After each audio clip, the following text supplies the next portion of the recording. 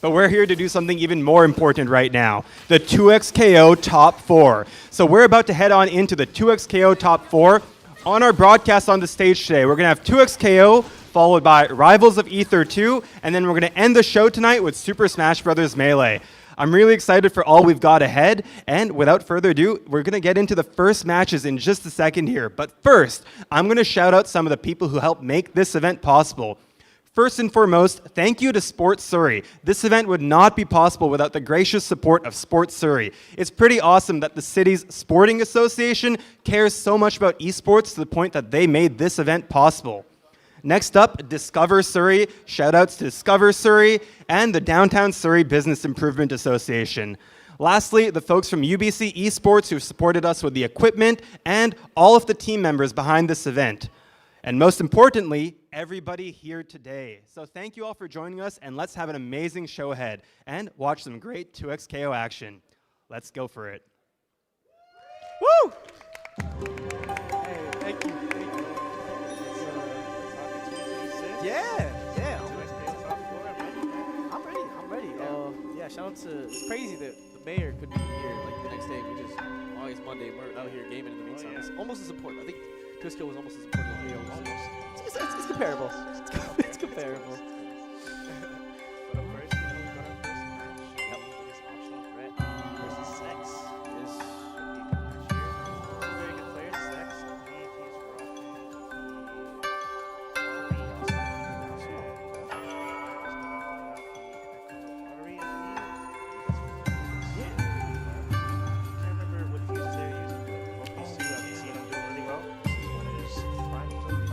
Yeah, it'll be a good match. I'm pretty interested to see how. A lot of people talking about Echo maybe overtaking the meta a little bit, but we've seen a lot of Ollie play.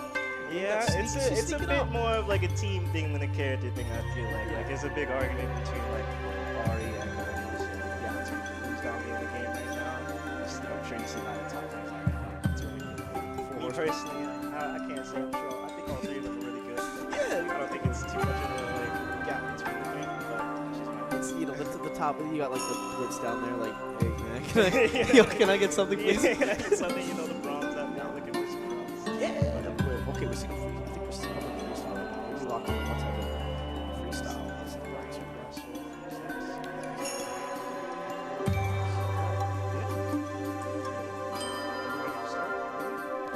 So I think we're about to lock in here. Oh, there's the thumbs up. We are ready to go, champ. Okay. Here we go. Freestyle tag. Freestyle time. Alrighty. Oh, man. Little fist bump. Good sportsmanship. Okay. Yeah, of course. You need that. But here we go. Okay, this is the power of the title. Freestyle versus 2x assist. Who's got it? Oh, yeah. Both really strong fuses, of course. Oh, of course. Oh, we're sort of strong right now. Okay. Yeah. Oh, no. But a drop combo from Zex. It's okay. Yeah, main stage jitters. Get into him. It is the first match. Oh, big 2H. Love that. Break a little burst. Get off of me. Nice. Oh, no. Try to go for cross up. Gets interrupted there. Fortunate time. Oh, nice catch. Tag, again. Not able to convert. Yeah, that stage jitters. You know what I'm saying? We're getting into it. But we're getting it. We're in corner, but that's not really be. That's get out. Yes. Get away from all that. Do not put me in the corner against that guy. There's a combo and a conversion this time. Huge combo. Zach's gonna get the Zach's gonna get the first big hit here. Yeah. Nice. It's tough. It's tough. Tough to beat. I think it's Zach's on the right. And optional threat on the left. Yeah. I think it's Zach right there. They got the early throw. Fix the overlay there. Nice. Big time. Oh, I think I think this might be curtains. I think it might be curtains. I'm not. Oh no. Never mind. Knocked out. It's unfortunate. Oh, but the throw whiffs. And a response from Zex. Gonna take that first round. The FGC class, if you reach, I teach. That's tough. You know it. Here we go. Nice early freestyle tag. Yep. Gets a pit. Oh, okay. Nice. Uh-oh, now we're going to be a big combo here from the Echo. Zex got you trapped in the corner. This is scary. This is, the level 2. Oh, no. Rewind. Yep. One time. Nice. We're bursted. Pressure Zex here. Oh. Nice. Wow. Good turnaround for optional threat. I like to get another corner there, swapping sides again, and now we're just going to eat that full damage there, cashing out. Combo's over. Wow. Okay. Oh, no, the pressure's still on, though. Combo be over, the pressure's still on.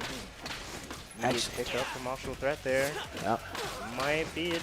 No, I think we're gonna get Smokey here. Yep, well, we're cashing again. Rewind time. Here we go. Can you guess the mix?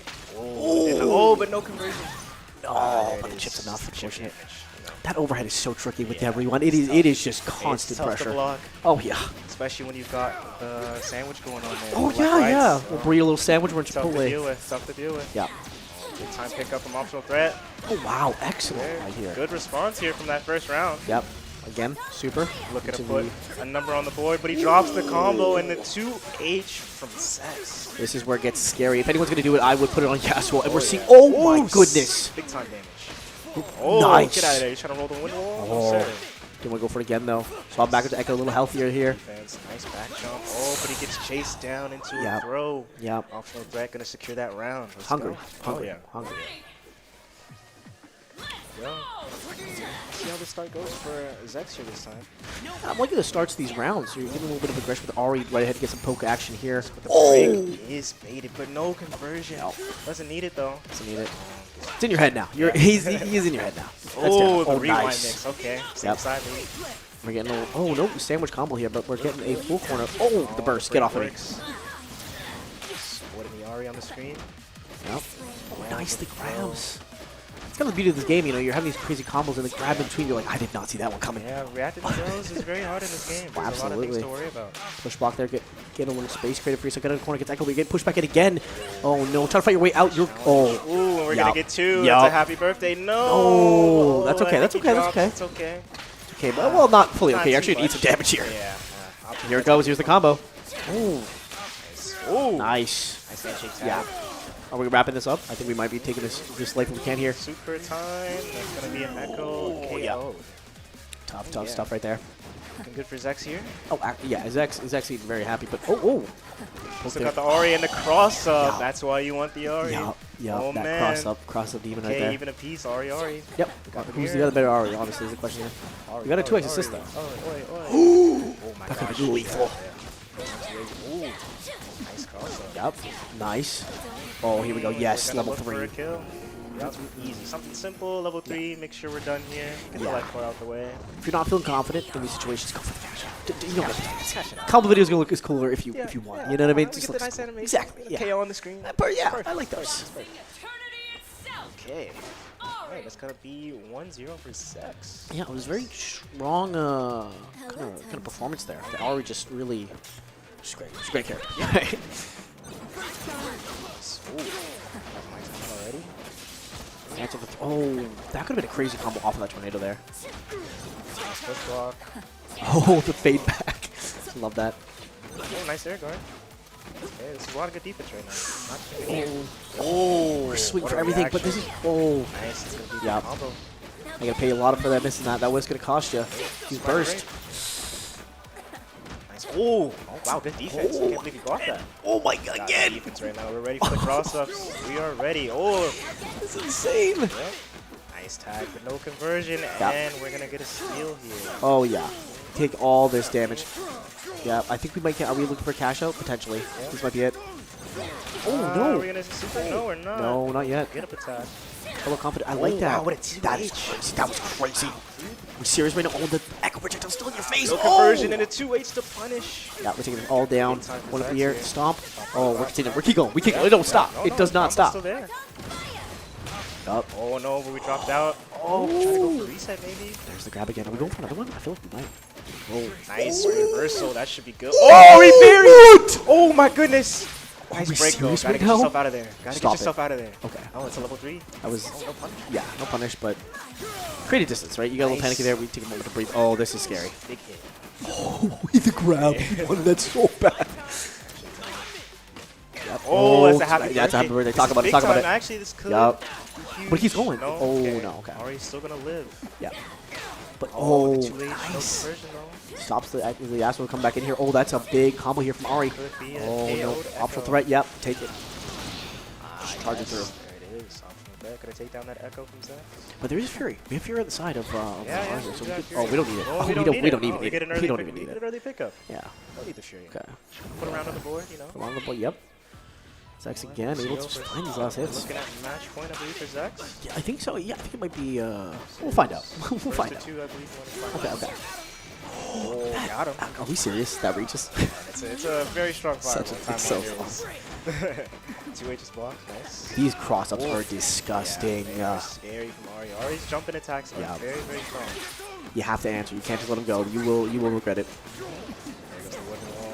There we go. Nice, oh, my time. nice. 2X assist. Yep, that's what it's used. Yep, that's where it comes in Echo useful. special. Yep.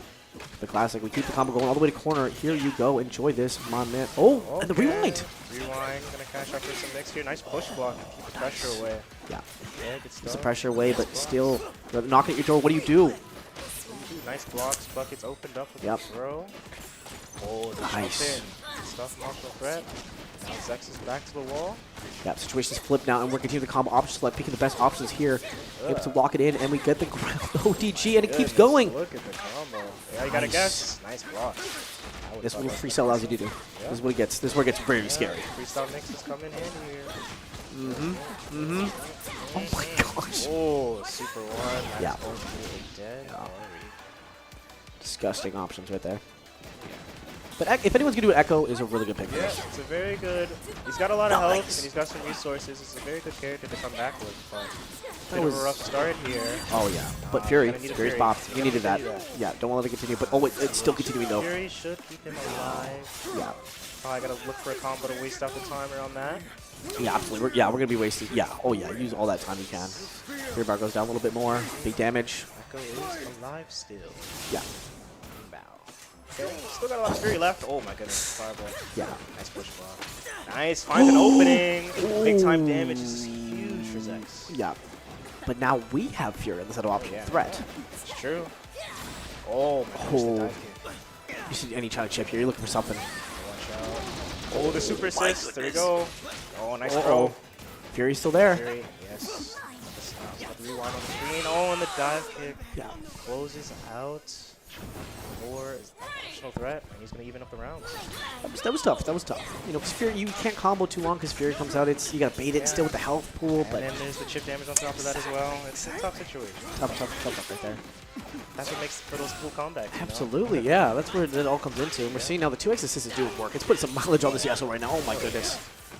This is very strong with that guy. Oh, Oh, no, the break. drop. Didn't do too much for you. And Good oh, attack. like that. Okay, drops. Tags all around. Oh, the, And optional threat's gonna look like he wins in that situation there. yep. The jump H and throw. That's tough. That's tough. Zex. There's so much momentum on the side of Yasuo, but just lost right there, unfortunately. Oh, 2x. Yep. My time. Here we My go. time. My time. My Yep. time to combo. My time to come. And yep, we're going to corner. We're going to corner. Oh, yeah. What bad guess place? here. Corner. This is Ari. Yep. Some tough pressure coming in. Oh, push block. Good defense. You know what? Get some space. We'll take the space. Yeah. Yeah. Oh my goodness. Oh my Wait, goodness. happy we're gonna birthday. get two. Oh. Echo falls out. Yep. Oh, and the Oh. cross Oh. up. Ouchies. Yep. Should be. That a should loss be of Ari it. there. Yeah. Yes. Okay. There we go. Yeah. Zex has the Fury coming up pretty quick here. Not quite. There it is. There. Oh, we pop the it. also assists, but the Fury saves. We pop that right away. That was really smart, though. Oh my goodness. Here we go, Ari. Nice jump over the Yep. super. That's Zex here closing out. Wow. Wow. That was like. Oh, I think we're gonna do first to 3 actually. I think we got up yet. 2-0 for Zex. Okay. Oh, champs. Nope. We'll go back in. We'll go back in. Okay, right into it. Yep. Love that. Back it up first. Yep. Neutral be in play. Got the win wall on the screen. Absolutely, yeah. Throw the options. You gotta like respect them and get your own space here. But oh. Uh-oh. Ari's been flipped up here. Oh my god. Nice little cross-up. These cross-ups. It's crazy. Zex been working very, very well. Yeah. Nice. There it is. Nice Oh, break. yeah. You have to break out of that. You don't want to see where that path leads you down. That damage. Yeah. Get the Ari in the game here, so he also negates now. Yeah. Stuff. Neutral we're talking about. 2x assist has defended that time. Yeah. This was fair. Uh-oh. Uh-oh. But It's my time. punishes the landing. Ari, they pick up. Oh, big time shot. Nice. That's the Oh. assist. I bet you definitely want to catch up the Yasuo here. We still Straight alive. through the wind wall. No, that's unfortunate. Okay. Yeah. I thought that was going to cross up there. Oh. I did too, but unfortunately, yeah, this is corner against a very scary Echo Ari. You only have one person left to get you with it. Oh. Timeline there. Yeah. Just clips him. It's tough stuff, tough stuff. Yes. All that pressure, not even, didn't even use rewind there. Didn't have to. Optional threat is on the left. Yeah. Ooh, okay. Easy us. Okay. Oh, get an attack. Nice. Nice. Big Good combo here. pickup. This is going to hurt. This is going to leave a mark. There we go. Oh, nice defense. Oh, but the 2x assist. Yep. Echo. Yeah, it's tough to deal with that mic It's time. really man. hard. It Yeah. really is. One of the best 2x assists to use in the game. Oh, Yeah. absolutely. It's got to be up there. And here it comes. Here's we talked about the rewind. Oh, Oh, nice. but Get it's an stop. attack to get out the pressure. Yeah. Smart stuff. Start right away. Start it before it stops. Oh, wow, we're running around the streets right now. Good stuff. Holy. This is that beautiful neutral dance we'll talk about. Oh, my Oh. goodness. What an anti-air into a pickup. Nice. I like that stop, though. Didn't overcommit. Knew that probably was defense coming out there. Gets away. Oh, the burst. Yep. Start neutral again. Here it goes. Oh, try to twist the air. Yeah. Grab. Again, we've seen a lot of mileage out of that. We go for to get the chip. Yep. No, I haven't seen any throw breaks here. Not too many reads on the Oh, throws. we really haven't. Been I very mean, successful. yeah, I guess when you use it very sparingly, it is that secret tactic, you know? Oh, man, it's Nice. They are really killing Vex here. Yeah. Also threat knowing when it's going to cross up, Ooh, knowing his space, okay. knowing his jumps. I like that. Yeah, just cash out, take this damage here. Beautiful right there. Cool, Samoki. Yep. This is a very good situation for Excellent. And oh, what a ooh, parry. but it just turned out to be crazy. But no, we're still in a good situation. Oh yeah. Big time cross up. Of course, and that is Very going nice. to Very be well played. Optional threat taking this set over Zex. Yeah. Moving on to grand finals. Yeah, yeah. Very well played, both players. But just yeah, that Ari. Yeah, optional threat, Right. man. He's very good with that offense, and Yeah. his 2x assist from Echo. It's just Yeah. not too much when you landing the 2x assist a lot, and It's hard. getting the crossups to land. It's just hard to deal with, you know. Yeah, I mean, use it twice, right? Yeah. Once, twice. It's Yeah. just so much pressure. It's And space. it covers so much of the screen. Like Yes. it'll hit you where you don't think it will. Yeah. So that's one of the positives of using 2x assist from Echo. Well, yeah, one of the many. Yeah, one of the many Yes, positives. you know. Yeah, it's just having that pressure space is the name of the game, and Echo he does a lot of that. Does a lot of the space taking with Ari too, which is Yeah, assisted. it's a dangerous team, you know. Both of them are dangerous. Oh, teams. absolutely. Let's not downplay. Yeah, you no, know, hold on now. Ari also is Yeah. a fairly good team. Of course. I was when I was watching the bracket earlier, Yeah. you'd hear Zex say he's committing war crimes with his team. So Oh, of course. it's like he Naturally. believes in it, but just wasn't able to get the set this time. But it was a winner's set, so Yeah, we will yeah. be seeing him later in losers finals. No, absolutely. Yeah, we'll see who's been around. I mean, like again, all these characters are very good, and no one's picking bad characters. We're season no, one, or we're it's season a- 0, I guess. Still, Season 0. you know, you want to pick the best characters. So at the end of the day, if you see a lot of characters you've seen before, everyone plays it differently though. One Ari is not the same as another. Echo's Yeah. not the same. It's Yeah, it's cool very how they true. implement those things. Especially with the fuses and Yes. the many things you can Absolutely. put behind your team, and like just with how free this game is, Oh how you can my play it. God. Like you're not gonna see Yeah. the same play style. No, twice, no, no. so. I'm probably gonna see it Not gonna here. I think, if I remember correctly, So- I think on the right we have. Zed and one second here, I can check the bracket. Is Zed and Mika Mika Leaf, Mika yes, Leaf. Mika There Leaf, it is, okay. There it is. Mika Leaf, I saw him playing. Was it Echo Timo or Ari Timo? I think it was Team Ari. Yeah, I believe it was Timo Ooh. Ari. One of those. I know he had Timo on the team for sure. Yes. Yeah. With Echo, I think it was Echo. Was it Echo? Okay. I believe so. And I'm rocking with Echo. then Zed, I didn't get to see him play earlier. I saw him play a little earlier. I think it was Jinx, Ari. Oh, Maybe Jinx Echo. Oh, I know there's a Jinx in there. I just can't remember the other okay. character. Yeah. It's gonna be fun to see, you know. Yeah, I first time know. seeing Switching up. Jinx on stream, you know. Yeah. Some new characters on the setup. I have noticed a little bit of a decrease in the Jinx popularity lately. Yeah. It's been interesting. I don't really know why, to be honest. I think she's couldn't quite tell you. good. I think she's quite good. I think she just struggles She's- with characters that get in, like Warwick, Echo, Yasuo. Yeah. Just get in, and She's she's a like, solid whoa. character, but Of there's other course. teams Yeah. that it's just you've gotta want to play Jinx with like an Ari or Yasuo, and it's Yeah. like, why do that when you Yeah. can pick up an Echo or something like that? You know what I mean? It's a choice. I do remember the level 1 being like, or the Before, being, yeah, with that was the- insane. Oh my the gosh. super tag, right? Yeah, that was before they patched crazy. That one. It That was was, very strong, especially with the likes of Timo and stuff like that. You know, it's Yeah, a strong yeah. super. It's a strong super. Yeah. But of course, Riot is doing a good job with their patching Excellent. here in this Excellent, game. Honestly, yes. like, and of course, also with not only just patching the game often, but also releasing the information on the patches and like really interacting with the community Yeah. and making sure that they're happy with the changes and listening to the feedback. I think it's very important that 2X does this. Yeah, I'm happy that they're doing. A lot of companies don't, you can't please everybody, so you got to pay attention to what's actually happening. Listen to the pros. Listen to find that like a balance for both Yeah, the you gotta casual find a but also- gray area yeah, between yeah. the cows and the pros. You know. And I think they do a pretty good job at that. I find this think so. game fairly fun when you play it. Yeah, So, yeah, and it's a moneymaker. I mean, at the end of the day, the skins are amazing. So Dude, come on, like, come on now, like, my wallet's looking dry. yeah. That's all No, I'm saying. saying, I'm saying, like, the skins are looking good. Those Yeah. skins are looking good. did a great job. Oh man, especially those. I think there's also the skins that they have coming out that like where you buy them and it actually like it goes towards supporting community events for 2X. Really? Yeah, it's That's actually really sick. awesome. That's Definitely really gonna cool. be buying those for sure. I did not know about that. Yeah, that's For sure. excellent to hear, actually. Yeah. So yeah, Riot loves doing things for the 2XKO community, 2XKO community here in the FGC, and it's awesome to see. Man. Yeah, It is. I'm just hoping it Truthfully gets is. that the excitement that it deserves. You know, there's a lot of love with man. this. This game deserves all the love. Yeah. Game deserves all the love. Well, we've got a bit of technical difficulties here, I believe. Something Yeah. wrong. I'm not too sure. Can't tell. But it'll be a little bit before this next match starts. It's got losers semis coming up. Yes. And the loser of this will go on to play Zex.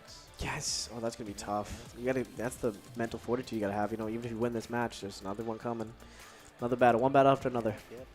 It's just how this tournament life goes when you into these Yes. brackets, man. You gotta be prepared. Gotta be Yeah. prepared. Well, Gotta take it one match at a time, is what I've heard. absolutely. From a lot of like high-level players, just take it one match at a time. One match at a Just time, Focus one on step. winning the matches in front of you. Yep. Move on and maybe win the tournament. Exactly. Yeah. No point in worrying about things that haven't happened yet.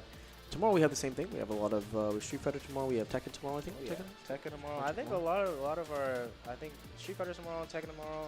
I think I don't really know what's going on for the Smash team exactly, but I think Melee's today. I think yeah. Ult's tomorrow. it? I want to say, but I know Ultimate Doubles was today. Yeah. I think Ultimate Singles is tomorrow. I Yeah. believe.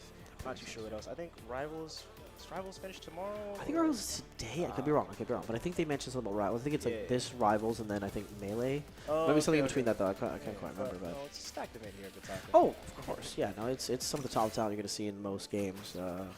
PCs, of course. We have a lot of very good players here. Some travelers too. Oh yeah, some travelers too. Always excited to see. But here we go. People are sitting down now. They're walking Got in the these- game going. Excited to see what we pick here. I think you're right. I think we're gonna see probably a Teemo pick. Technically here, that would be a wise decision. The Mushroom Man. Mushroom Man himself. He's a you know there was some obviously hate when he first came out, but I think like Yeah. they've kind of toned down a little bit. They fixed the things that were bugged with him, and they've toned it down. Yeah. So it was mainly just like the bug combo that was a bit of a problem. And Bit of a some bit other of an issue. some other things, but There it is, yeah, the Toned down. Teemo Ari. Timo Ari. That's what And it then was. I wonder if what was the other one. I think it was Jinx Echo, Jinx Ari, Jinx something like that with Jinx. I think. Hovering over the Ari. So Hovering the probably Ari. is an Ari Good there. point. I remember I do not remember what he was playing at all. No, I was watching too. That's the worst part. I was just Yeah. I was so focused on the Warwick that I was like, oh my gosh, Warwick is terrifying. Echo. I'll go Ari maybe actually. You might be right. Oh no, I'm not the Jinx. No, Okay. okay. You're Go right back. about the Jinx. And the double down. Okay. Oh, he's pulling out the laser. You will be getting lasered. Oh yeah. Yeah. Okay. Fist bump. This is going to be scary. There's a lot of combo ults here. Is going to be the terrifying. Did they both take double down or am I wrong on that? I did not see what Zed picked. I think that might be the. Let's wait till we load in here and see what happens. These intros are so funny. Yeah, I love them. Put so much Love work the into 2XKO this. animations, Oh my god, honestly. it's They get a beautiful. lot of complaints, but yeah, man, they're cool, man. It's Really just- cool. It's not too. Oh. It's not too. Oh, Double down. Okay. All right. Nice. Wow. Yep. Oh, there's the Jinx coming out. Oh no. Early Jinx start. She's just Start excellent. zoning here. Yeah. Ooh, we tied right back in the Ari. Oh, That's very wow, the parry was nice. Okay, you didn't have to do all that, but that was insane. Let him know. defense. Oh. Oh no. Chunky Oh. revert. Oh, we got the Jinx block strings going on here. Oh my god, yeah. This is where it gets scary for Jinx though. You get a little too close for comfort. Oh, nice Right. break. Yep. Does Nice. not want any of that stuff close to him. No. It really does feel like they have a really similar team. Oh, the break. Nice. Oh Break is no. baited. He knew. He said, "I know what you want. I know what you are." I know what kind of man you are. Push block. Oh. The conversion from the Jinx assist, that's going to be painful for Teemo. Teemo does have the lowest lowest health in the game, so this is going to hurt. This is going to hurt. He is a squishy little fella here, and, Yeah, and I we're mean, seeing it's what that looks like. necessary. Yeah, of course. Yeah, no. Look It has to be. This guy does a lot of crazy stuff. He looks nice, but he's not kind at all. He is not kind at all. He's I not mean, he kind is at like all. in his lore, I'm pretty sure he's like a bounty, not a bounty hunter, but he's like a a licensed guy. His contract. Oh, he takes you out. Yeah, he's wow. he's, Oh, he's wow. a little scout honor. Oh, okay. Yeah. Oh, look at that, man. With a smile on his face. Yeah. He's not doing anything to make you smiling at. No. Okay. He's into some demon stuff right there. But Zed gonna take down Nickel Leaf very quick there in that first round. I did not see what happened. That was so Yeah, fast. I think it was just a lot of. I think we're starting to see what the meta is kind of developing these two. It's like Ari gets in there, and the other character kind of just provides a lot of projectiles to help you out. Man. Definitely using the projectiles to support that Ori, and vice versa. Absolutely. It's Nice. interesting the team over, but we're getting caught. Yeah, tell me what's happening here. Here. Straight into the combo. Yeah. Your back is to the wall, and we're gonna cash out some meter for the damage play. Okay, did not drop that one like he did. Oh, but it gets out the corner. Yeah, a little too high maybe for double down. Didn't want to risk it. Oh, the combos across screen is insane. Yeah. Oh my Jinx is goodness. dangerous. Oh, and he converts. Oh. No, not quite. Oh, but we're gonna get two and a super. Two. Nice conversion in the super there. This is gonna hurt. Ouch, ouch, That ouch, hurts. ouch. Yeah, you don't like any of that. Good stuff from Nickel Leaf. Oh, this I might don't be know if that's ill-advised. gonna work. No. It's gonna punish. No. Oh, he does yes. find the Yeah, punish. you're He right. does find the punish. Oh, we're trying to catch a team, but he's so tricky. Oh, the left rights. Nice parry. Oh, and the break is Again. baited as well. Again, I love Zed the just walk with over. a little bit of patience there after that Absolutely. parry, just to wait for the break. Good stuff.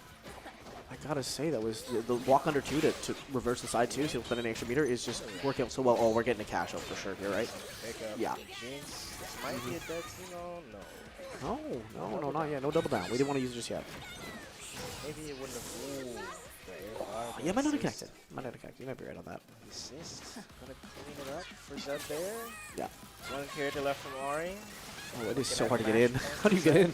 My goodness, these fireballs are dangerous in the 2H after the handshake tag. Gosh It's dang. going to work for Zed. We're moving on to the next match. That was tough. That Yeah. was, how do you get past the Jinx projectiles right there? It's hard, Oh, hard. man. It's really hard. I think Teemo's good against people who don't have one, but against someone who, like Jinx, I mean, she's loaded up. You're just getting a little out Might want to armored. start trying to get the Teemo set up there with the fireballs, maybe. Try to zone back with Teemo. Yeah, maybe Best put the bet plant there. down. Yeah, get the mushrooms and You're the right, bush. yeah. He was able to get the stacks up. That really Yeah, did yeah. affect him negatively He there. hasn't gotten any of his badges. Yeah, you need the badges. And now we're starting to see that a little bit more in this game, actually. My goodness. Jinx fireballs and a Yeah. conversion. You really can't get clipped. You really can't get clipped there. No, yeah, the badges are not happening because the Jinx just does better at doing that game that you want to do. Oh my god. Oh my goodness. Nice break. It was very necessary. Oh, absolutely. But now you got to deal with the repercussions of not having a break anymore. Oh. Nice retreating Yeah. guard from Nickel Leaf. Playing some very good defense here. He just keeps getting hit by these fireballs. Oh, the overhead and the OTG conversion. Okay. Oh no. Oh, Nice. catches him. But he. Oh, this is going to hurt. Yeah, this is going to hurt a lot, actually. Good time. That is going to be a downed Ori. Teemo left on the screen. He's got some resources with him, but he's got to build these. He's got to do something. Got to get something going here. Oh, no. Oh, almost converted there. Oh, no, that was terrifying. Oh, this is where it gets scary, though. Oh, slide and the OTG Oh, wrap it up right super, there. And that's going to be Teemo gone. Yeah, bad stuff. Match point for Zed again. Yeah, we're home again. This is supposed to be a 52 or not.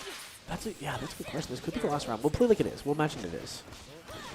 Oh my goodness. Oh no. Just Oh. Nice conversion with the Teemo. Yes, I Okay, like good that. response, but a break from Zed. And your break is not ready yet. It's coming back up, and but the not there yet. overhead, But no conversion. Nice. Stuff. Oh, nice. Excellent. Already jumped in, get some Yep. super damage going. Okay. Yep. Cash out. Nice. This is going to hurt. Oh, gosh. Couldn't get off the ground there. We got Ori on the screen. Teemo Yeah. on the screen for Nickel Leaf. Ori for Zed. We're the going back. bush. We're going back to zone a little bit here. There This it is smart. That's what we need to get going with Yeah. Teemo. The badges have not been hit this so far. This set we need to hit those to make Teemo a far better character. Trap. Nice gets around. Nice. Jinx. Oh, The grab, the fading grab. Oh my goodness, the rocket's still coming out and hitting Teemo there.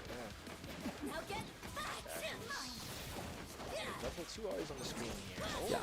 Let's pick up. Nickel Leaf gonna get two of Yeah. them, Oh, more than yeah. just one Oh, yeah. character. That's a Caught the 2-for-1 assist deal. as well. And now the figure's not even ready though, so you gotta break though. Yeah, keep the pressure up, absolutely. Do some Teemo stuff here. Pushes out. Oh, but Jinx just shreds all of that off the screen. Yeah. Push the grab, let's quick get it. Oh, this is scary. Yep, that's a hit. Can we convert off this? Can we finish it? I think we can. Yup. Leaf putting around on the board. Yeah, there were some numbers. I like that. I like that. You still have Ori. Oh, no. I believed you for a second. I thought, wait, hold on. Hold on now.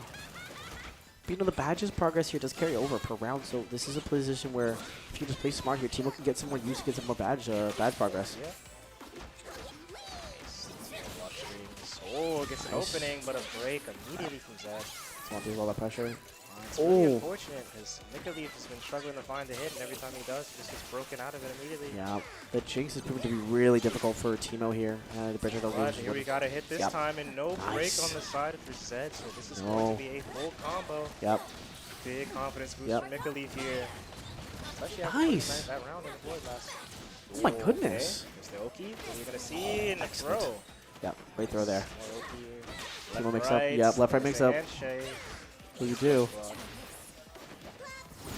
The mushroom, yes that sir. was nice. I like that. I like. Yep, here goes. Stuff. Oh, that might not work. Yes. Oh, that's Teemo unfortunate. struggle to land that super sometimes. Yeah. That's where it gets a little tough. But Teemo did get a lead here with the projectile game, but again, Jinx is just being such a problem for these. And RE2 can just break all these down. Yeah, there we go. Okay, Teemo's getting some zoning in now. Okay. Got Oh, the push what? up. Oh, that might.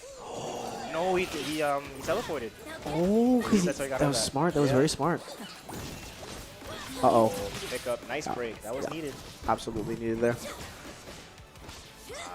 Nice. Nice. Conversion just ran up and pressed 5 in. Good stuff. Feel good about all this. Oh, Nice air there. Oh my goodness, and all the break on the side of Zed. nice. Super tag, and it hits. Nice, but no double down there. Wouldn't have hit. Just a super. Oh, ouch. Yeah. Fireballs are tough. Slow it down a little bit. Yeah. Oh, but he got hit. Oh, but he switches up the sides. Nice. No conversion. Fully up the. Uh-oh. This could get scary for you right now. We're running out of time almost. You look at the timer here. We're at 13 seconds left. 10. And the life lead is for Leaf here, Yeah. so Zed's got to do something. Oh, yeah. We absolutely do this. Nope, that gets shredded. Oh, and a level 3 punish on the mushrooms. That's crazy. That's Leaf was crazy. ready. Oh, man, he must have good reactions there. My goodness. That's it. Oh, I can't tell if that's enough. This might go down to pixels kind of thing. Yeah, you got to stretch up a little bit more. Oh. Oh, but a wake up level 3 in response from Leaf. Zed said you want. Leaf said you want a level 3 my mushrooms. Yeah. That's Well, okay. I'll show you what it is. I'll Okay. show you what a level 3 is. Here Okay, we but go. now, this is where it gets Ari, really Ari. intense. I love this mirror. This is honestly one touch here. Yeah. Super assist coming out. Oh, the TO, it's so close. It's so close. Oh, Who wins? Oh my my goodness, Sarah God. takes it. that's crazy. That was so That was close. sick. That was so sick. That level 3 was. I thought the level 3 didn't do that. I didn't like even consider that would hit. 2-0 for Zed. Yeah. Oh, and we're getting. Oh, yeah. Like I want you to know, I can play safe or I can play fast. Now Yeah. you're gonna see what happens. Immediate pickup. Oh my here. goodness. And Bro did so much damage to Tilo. Yeah. Look The at chip is disgusting. Ouch. Oh, no, you can't go in the air. Fireball No fly zone. Push Nice. break. Push block sorry. tips. Oh, and that's a very When it good continues, you set. gotta break at some point here soon. It's getting very scary. Needs to break soon. Well, Leaf. Oh, nice parry. parry He was tried to get a punish, disgusting. and it did not Yeah. work out for Zed. He actually gets hit. Yeah. Break. Break early from Zed. Such a lead. Why wouldn't you break here? You have a lot of room to work with, right? Oh my goodness, there's your nice hit. Break from Leaf itself. The push block was so smart there. Was. Oh no, it clips the assist from Timo. Yep. We're still keeping up that pressure right now. Pressure is strong. Big heavy. You gotta find something. Oh, Nice I like that air air throw. I like that air throw a lot. But Oh, just handshake holding tag. down. Oh, and he gets a conversion. Oh. Ouch. Yeah. Does this connect? No, it's Does blocked. not. But Might get a punish yeah, here, you too. can still do Oh, the but damage to chip Jinx, though. you Yeah, we're gotta chipping. We're watch chipping. out. That might hit. No, it does Oh, not. doesn't fully hit though. Oh, the Timo, the Nice. assist just sneaks it in there and gets a hit. Excellent work right there. This is good for Leaf. Yeah, He really needs this. absolute. Oh, the get up attack. Yeah. Okay. Okay. The Timo here. Leaf got Zed in the corner, but Zed just interrupts the pressure from Leaf, and that is going that to doesn't feel be good. the round for Zed. Man, this is looking from that move. Zed is looking at match point here. Yeah. Ah. Backing up. Laser start. Okay. Yeah. Oh, Wow, my gosh, he's looking to okay. parry it. Oh, lost but my you mind. know what? Yeah, he's gonna just cash out again. Yep. Doesn't care. Back in corner. Jump page. Here we go. Oh no, doesn't get the conversion off the Jinx assist. Nice. Oh, but here's the handshake tag from Jinx. A little bit of damage and some zoning. Yeah. OTG, is that going to be a dead Ari? No, it is not. No, it's so close though. Oh, it's so close. The left, right, good blocks. Right, good my night. gosh, the charge normal. Nice push block. Good defense from Yep. Zed. My goodness. Oh, Zed is playing. Just tried to punch Fantastic. tag and missed it. Get it. You have to cash out all the Gets break though. broken. And all that's going to chip. There's a tag incoming. Oh no, but oh, that must have been on purpose. He must have did That was on smart. purpose. I don't know. If that was planned, I respect that. Good stuff. So we get stuff. It is little Teemo against the world. There you go. And very spacious here. Yeah. Nickel not trying to Oh, say nice. too much. And good stuff. The patience works out. Nice The combo. Teemo Okay. combo, but he drops it. Oh, that's tough. The nurse got there in a second. Nice Fury break. You gotta do that. I think Teemo's not the best at approaching, unfortunately. Yeah. It is hard to get in with Teemo. Yeah. But you do have the zoning options with the mushrooms and the Absolutely. watch outs. But you're and the cornering that hot Fury's stuffs. burning down slowly. You want to make some activity happen. It's not happening right now. No, not currently. He's holding some defense. Yeah. Ooh, Nice. pickup. Okay. Here we go. It's a level 3. Yep. This will do quite a lot of damage here, but I don't think it's fully gonna. Does it fully? I don't think it fully takes it out though. It's close. Ari is alive. No. No Fury damage. It's No. okay. Nice block. Zed. Nice. Keep the pressure up. Do not let them get away. Defense from Zed has been very, very good in the set. Yeah. Oh, it's been excellent. Oh, there's the laser again. Are we going up? That is looking. Oh, nice handshake tag. Nice. Oh, of the course, air we talked dash about it after before. the jump. Yeah. Here we go. We're cashing out. That double down finally making use. Actually, we don't even need it. One of the scariest things from Ari is those air dashes, man. She can cross you up in ways Oh that you won't God. expect. Yeah. Truthfully, but Zed is going to take a 3-0 over Mikaleaf. That is Whew. a loser's bracket, so Mikaleaf will be going home. Yeah. I believe he places 4th, though, which is pretty Excellent good. stuff. No, excellent Good stuff. No, placement. not at all. Good stuff. Very, here very, to very show up. And Pataka, I think this is the first 2XKO tournament of Pataka, I so think you might be right. placing 4th in the Not first bad. 2XKO bracket is No, awesome. No, we're not mad about that That at is all. That was awesome. excellently played. Oh, yeah. I think it was just unfortunate that I think so far this bracket, the team have done quite well with projectiles, and you kind of fall, you know, you don't rise to the occasion, you go back to your training, right? So when you zone a lot with Teemo and you fight Jinx, she's like, dude, you really? Like, you want to do this? Okay. Yeah. And we just saw how that looks out. I don't think a single game badges were filled. Yeah. Couldn't land any projectiles. Jinx just kind of tore right through everything, so that's more of a matchup thing, I guess, because Jinx is a little bit less common, right? Yeah, Teemo does yeah. quite well against people who want to get in, and when he tries to get in, we saw what happened. He's floating in on the, like, dude. Couldn't do it. Gunshot, you know? Flying in. All right. Well, good stuff from those two. Up next, we will have Losers Finals, I believe. Yeah. It No, will yeah, it's gonna Zed be, and Zex. You know, those two have a very similar name. It's hard to remember sometimes. It's going to be tough. This one's going to be a little bit tough to commentate. We're going to try our best. So. Yeah, Zex played pretty well in the winners finals set earlier. Yeah, I do so. Just went down the optional threat, who's honestly looking very, very Very, solid. very solid. Very solid. I'm hyped to see how this one goes. Yeah, it's going to be cool to see the Jinx Ari against the other kind of teams out there. Zex Echo. is playing the Yasuo Ari. What's the Yasuo Ari? Yeah, Okay, so Ari versus... That's interesting. I think Yasuo is quite good at getting in. So it's going to be a little bit more scary for Jinx now. You know, having Quite Teemo. good. Yeah. Very good. Might even say really good, actually. And then if you win that, you got to fight the Echo, who's Yeah. also probably the best at getting in. So Yeah, it's yeah, like one of the you're best. fighting harder characters now for your archetype you're trying to play here. Oh, yeah. It's going to be tough. It's going to be tough stuff. But, you know, I believe Zex believes. I mean, sorry, I believe Zed believes in himself for this team. I Sure, think he'll so. be able to make it work. I think so. I think, yeah, if it's working, why not keep it going, to be honest? Yeah. But I see. I wonder when this next set is going to start. I haven't seen any of the players right now. They've been, I think Zed is, I think we're waiting for another player here. I don't know. I I'm think not so. too I sure. think we're really waiting to see what happens. Not too sure. Yeah, no, while we're waiting, might as well just give a quick shout out to Gallant Gaming Yes. for putting on this event. You know, it's the event organizers here for Of course. Pataka and also Battle BC. And it's just the international event production company specializing in community-centered gaming events. And so if you would like to, you know, show some support for Gallant Gaming, Yeah. be sure to give them a follow on X, Instagram, YouTube, and Twitch, of course. If you want to see more of these tournaments, definitely be sure to give Gallant Gaming a follow on Twitch and YouTube. Absolutely. That will be very much worth your time.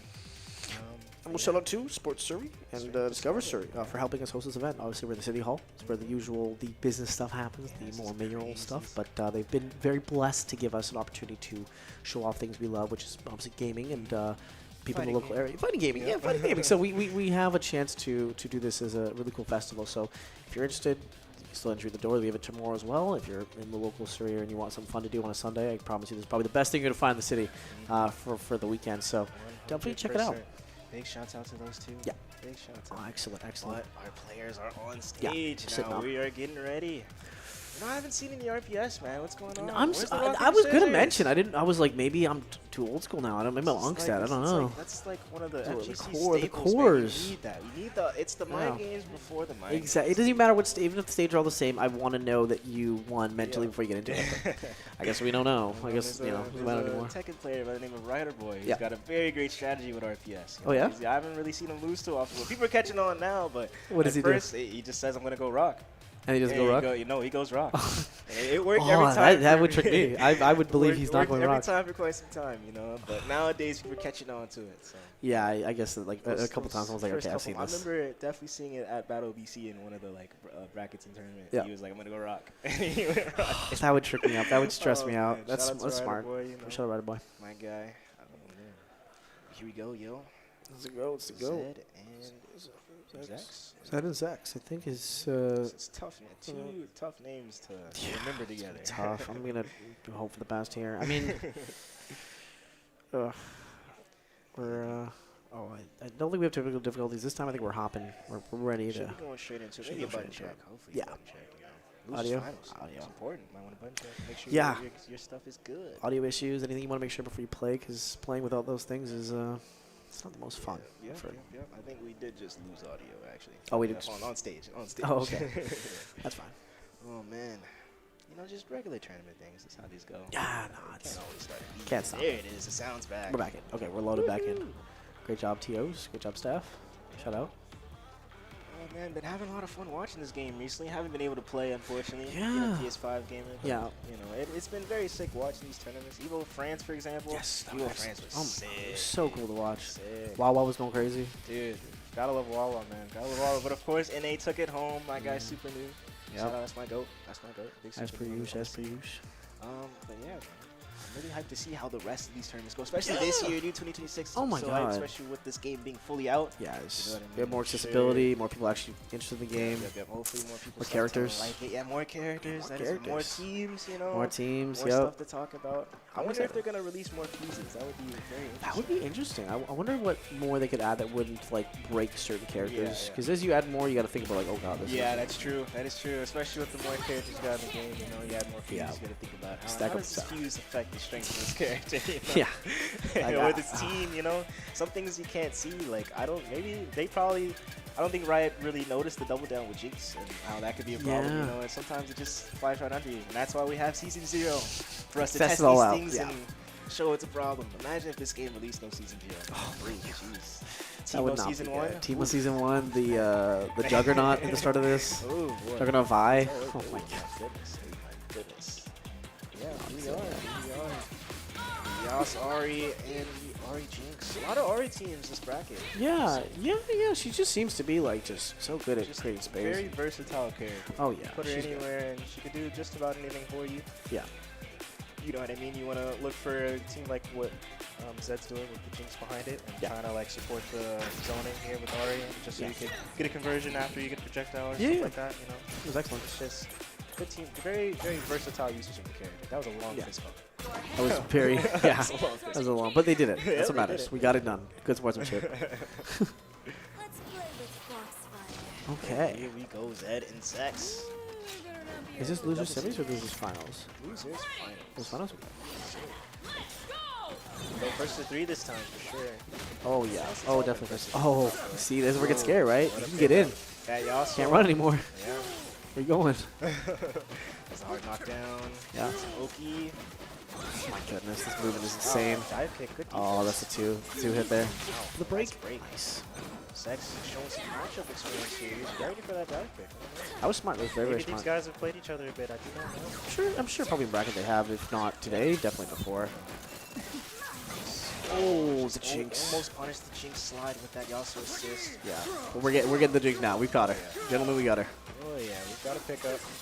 And that is going to be Jinx by no meter too. No, didn't even need it. Looking very stacked on the bar side of things. Got a Oh, full yeah. break, 3 bars on Yasuo, 2 bars on Ari. My goodness, that's a lot of resources. No, yeah, Zex is in a really good spot here. We're already getting What hit. an Oh, anti-air. no. Oh, yo, this might. This might be actually it. be it. This could be a... might be Oh, wait. Here it Yeah, goes. dude, he's ready. He's got that tech locked in. Covering everything. Oh, no. Covering... Oh, doesn't quite land it though fully, but I believe you. I think that might have been it. I could have, maybe if there was This a one. line on. This will be it, though. Don't, you know. Doesn't need to. Yeah. Doesn't need to. He gets to pick up after. I was excellent, but yeah, it's Yasuo's getting in. Jinx cannot stop it. It is unfortunate. But So, very strong rush down here. Oh, the handshake tag is punished. that was smart. That was Good very stuff smart. from Zed. Yeah. Show me once I learn, and now we're seeing the Jinx pressure here where it gets kind of scary. But oh, wow. Oh, try to punish the landing maybe? I don't know. I think Maybe so. it was a misinput. Maybe it's input. Maybe went for like maybe if you were going for a projectile when you land, but It's uh, Zex does. Handshake tag. Zoning from Zinc. Yeah. Zoning from Zinc here. yeah, we're zoning. We're keeping you away. Ooh, tries to jump over the fireballs, but Yeah. the handshake tag from Zed saves himself. Nice stuff right here. Oh, Nice, this is a big gets combo. 2. Yeah. Zed try to call an Right assist. again. Gets picked up. Oh, I like that. The walk-up jabs are Oh, just... it's 2H. Oh, okay. Wait, here we go. Here we go. Yup. See that block. Ooh. Ari super. Off the ground. We pick it up, and we... No double down, though. Oh. Wow, no conversions. Oh, and he gets interrupted. Zex ready to stop the pressure. Right away, ready for this. And now we're going to see another severe setup again. Oh, the freestyle's going to be doing some work here. Dude. Yep. Tag launch as well. This is big damage. Oh, my God. Yeah, Really? he got it, yes. Oh, no. Got the jinx. Oh, wait, and I'm the confused. I'm cross confused. up. I'm Dude, lost. That was very hard to not get hit there. No, yeah. I definitely got hit. I'm sure everyone at home did too. Yeah, I'm not stressed out here. I'm chilling talking about it, and I probably get hit. Yep, So if sure. you're in this, I can't know how you get out of that. Interruption. Ooh, the dive kick, no conversion. Oh, nice parry. Parry was just- oh, Another good really? Oh, but there's a second hit How are you there. ready You for gotta that be parry? ready. Yeah, no, How are you ready for that Zex- to parry? Then how are you ready for the parry? Yeah. That's we're thinking levels ahead. Yeah, I know, right? Mind games tell you his layers. Seems insane, yeah. Layers. Minigun. No way. Genuine layers here. Uh-oh. Oh, goes for super assist. Does not connect. Super assist from the side of Zed. Yeah. Connects though. Sprays the fireball. Yeah, we're seeing the pressure here. Oh, this is where, Nice. yeah. This might be a wrap it up. This might be a wrap it up. Fury, though. Gotta break out soon. Could use Fury here, but I don't think she will. Ouch. That is cool. Ah, yeah. Hard to know when to break there, and you're like, is he gonna stop, bait it? It's a very scary 50-50. Yeah. It's very scary 50-50. 1-0 for Zex, man. Yeah. Next one, a lot of utility off that. The Yasuo just getting in, just running. Wild Star just get in there. Yeah, you see, honestly, the meter gain from Zex's side is like pretty crazy here. He always has like around 2-3 bars for Yasuo. Yeah, I've been noticing that. Uh-oh. This is a big combo, though. Very big combo. Son is dead. Nice break. Yeah, break early. That's good for you. You like that. We're happy about that. Yeah. But is it enough? Only time I'm going to tell. Oh, what a jeez, Nice. What a cross-up. That is, yeah. That was mixed. That is disgusting. And we're going all the way to corner now. Yasuo pressure is terrifying. The tornado stopping from doing much here. Oh, and this. Oh my goodness, another side assassin. Yeah. Stay away. Stay away, please. Yes. Oh my goodness, the Yasuo is Oh my putting in work goodness. right now with these hits. Yes, we're gonna see a raw tag and a super. Comes the combo. You're in corner. You are in corner. Oh, OP time. Yep. Ah, just gets hit with the empty low. Yeah. You guessed wrong, and now you're going to pay very, very painfully for this one. Honestly, that Combo. might be a down hit, but he drops the combo. He thought he had more hits Oh. in the move. He didn't need them as he still gets the pickup with the Yasuo. Yeah, the Yasuo was ready to play, and the play he did there. Oh, wow. That was disgusting. That was disgusting. Oh. Yeah, pushing full combo here. We're going to lash it out. Can we fully kill here? I think we might be able to. Oh, I put my money on it right now. Yeah, that right there is going to be a lot of damage. Oh, my goodness. Even, what? My goodness. That was gross. I thought he was going to be just tagging Yasuo. I thought at least. Yasuo was just, No, you know, we're just cashing out with Yasuo, but no, Did we not had more. need that at all. No. Zex with the damage. He's got the sauce ready. Absolutely. Looking for some revenge in grand finals here. Wow. Goodness, what a And now you're in play. corner. And now you're going to have to break soon if you don't want to get. No, Oh, he dropped his combo. gets out. Uh-oh. Uh-oh. The Jinx there, handshake You took tag. a grab. You took a Yasuo. Oh, what was that? How do you even. Oh. Nice. Oh, no. There's the break. Big time break. Yep. Zed wants to stay in the back here, get some zoning. Yep. Dash down fully. Jump Oh, in. nice. Okay. Interesting. He's playing Luch. Oh, wow. Wow, wow, All wow, special. wow. Okay. Yep. Yep. This is where it gets scary. That damage is insane. Oh, yes, keeps going. tag Oh, it's launch. not done. It's not done. There's a whole combo video right now. Oh, my goodness. Ouch. You're alive Huh? still. Yeah, you're still. No, you're wait. not. No, you're not. I lied. apologize. We lied. I We lied. apologize. Combo not done. Job wasn't finished. Man. Oh, nice. I like Nice that. interruption. The break, though, is going to make Break things quite works. difficult. Yep. Oh, nice parry. Good reaction. It was excellent. Excellent parry. Zed was Let's very get some ready. damage off that. Double down? It's the super. No. Oh, no. Already got the wall break. Already got the wall break. Oh, nice parry. Yeah, Zed was ready for that string this time. Excellent, yeah. Learning and adapting, so we love to see this high level of gameplay here. We're seeing a corner combo. Oh my goodness, big damage. Seeing a lot of Going. adaptation here from Zed. He's parrying a lot more. And honestly, from both players. Seeing a lot of Nice. adaptation.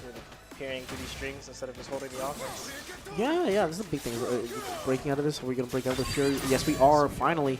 Man, Ari last character. This is dangerous. Yeah, this one gets a little bit scary for you. Yasuo able to jump around here, make a lot of movement. Ari's tagged in. Sure, Zex is looking to just run out that Fury timer. Yeah, the parries were crazy. You saw that parry. Yeah. Oh, the Yasuo mix. Oh, the hit though. Nice punish on the Nice. landing there. That is not a safe special. No, and the thing is, Fury isn't ready on the side of Zex yet, so if Zed can get a hit in here, maybe convert it before it fully breaks, we might see a comeback. Comeback hit time. Oh, good block. Oh. Very good defense. Oh, but Zex. Oh, So ready. yeah, So that ready was, with an answer there. yeah, that was very smart. The throw into the level super right there, just the knowledge check right there. Zex gonna go up 2-0 over Zed. Yeah, we got dig pretty deep in the bag here for Zed. Yeah. Find something.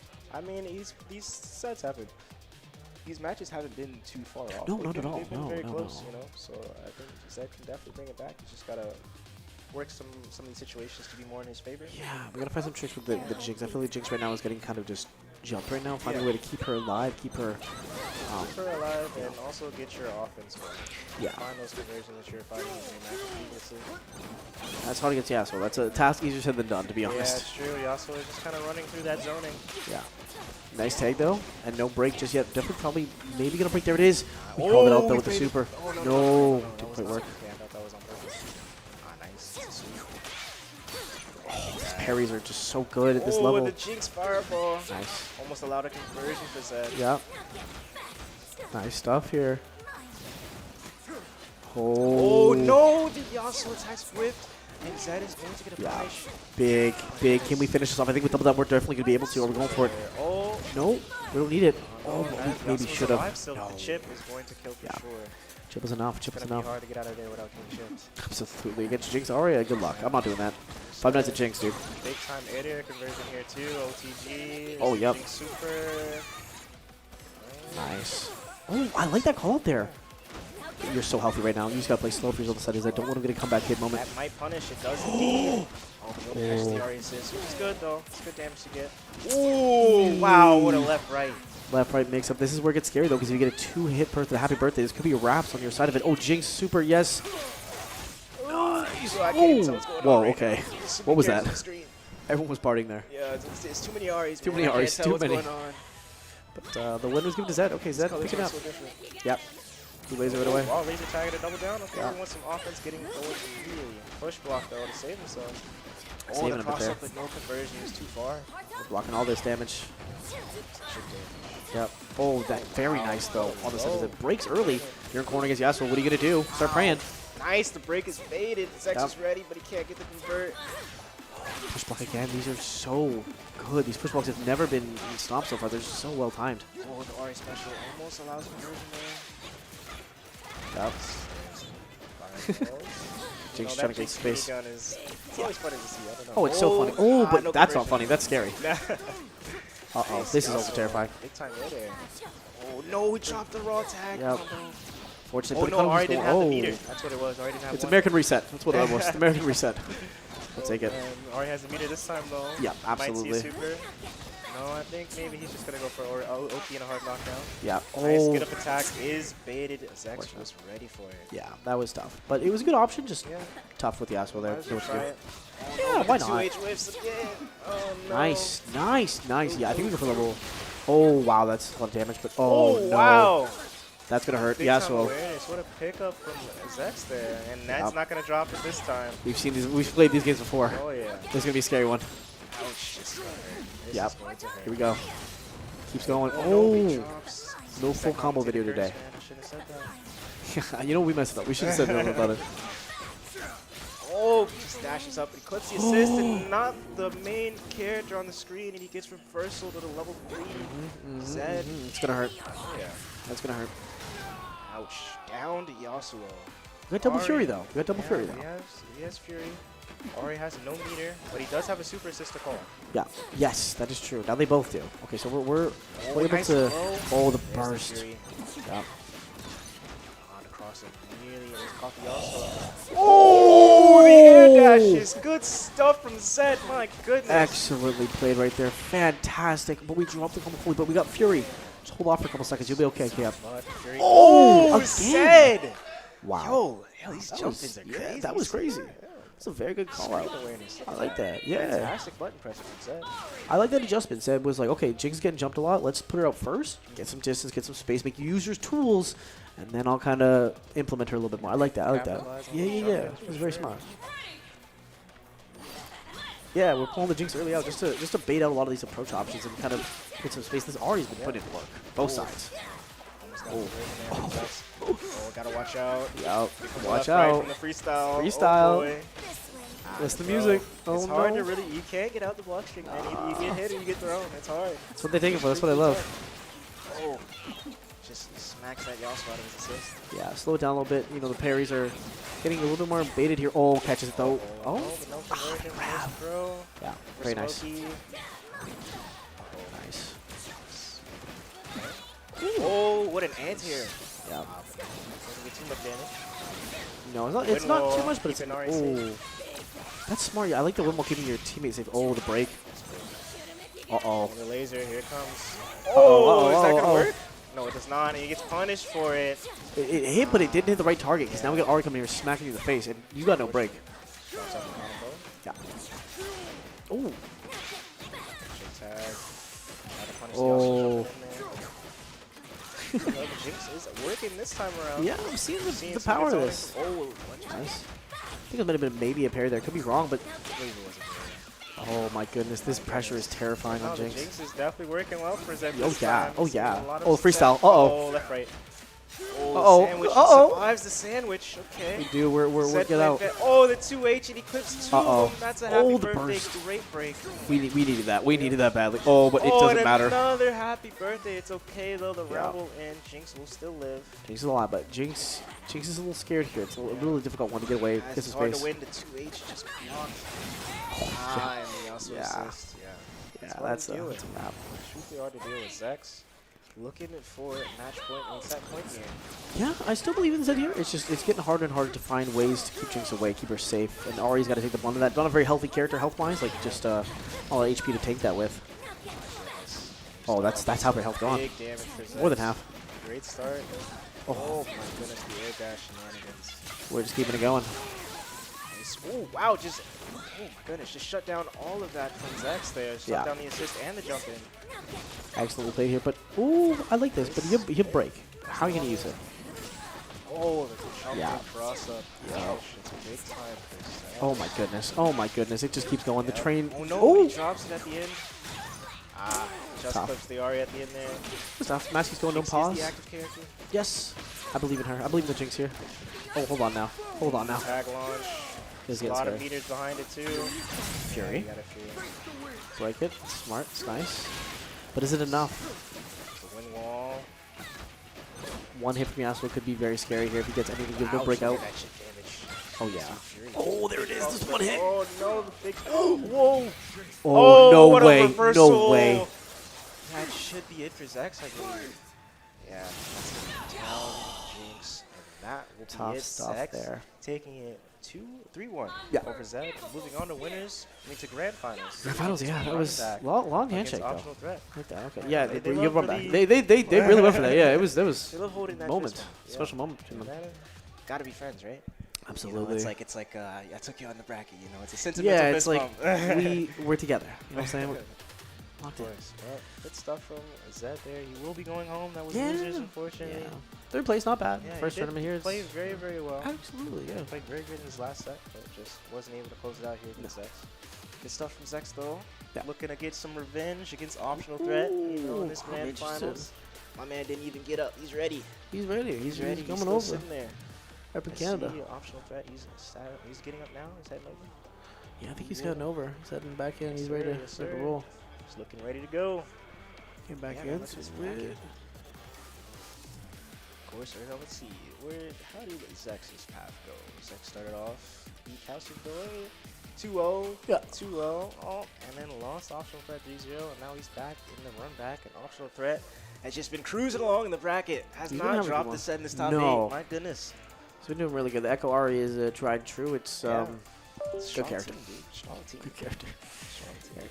Two very strong characters too. Man.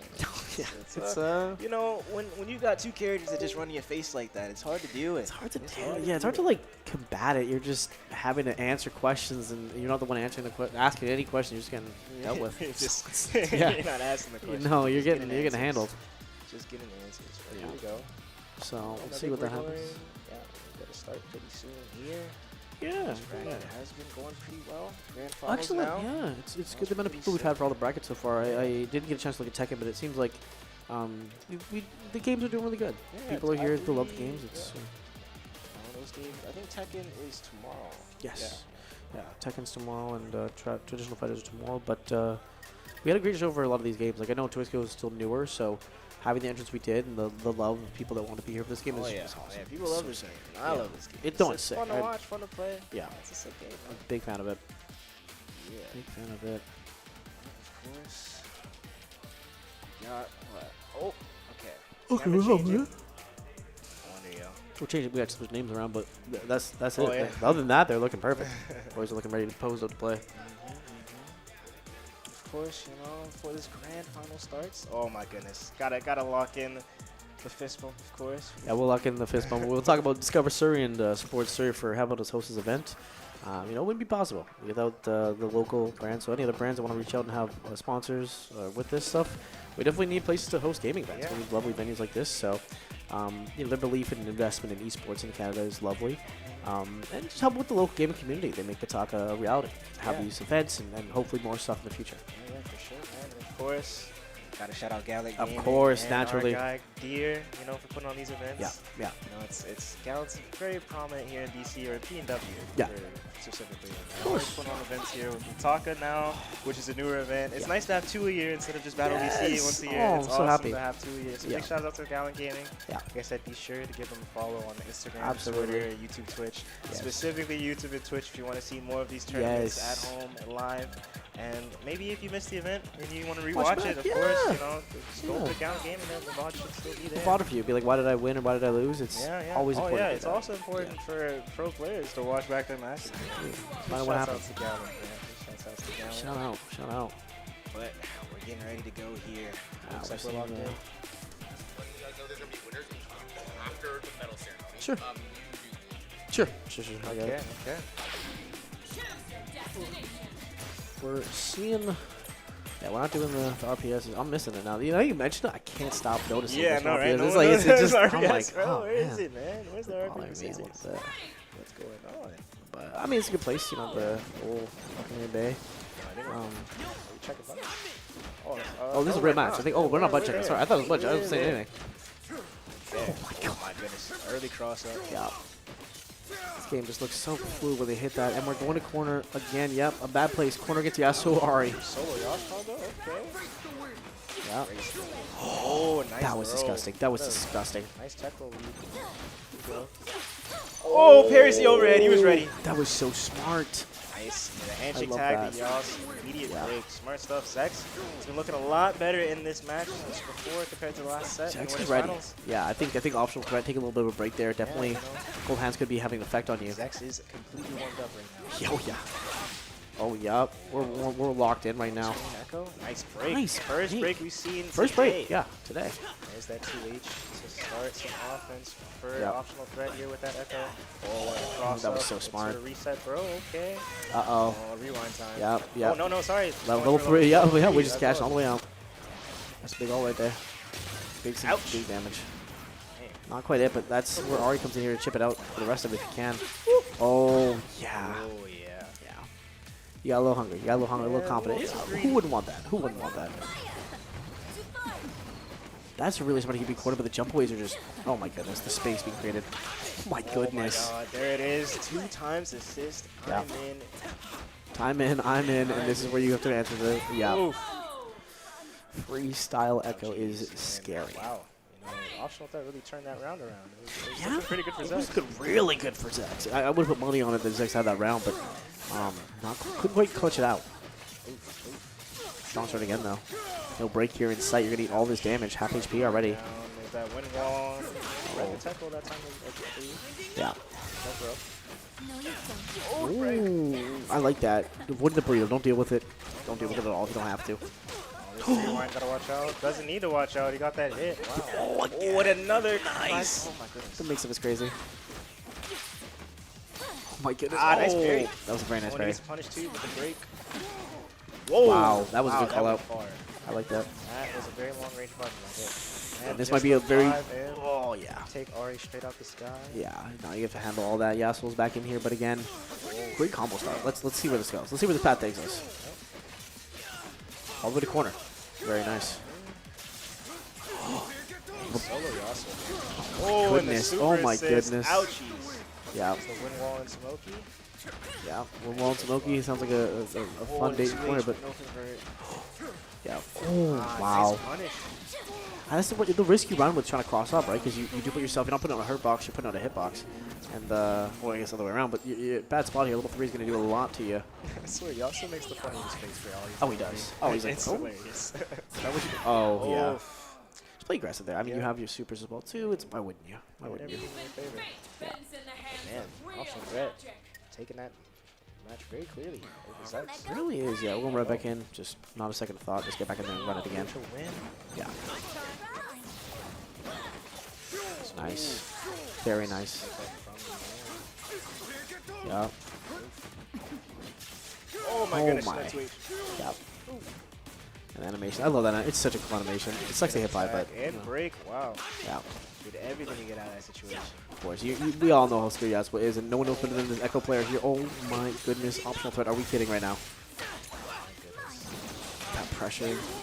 Oh, Nice. Oh, you almost punished the Yasuo assist. Oh my god, he did punish it. Nice break. It was so nice. You have to break it. The overhead. Are we serious? Oh my gosh, dude. Optional threat is picking up and Yeah. Nice. nice. Defense. Oh my goodness. Finds another Oh. cross up. It is so hard to block those. Yeah, you really feel lock in to kind of block that. And we're seeing now, yep, just going to cash a little bit here. Continue the combo. Here it goes. Goodness. Your turn. No, you hate hearing that. Tag launch. My turn. My turn. No. Please. There you go. Yasuo on the screen though. This is a strong character to have solo. Yeah. And the 2X's. Oh, nice Oh. parry. Is he going to get that punish? Yeah. Indeed he will. Go as far as you can with this. You're going to have to here because if the one breaks back up, you're not going to be able to do a whole lot. Yep. Keep going. Nice. Ooh, big damage. With the super Huge assist. combo there. Oh, we catch with the Nice. throw. Chases down the tech roll. Yep. He's gonna get that conversion. Yes, he will. Very nice. It's good for Zax. Really good. Oh yeah, no, his X has been excellent this round. I don't want to jinx this. I'm not gonna say nothing about winning or losing, but I want to see a W. Oh, No Okay. Fury. Well, I think he will get the Fury here from this combo. Yeah. There the it Fury is. out. That's a really good. Oh, nice. Oh, come on. There it is. There's No, oh, with the Fury immediately as soon as Yeah. he touched. he knew it was coming there, and we're just gonna Oh, yeah, man, hopefully awesome cash it red. out. Run up smart and find a pickup. Yeah, that was a tough one, but you know what? I think Zex is slowly kind of adapting to this You know what's situation. crazy about that? That was just one round. That is insane. that is actually crazy to think about. That felt like not playing around a lot Full of rounds. set, dude. God dang. Players at this level make it look like a movie watching every time. Oh my Big gosh. time crossover. Yeah. There it is. Very nice. Maybe that was the same song, actually. Yeah. What was it? Oh, there's the grab. No breaks in sight. Oh, I thought he was going to do it again. I thought he was going to grab again. That was going to be crazy. Yeah. Here we go. Continue it. Oh my goodness. It's not done. It's not done. It's not, man. It's still almost still going. Yep. And there's a rewind. go. Oh no. Guess for game. Not guess for game, but guess for your life, Oh, actually. Yeah, you gotta guess big time here.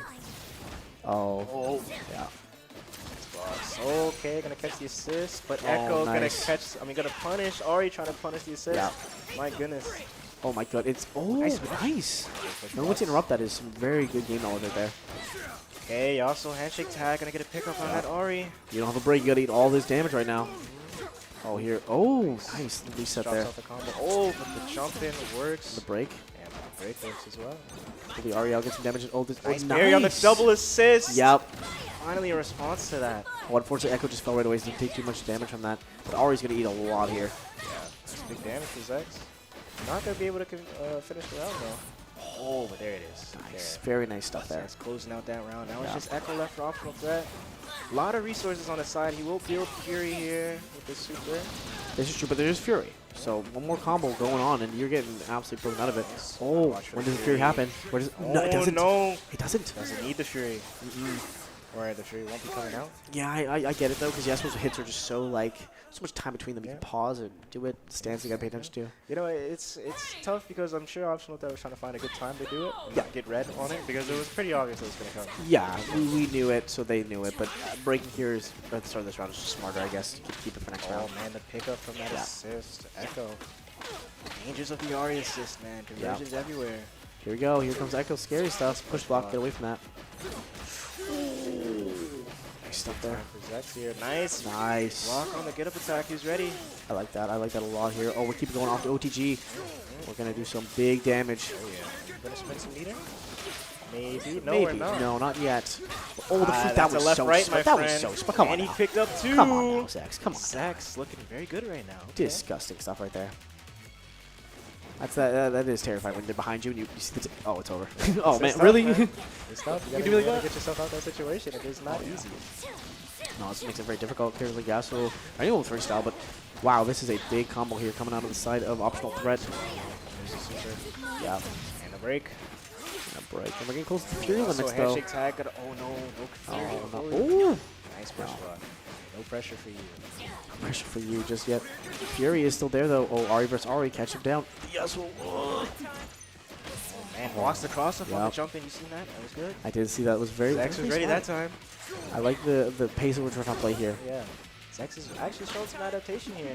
Oh, that's oh gonna hurt, no, though. just as I say that. You can never adapt to the Ari Oh, cross up. You just jeez. can't do it. It's not possible. Oh jeez. You gotta guess. Oh, these were. Oh nice. Ah, but the Fury. Right away from off the thread. Yeah, That's nice. super. We'll Wow, punish the that was Ari. excellent. Good stuff. And That's it. should be the match for Zex. Jeez. 1-1 apiece. It was very. I like Okay, that. okay. Yeah. Zex looking very good right now. Yeah, I mean, when they pop Fury, you know they're trying to come at you. Yeah. Like, you're aware that they're probably gonna make the aggressive decision there. So it's great to pop that super. I don't know. Oof. Big time conversion. Oh no. Okay, no, not Alright. yet. Big time moves there though. I leave it. I like the Good round starts. That honestly, that option round start for Zex has been working very well. Oh yeah, no, it's going crazy. Oh, here we go again. Option threat in corner. That's scary. Nice, nice. Bro. Yeah. Nice. Oh One. my goodness, the mix. Boy. A lot of pressure from the optional threat right now. Yeah. Option this spot. Ooh, Oh Zex. no, an interruption. broken but immediately. Broken. That last hit. Oh. Oof. Oh, can't quite come off it though. Such Trying good to. answers from both people right now. Absolutely. Oh my gosh. Wow, we are throwing out everything Yeah, here. man. Good defense. They're both not letting each other get anything started right now. Yeah. It's a very pivotal match. So Oh, I'm sure both absolutely. of them want to get a very big start, and they don't want to let their opponent get the start first. No, yeah, you want to take every lead you can here, and that's what we're doing right now, taking so much damage off the side. Already back in, we're gonna super up OTG and continue the combo, mix them up if you can. Wait, Oh, was that on purpose? I don't know. we don't know. We don't know. We're gonna say it. We're gonna say it the was. doubt. That was on purpose. Yeah, we're gonna say it was. Oh, the echo. Oh, but the echo this is where it is gets gonna scary. pick up Ari on Yeah. her landing. Where it gets scary. There's a big combo right here. Oh my god, it keeps going. Yeah, and you're getting hit by that too. Oh no, I always get mixed up with that. I Damn. swear. It just, the combo just kept going. I was like, is it over? Nope. Ouch. And that's, just a that's a pixel. chip. That's a chip Nice right get up there. attack. Very necessary. Up in the asshole though. Could not take any chip damage. Oh no, it's bad. Both the characters go down. No. That's so tough. Optional threat. Great conversion there. Finding that Absolutely pickup. fantastic.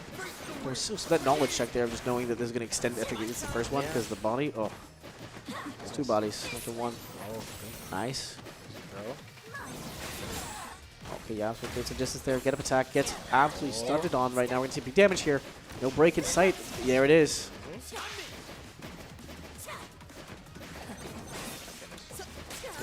Nice. Yeah, we're going to corner. And we're going to corner. Oh, he based the get up Nice. attack too. Excellent bait right there. Good stuff. Keep it going, Yasuo. Continuing the pressure if you can. Doesn't find it gets punished, actually. Uh-oh. No. That looks like my time. Oh, the handshake tag. Oh my goodness. Yeah. Handshake tag right back. Give me that conversion. Nice. Keep it going, the freestyle. Get the distance on you. Here we go. That's what it looks like. That was beautiful. Oh, tag launch. That was beautiful combo. Yep. Dang, Yeah. didn't even Wow. need the 2 supers. No, but still got it done. Didn't have to beat it bar for it. No. That's crazy work, though. Uh-oh. First block. Get off of me. If anyone can do it, Echo is the one to do with these mix-ups. Gets a grab. Oh, is he going for another one? No. Gotta watch the echo. Oh, you gotta be careful. So it gets scary. Nice get up attack. Oh, nice hit there. No, Oh, I we had a dropped it, conversion though. there. We just gotta keep going. You gotta keep the pressure up. You can't let it go. And there it is. It's the hit, and that is good to the round. Cross up low. I like that cross up. Yeah. That was a very nice cross up.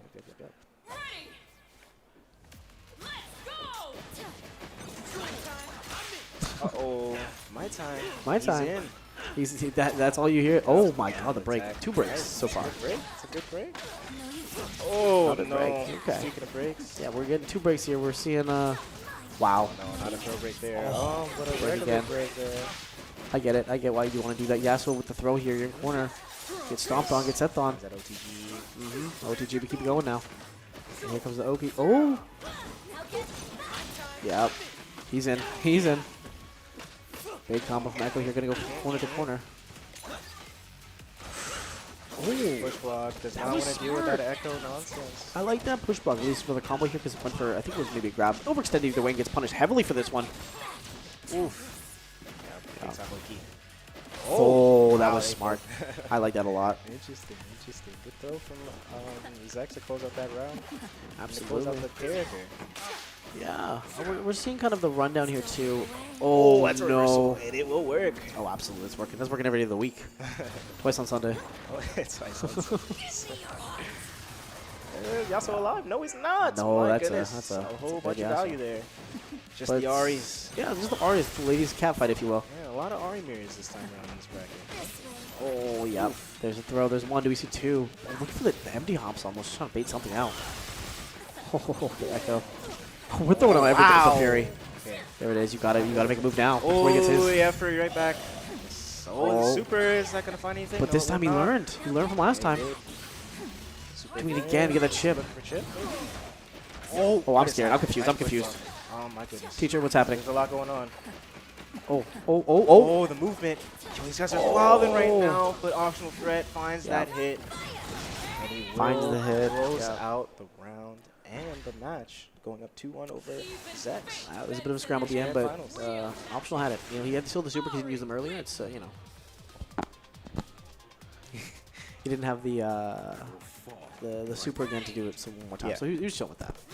This could potentially be the last game. Hopefully not if you're a Zex fan right now. though. Potentially, yes. Potentially. We don't want to believe though. I love to see a 10-game match if we can. Oh my goodness, big combo here. Yeah. Nice skip attack. Get up attack. Uh-oh, he's in though. Oh, and you. Oh you, my, you grabbed. punishes the empty Oh, that's so throw. unfortunate. You have to break there. You have to. You don't want to find out what happens if you don't. So, Okay, we're yeah, seeing. nice hitter. Yeah, And he excellent. finds a pickup, but it's broken.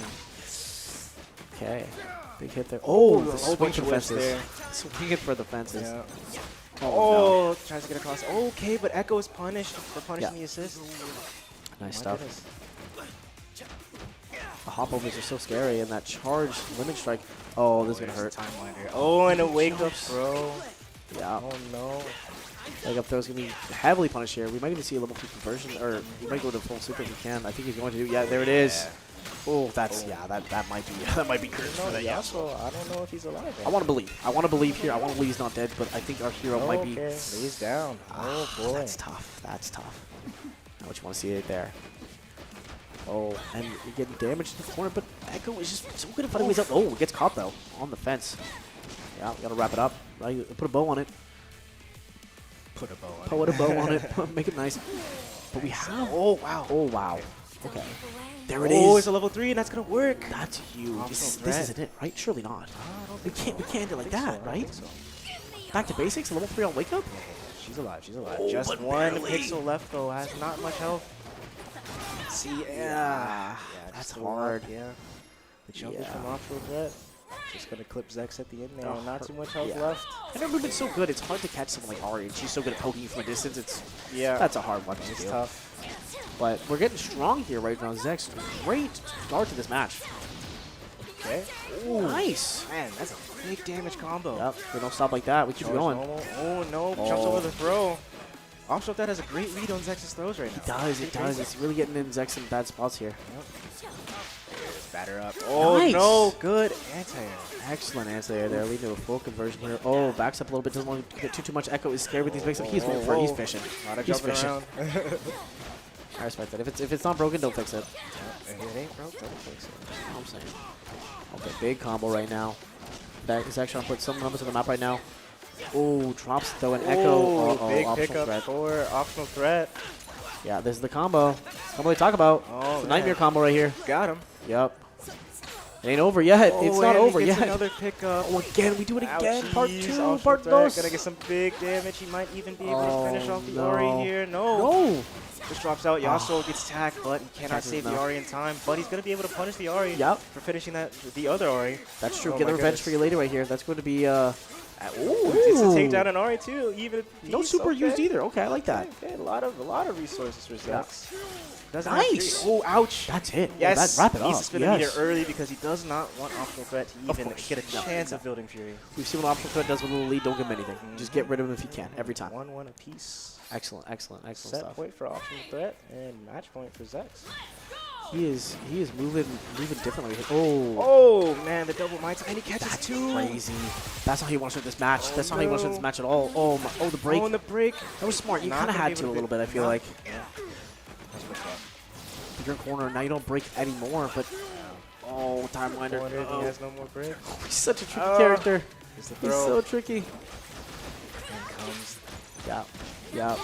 Oh, what a parry. Oh. Okay, but it's broken. Ah, so Yeah. tough. And the air throw too. We are thinking 10 Fine steps tech. ahead right now. Ouch, dude. Dang, this is very, very good for offshore threat. Yeah. He's got two He's looking very characters happy. with full health. Okay, but it's a good start for Zex in Yeah, this round. no, excellent. Zex still got it. I'm a believer in a comeback. I love to see a good comeback here. Not finished just yet. Keep the combo going as long as Persistent. possible. That was a reset. Oh no, but no conversion. There it is, though. It's still not done. Yes, Hold it on. is. Okay, okay. Hold Very on. good for Zex. Yeah, put down Just the got flags. Echo left, but he's full health. He has full health, but you know what? Yasuo will get rid of that real quick. He fixed that problem fast. If anyone can, he can. Oh, the super assist. That's big. No, but he's can't blocked it, pick though. up from it. The Echo is just hopping around. Oh, there's one no, throw. Do the we see two? throw. Nice parry. Parry. Like that. Oh, but the Ori not assist enough. finds that hit. And offshore threat is going to take the set Yeah. and take Pataka. That was for excellent 2x play. KO here. Woo! Excellently played. Yeah. Both players did a great job on that. Fantastic. Oh yeah.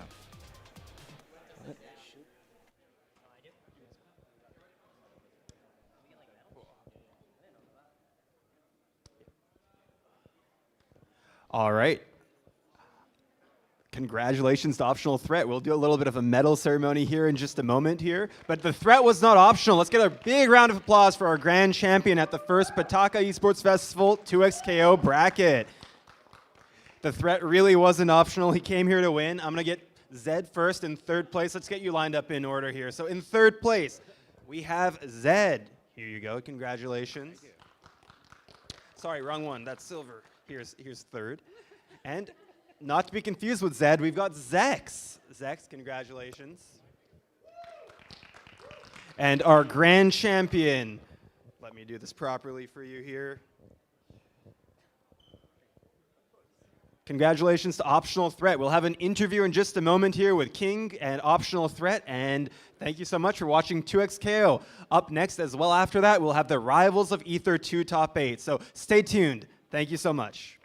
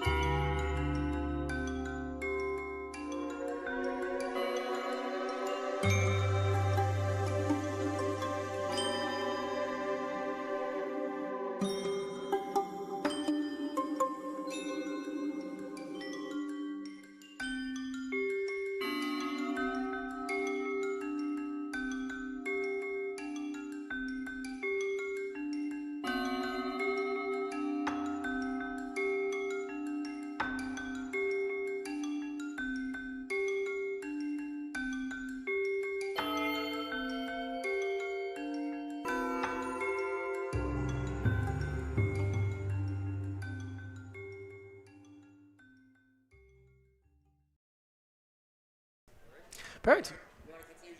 Yeah. All right. Yeah. So we're here with the winner. Optional to film over a little bit, or come this way. Yeah. More on Sure. camera. So, how does it feel to win the tournament? It feels good. I really wanted to win this tournament. Yeah? I was practicing for this one specifically, actually, for the last week or two. Oh, really? Yeah, because this is the biggest one I've entered. Yeah. And I've gotten second in my last two tournaments, so I was hoping to win this one. This is the one you're like, I need to, you know Yeah. the tri-second is never a good feeling. Yeah, I really didn't want a third second. And Zex actually beat me at the last tournament I played, Really? so I was like, oh no. Yeah, they can't have it back. The games were close though. They looked pretty intense. What did you think about this event so far that you've been? It was good. It was really well run. Everything I've been to for this game has been really well run. Yeah. Yeah, like Phantom's good and UBC is good. Phantom, yes, yeah, Yep. they were a lovely tournament as well. So the scene in BC, it's obviously a newer game. How do you feel about it right now? What do you think about the future? What are your kind of hopes for what we're moving towards? I feel like I'm hoping the scene will grow when the game launches on consoles in like 3 days. Hopefully, yes. Yeah, I don't know. The tournaments are pretty small right now. I hope that they get a few more people. That's what I'm hoping. Yeah, more characters. You thinking, or like more people just involved with the game? I want more people to play. Yeah. Yeah, I mean, I feel like, the game's kind of in beta and it's not on consoles, so not everybody's. Yeah. Hopefully, we're gonna get another. I don't know. The last week I went to had 5 people, so hopefully we can step it up a little. I think so. It's also holidays, Yeah, people that's come true. back. Yeah, So yeah. wishful thinking, like around summertime, that's where people kind of crawl out of their little caves, and we can hopefully see a lot more for this game, especially. So you said you were preparing for this one for the last 2 weeks. What did that look like for you? What's like your regiment for preparing for a tournament like this? I should probably have a better regimen. Okay. I say every day that I'm going to do solo practice and try to get my pressure and my block strings more frame tight. Yeah. I never do it. I do it for 5 minutes, and then I play ranked. See, that's the thing. You want to play the game, but ranked is just there. It's so easy to queue into ranked. Yeah, I feel right now like I must be really boring to watch because I have like 2 combos, and I just do the same thing off of every hit. But I think my neutral's good because I'm playing a lot. Your neutral was, I'd argue, I think you're being a little too humble, honestly. I think your neutral was really good. I think you had a lot of combos that were adapting. You did stuff that I was like, oh, I haven't really seen a ton of that. I know how to route into my 2 combos off most hits, but I don't know. When I watch like top players, they do so many different things, and I have not labbed. But enough. Tournament combos, right? Like when you're up here, it's better to be consistent, as you were. There was, I think you didn't really drop too many things that were like detrimental to your victory. Obviously, you got first, but yeah, you had a really good game plan, I'd say. Yeah, I mean the main thing I need to iron out is like block setup stuff. Yeah. I really need to actually turn on frame assist in the trading mode and lab that out. But for now, it's working out.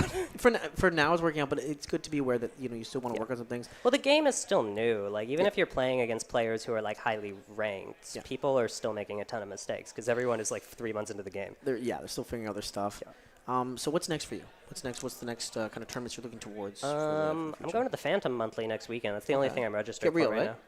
I'm sorry, what? Is it the Get Real? Yeah, Get Real. Get Real, perfect. Yeah, I'll definitely be there too. We'll check it out. But yeah, I'm not registered for any like majors or anything right now. Okay. So I'm still kind of feeling out the game. Yeah. I want to see what the new patch looks like for sure. Ooh, okay, so give me last question. What are the top 3 characters you were like? These characters need to be in the game for me to like really love it. I mean, you already like it, League but of Legends love characters. Yeah. If you play League, of I course. want a puppet character. I played League of Legends for a long time. I played mages, so I want a puppet character Orianna really bad. Oh, that would be pretty far. I want Katarina because I just think she'll translate really well to a fighting game. Yeah. Who else? I don't know. Like, if I was making the roster, there'd be 8 mages on it, but that's not a good idea. No, probably not. Probably like Aurelia or something would be good. Aurelia, I could see Aurelia. I'm thinking like Set. Set will work. He's yeah. so sick, Set'll yeah. be really easy. Like Really easy to he's slap in basically a there. fighting game character already. Diana. Oh, I love Diana actually. Right? Diana would be It'd cool. sick. And then I think for the last one that I think needs to be in there, Fizz. Fizz would be Fizz cool. would be sick. Lee Sin maybe. Lee would be cool. Lee would yeah. be cool. Lee will happen. Lee will There's happen, no way yeah. Lee's not in the first 2 years. Yeah. Characters I don't want though, Aurelion Soul. Keep them out. I can't even imagine that. Actually, I'm down for that because whatever they do to make that work would be interesting. That's what I mean. Like, there's some characters that's like, I want them in the game, but also it's going to be fun as a concept. Like, I see the trailer, I'm like, yeah, but then I think about playing them, I'm like, oh. Well, I think, like, Teemo, I hate playing against. Yeah. But I think it's cool that they made Teemo work in a fighting That's game. what I'm saying. Like, I will admit, like, the characters pretty true. Warwick, too, very simple in League, very simple in this game. Like, they've done a very good job of being consistent. It's just some characters are like, oh, man, yeah, you know what? Heck yeah. You made it work, and I'm proud of that. Yeah. They're definitely translating the characters well. Oh, excellently. So, yeah, that's probably what we got for you today. Anything that you want to shout out? Any last-minute things for anyone? I think I'm good. Thank you. Let me shout out my friend and shout out the my homies. wife who are over Of there. course. They've been watching all day. Thank you guys for watching. Yeah, thank you everyone for watching. I think we're heading on to another game soon. Are you registered for anything else this weekend or just? Nah, I just play this. I was trying to play Guilty Gear in this, and every time I'd be trying to push block in Guilty Gear, and it didn't. It didn't work, and you it's not in the explode. game, Yeah. so. Yeah, that's not a good feeling at all. Yeah. But it was a pleasure. Nice to talk to you. And playing, and thank you for watching. We'll have our next event loaded soon, so we'll probably throw it a quick break. Make sure to check out Gallant Gaming, and also shout out to Sports Surrey and Esports Surrey in general. They've been helping us with all our events. So here at the City Hall in Surrey, and thanks for having us.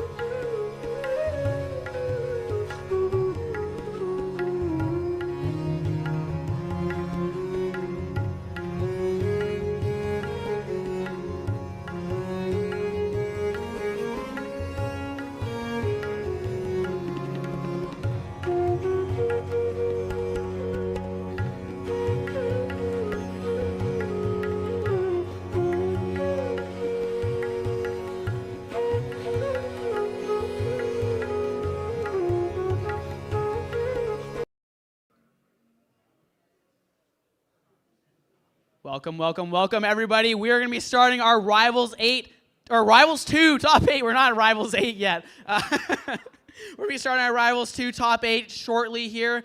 So in our Top 8, we have Dolphin Brick, Locust, Penguinos, Cirquags, Machu, Glacian, Spikefire, and the winner of Glue Eater and Toru, who's in a hot game 5 right now. So stay tuned for that. But up first, we're going to be having Machu and Glacian coming up here. So lots of great rivals to be played.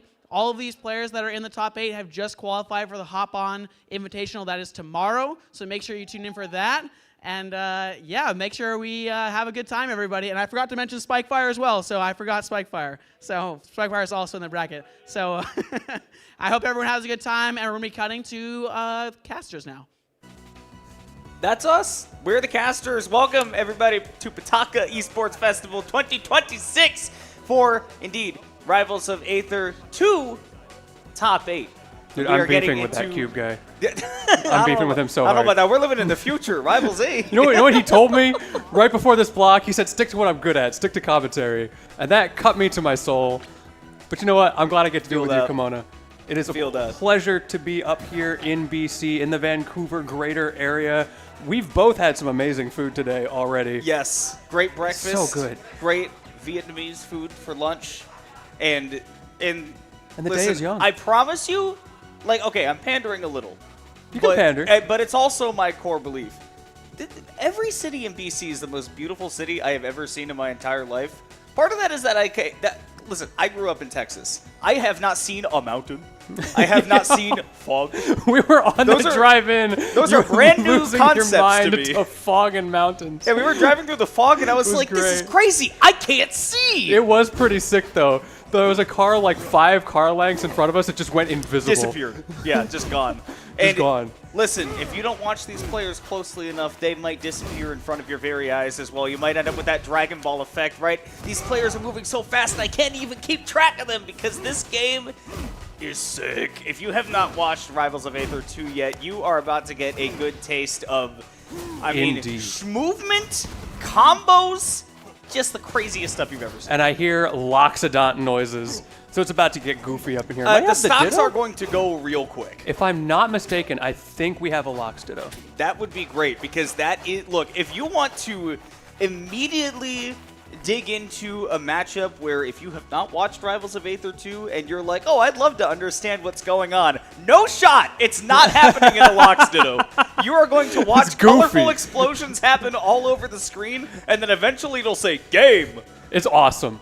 This matchup was built from the ground up to be repulsive in all of the right ways. In every single way. It's one of those things where you're not going to learn anything about the game.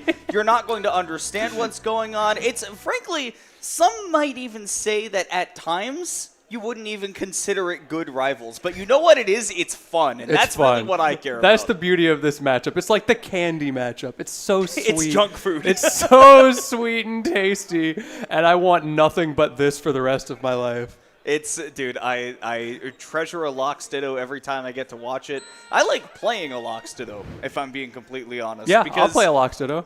Listen, man, this guy, this big elephant with his big axe, he never forgets how to take a stock. I am glad, though, that we're getting more heavy characters because I feel like Like at a the big beginning of boy. the game, there were a lot of people who wanted to play the Rotund Boys who only had one option. Then Edalus came out, Galvin came out. Lorena's kind of up there. She's pretty big. Lorena's fit. Yeah. Right? Like she's not She's rotund. tall. But she built like a Dorito. Yeah, she got the Dorito bod. She's Captain America. I love the Dorito bod. That's what I'm training for. Give me those lat raises every day of the week. See, me, I like being built like a brick. I'm trying to get built like a fire hydrant. It's like two I little want subs somebody to coming look out. at me and go like, "Did you eat a basketball?" Like. But yes, I see 2 elephants. That's very exciting. Glacian and Machu kicking it off. I do believe that this is on the winner's side of the top 8, and this is double elimination bracket, as are pretty much any fighting games out there. So, you know, of course, whoever wins this is going to, first of all, laugh. The loser also probably going to laugh. Yes. Unless something really unexpected It is happens. inevitable. It's the Thanos matchup. This is the matchup where, look, I think this game has a factor of no matter who's playing it, you'll get a second where you look at what's happening and you go, okay, that was sick. Just anybody can cook in this game. All right, you got it. This is Ratatouille. This is you're the chef, right? But yeah, man. I mean, in this game Dan the and dude in with this the matchup, arms? yeah. We are controlling Dan puppets. But you know what Dan's controlling? The inflatable Galvin. Yeah. I think that's Dan inside of there. I think he's a scaly. We actually canonically confirmed this during Wisely Wars that did we? it's Fleet and who's the one that built Galvin? Oh, I know who you're talking who's that- about. Yeah, The the rabbit. rabbit. I What's her know, name? yeah, but I need the name. Somebody help me out. Oh, I'm never gonna get hired again. What was it? Elia, that's right. Elia, Yeah, and yes. you're not Elia for that. Thank you very much. Yeah, it's canonically. We confirmed this during Wisely Wars. We asked Dan. We were like, who's inside the inflatable Galvin suit? It's Elia on Fleet's shoulders. That's a lie. We know it's Dan. We all know it's He's Dan. trying to hide. That He's is an finally in the incredibly game. humanoid shape. As we get into a little bit of a warm-up here, making sure our buttons feel nice and good. Like, you've got the one on the character select screen, but sometimes doing it in-game just feels different. Listen, you want to watch each of these characters just shuffle back and forth. You want to feel out the space, and especially in a Lox Ditto. And yes, we call them Dittos. Sorry, they're not mirrors. They're Cupid in this shuffling. community, we have our lexicon. To the right, And they to are the right. strongs, not smash attacks. We will both mess that up. You know what makes me feel so vindicated on that is I talk to like Cake Assault and he'll say smash attack. Like, Dude, yes. Even Dan calls them smash He attacks. does. And that happened during Wisely Wars. I was like, Dan, he called them smash attacks, and I was like, oh, okay, so we're all just on board. We'll He was like, find yeah. we'll find new names for him. That's the legally distinct attack right there. All right, so game number 1 on Godai Delta. This is, in fact, the loser side, actually, of the bracket. So this is to play for your life to make it into the LCQ, and your life has just been thrown away at 78%. Immediately put on, and then decided, I don't need it. Machu's too used to Game & Watch up B. Now he has to think with his noggin. Oh, wait, he doing more than thinking He's with that thinking with noggin. his Okay. tusks. Okay. All right, so, I mean, hey, one stock away, he just had to make it fair. Look, on Godai Delta, if there's one thing that Loxodon loves to do, it's looking at how big these platforms are and how big his hitboxes are. You would be correct to assume that he's very good at covering them. Check this out. That's free. You just get damage whenever your opponent falls over on You the just platform, react. right? It's free. And then these two do it to each other. It's awesome. Let's see how deep we're going. Okay, respectful. Just goes for the simple stuff. Doesn't want to overextend. And a good tech to get you back to stage. I love that that's what qualifies as respectful for That's this matchup. respectful, yeah. It is. I'm only trying to double dunk you. That's, oh, it's it. Yeah. Standard play. Standard play, yes. Yeah. Good opener. Ooh, nice. I like drifting in with that back air right there. Definitely one of the better moves just in the whole game. Kill power, range, comes out quick as well. Nice little B reverse to charge up with the tusks as well. Man, Machu's still looking comfy, but let's see on that tech chase. Yes, on Godai Delta, now that we have reduced the size of those blast zones in that patch, you are in the blast zone indeed. Woo. Great usage of that reverse bear hitbox as well from Machu. You get to retain the momentum and get the knockback. It's the best of both worlds as we go down to last stock here. Wow. Glacian with an early lead.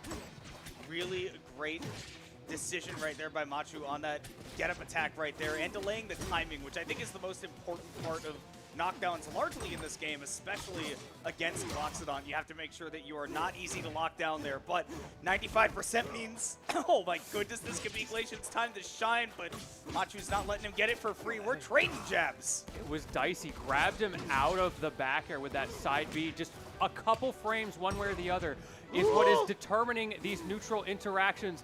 This time around is Glacian with the center stage. Gets the big hit to close it out. 135 was the ending percent. What did I say, man? Up strong. That move. We Check love out my golf swing. up legally distinct goes so hard. Up legally distinct. Such a great move. No longer legally actionable. Shout out to Awesome Sauce. By the way, that video, I think, really captured that spirit. I was watching Awesome Sauce, who does not have like a billion hours in this game doing combos. And there were a couple that made me go, It's like, ooh. it's, yeah, I had to, ooh. See, Awesome Sauce is a melee player. It's like, I got a buffer? Oh, this free. Yeah, this combo is about a hit. You see us going to Tempest Peak here on this game too, as I like to call it 6-7 lane because of how the platforms move up and down on either Yeah, side. we're currently in 6. We might get to 7 later. Yeah, we might get to 7, but yeah, I mean, Loxodon on this stage, Oh. oh my goodness, it's the same story. Cover the platforms, and because the size of the stage, the actual ground you can stand on itself is so small, those stocks are going to fly off stage. Cheeky little backer. I'm so impressed with Glacian's backer placement. Both of them are honestly using the move well, but especially Glacian. Man, I'm loving the use of, like, they're very precise about the timing that they decide to go up into the air because Loxodon can blow himself up just like at the ledge. Glacian, my goodness, these first 2 stocks have gone off before a minute has passed. Yeah, this is one of those 60-60 kind of matchups, and right now I think it's Glacian who's got the 60. Machu begging, saying, it's my turn. This is not a turn-based RPG. Let me press buttons. Oh! And he doesn't care. He's parrying it like it's Expedition 33. That is unbelievable to be living. Merci! My goodness, Glacian! Merci beaucoup. Oh la la! Oh la la! Oh la la. French reference for all the French Canadians in the crowd out there today. That's a minute and 20 for that 3 stock. That was gross. That was, I wanted to say Axe versus Silent Wolf, but that happened some years ago. Ooh, we got an ooh from the crowd on that one. Another big boy. This is like having the crowd in Smash Brothers behind us. So something big happens, they grab the ledge. Ooh. Wow! It's like the Wii Sports, the bowling. Oh. Wow! This is why I love this crowd, man. This is awesome. You know, at this point, I have no surprise seeing this Galvin, because I did a block of the Invitational, which this is the LCQ for, by the way, earlier, and I think every single set, someone pulled out a Galvin at some point. This character is just so much fun to play, and especially, I mean, look at this. He's big. You would expect him to be slow. No, even Galvin has got movement, and I love the way that we see Machu immediately going for these double jump mix-ups, but burning that air dodge a little bit too early, and Glacian, second verse looking like the first compared to that game number 2, looking still strong.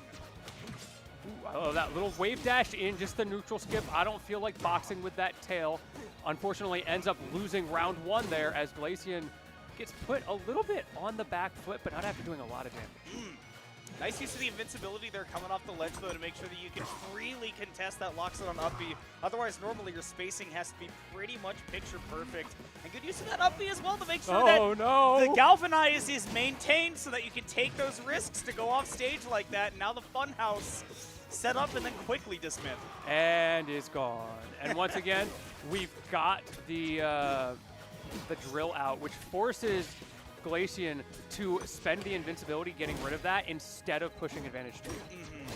Yeah, at the very least, you do have to use a little bit of your time, right, to just make sure that that doesn't become a factor, because otherwise Galvin is going to have a grand old time just bopping you all around the stage. Not that he can't do it without the drills. As you can see, man, I'm loving these edge guards from Machu. This is beautiful. Nasty. Oh, you're going up! He's going up! We're going to the penthouse with that one. Okay. With the Rhino, you get the horns. When they said you were moving up in the world, that is not what they meant. Climbing the Hodan ladder. Okay, contesting that up B, knowing that it would reach far enough to get back on stage, but burning the recovery with that side B a little bit too soon. And look, man, it's Loxodon on the screen. It doesn't matter who his opponent is. These games are going so fast. That was also like, what, a minute 30? That was goofy. Oil!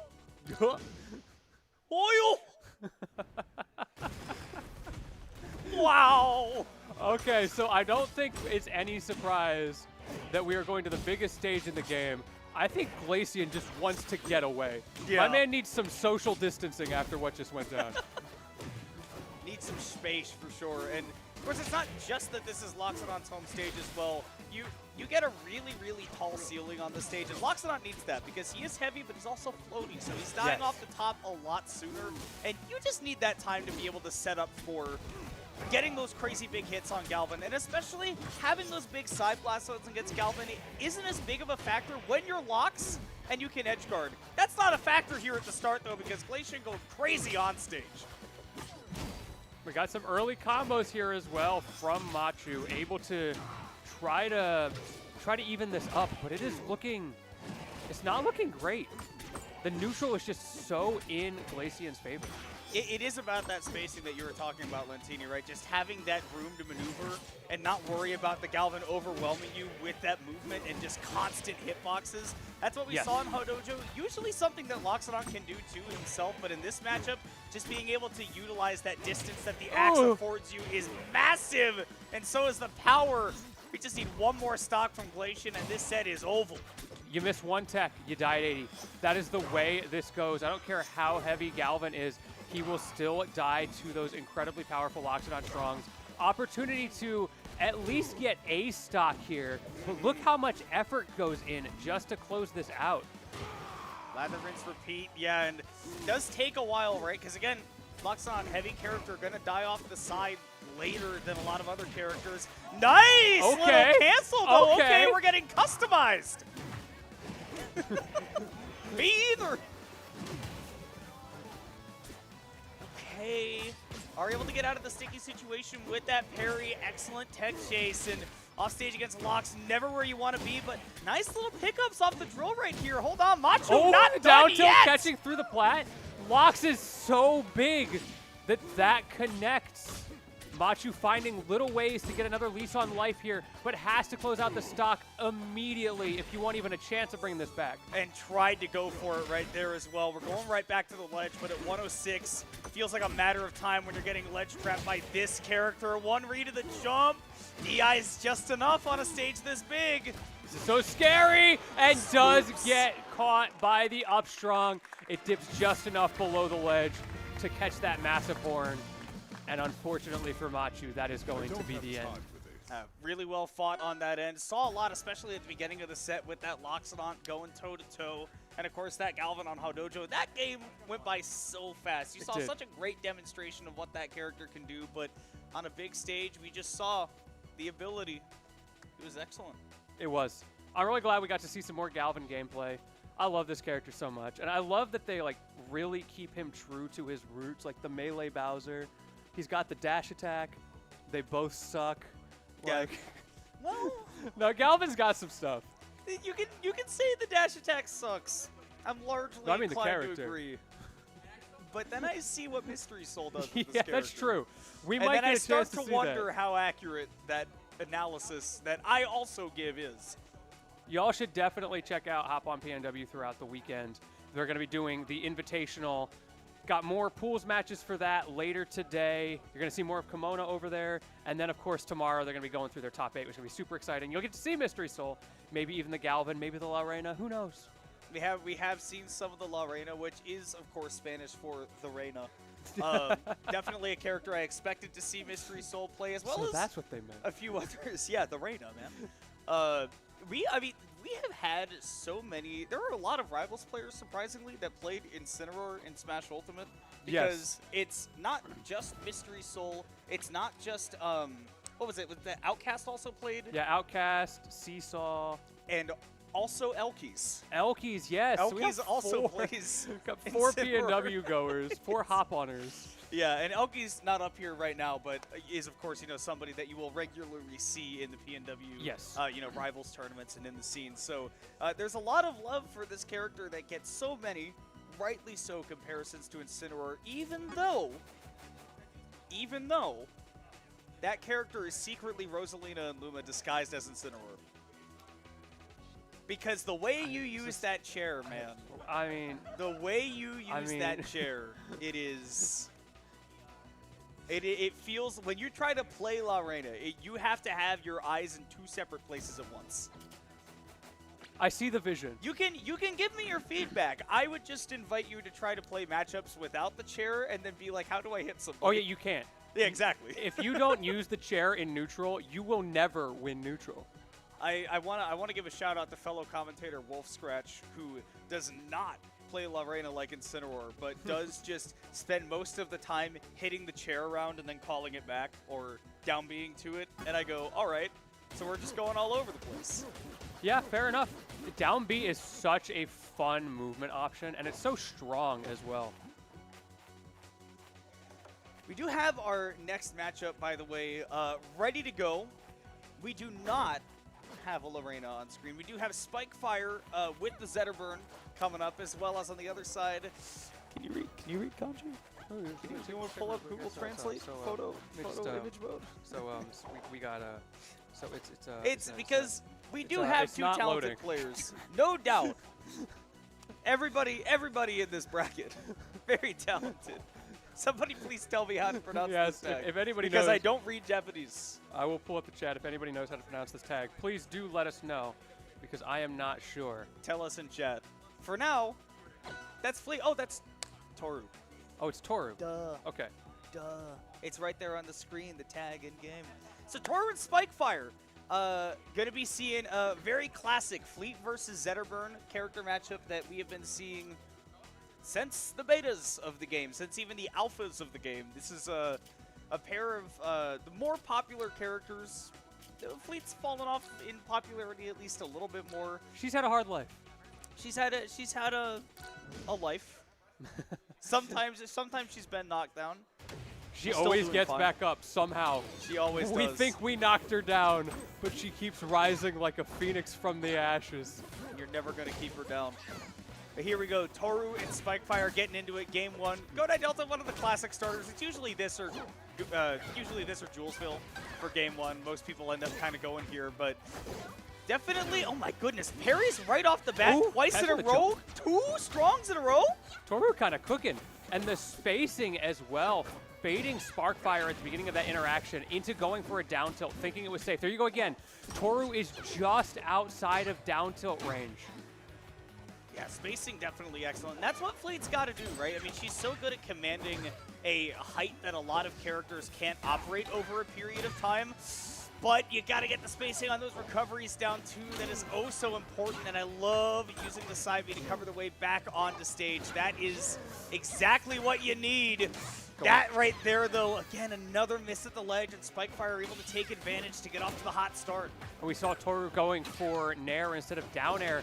Maybe still trying to figure out which situations to use which now that down air has been just adjusted a little bit. It's not as strong of a move anymore, so you have to be more cognizant of just using it off stage.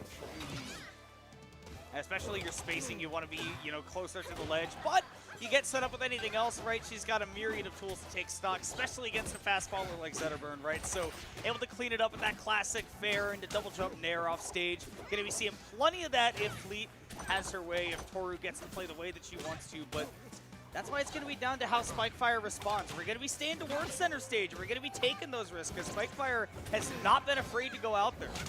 Bro, Spikefire is pressing buttons. That was the namesake. That was a spike with fire. Went up B into F strong. Who goes for that?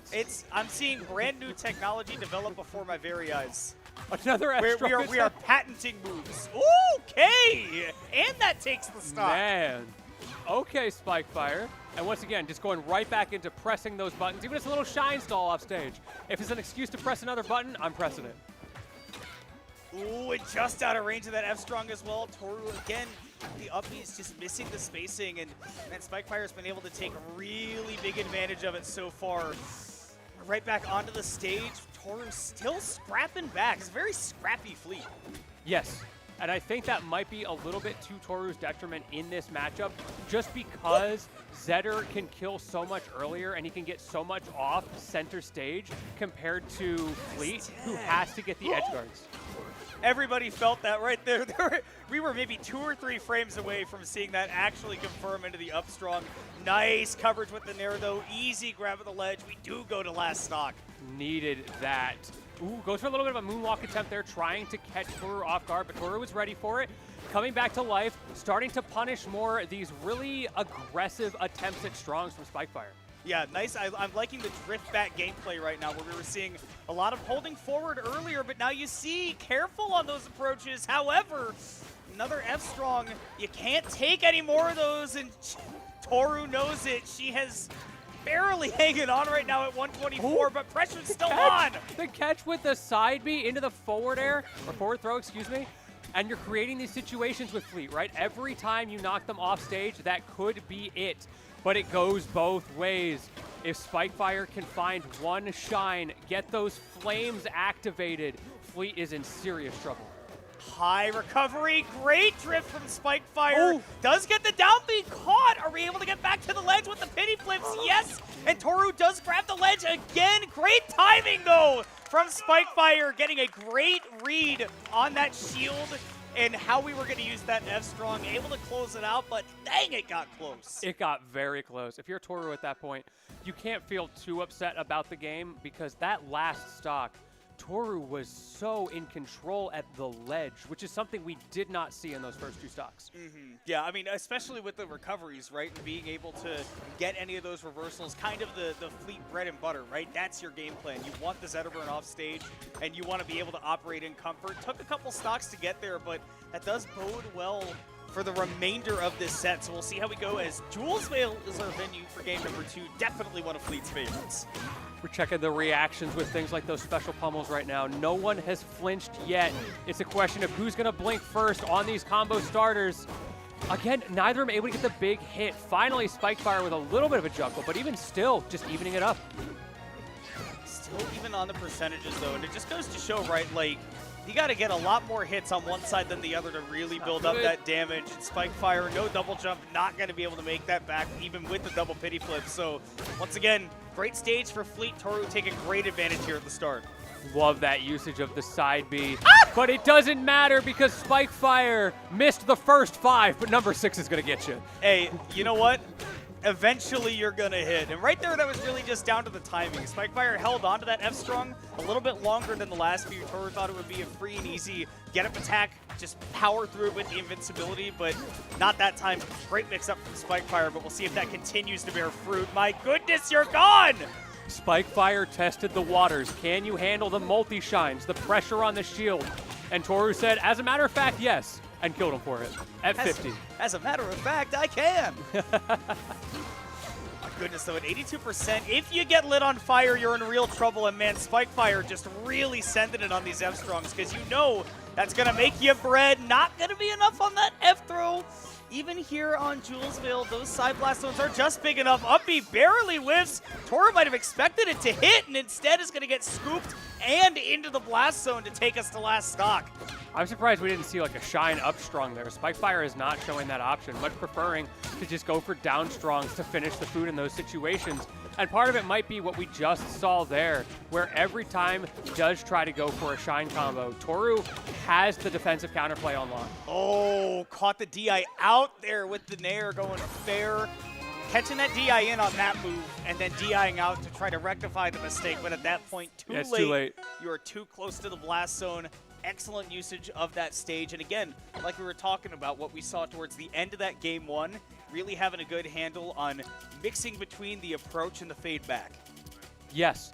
You have to hit those critical points where you realize, what if I just wave bash back? I bet they're going to whiff. What if I float just backwards a little bit? Just a little what bit. If I'm just an 80-bit. Doing a reverse Jamiroquai, reverse and that's virtual part insanity. That is part of the power of Fleet, right? She gets to do little bits of that movement back and forth, jiggling, feeling it out, rather than having to commit to a whole wave dash or a whole dash back like a lot of other characters. And we see Spikefire mimicking that a little bit with the moonwalks, but even still, you are limited in your timing mix-ups. Definitely the most versatile character in terms of spacing, but the recoveries can be a little bit predictable at times, and Hyperborean Harbor can really take advantage of that if you are not super on your P's and Q's, and also not to mention that those top blast zones are really, really close on this stage, and Zetterburn loves to go for those shine up strongs, but like you said, Lentini, we haven't seen any of those yet out of Spikefire, so if there's a time to pull them out of the bag, if they're in there, it's got to be now. Yes, I agree. I think that this stage, with how things are being played, is going to actually play more into Fleet's hands. But we'll see how that goes. We need to see Spikefire prove his mettle with the bread and butter that this character has. But instead, he got up aired. Can I be honest? I did not know that the food off of the pummels from Fleet went away after a particular amount of time. I was just like, okay, we do not have the meats. Yeah, it doesn't come up very often, but it is relevant every once in a while. And hey, you know what? I like not hyper-focusing on it either, because sometimes you just need to play the game in front of you. And unfortunately, right there, not enough resources to get back onto the stage and continue playing on that first stock. So Spikefire, nice little edge guarding sequence to get that stock. Nearly took a tumble off stage right there with that little clip from the fair, but we're talking more than clips. We're talking wallops right now. Spikefire really building up those numbers. And if you want to talk about adaptations, that walloping came off of a properly spaced down tilt. Was able to outspace to find that and convert to 70%? Yeah, lots. Okay, no Jack Black. We don't love those peaches. Finally got it, though. Oh, my goodness. Parry, though, got to be able to deal with those tornadoes. Oh, are we making it back? We're actually double dipping.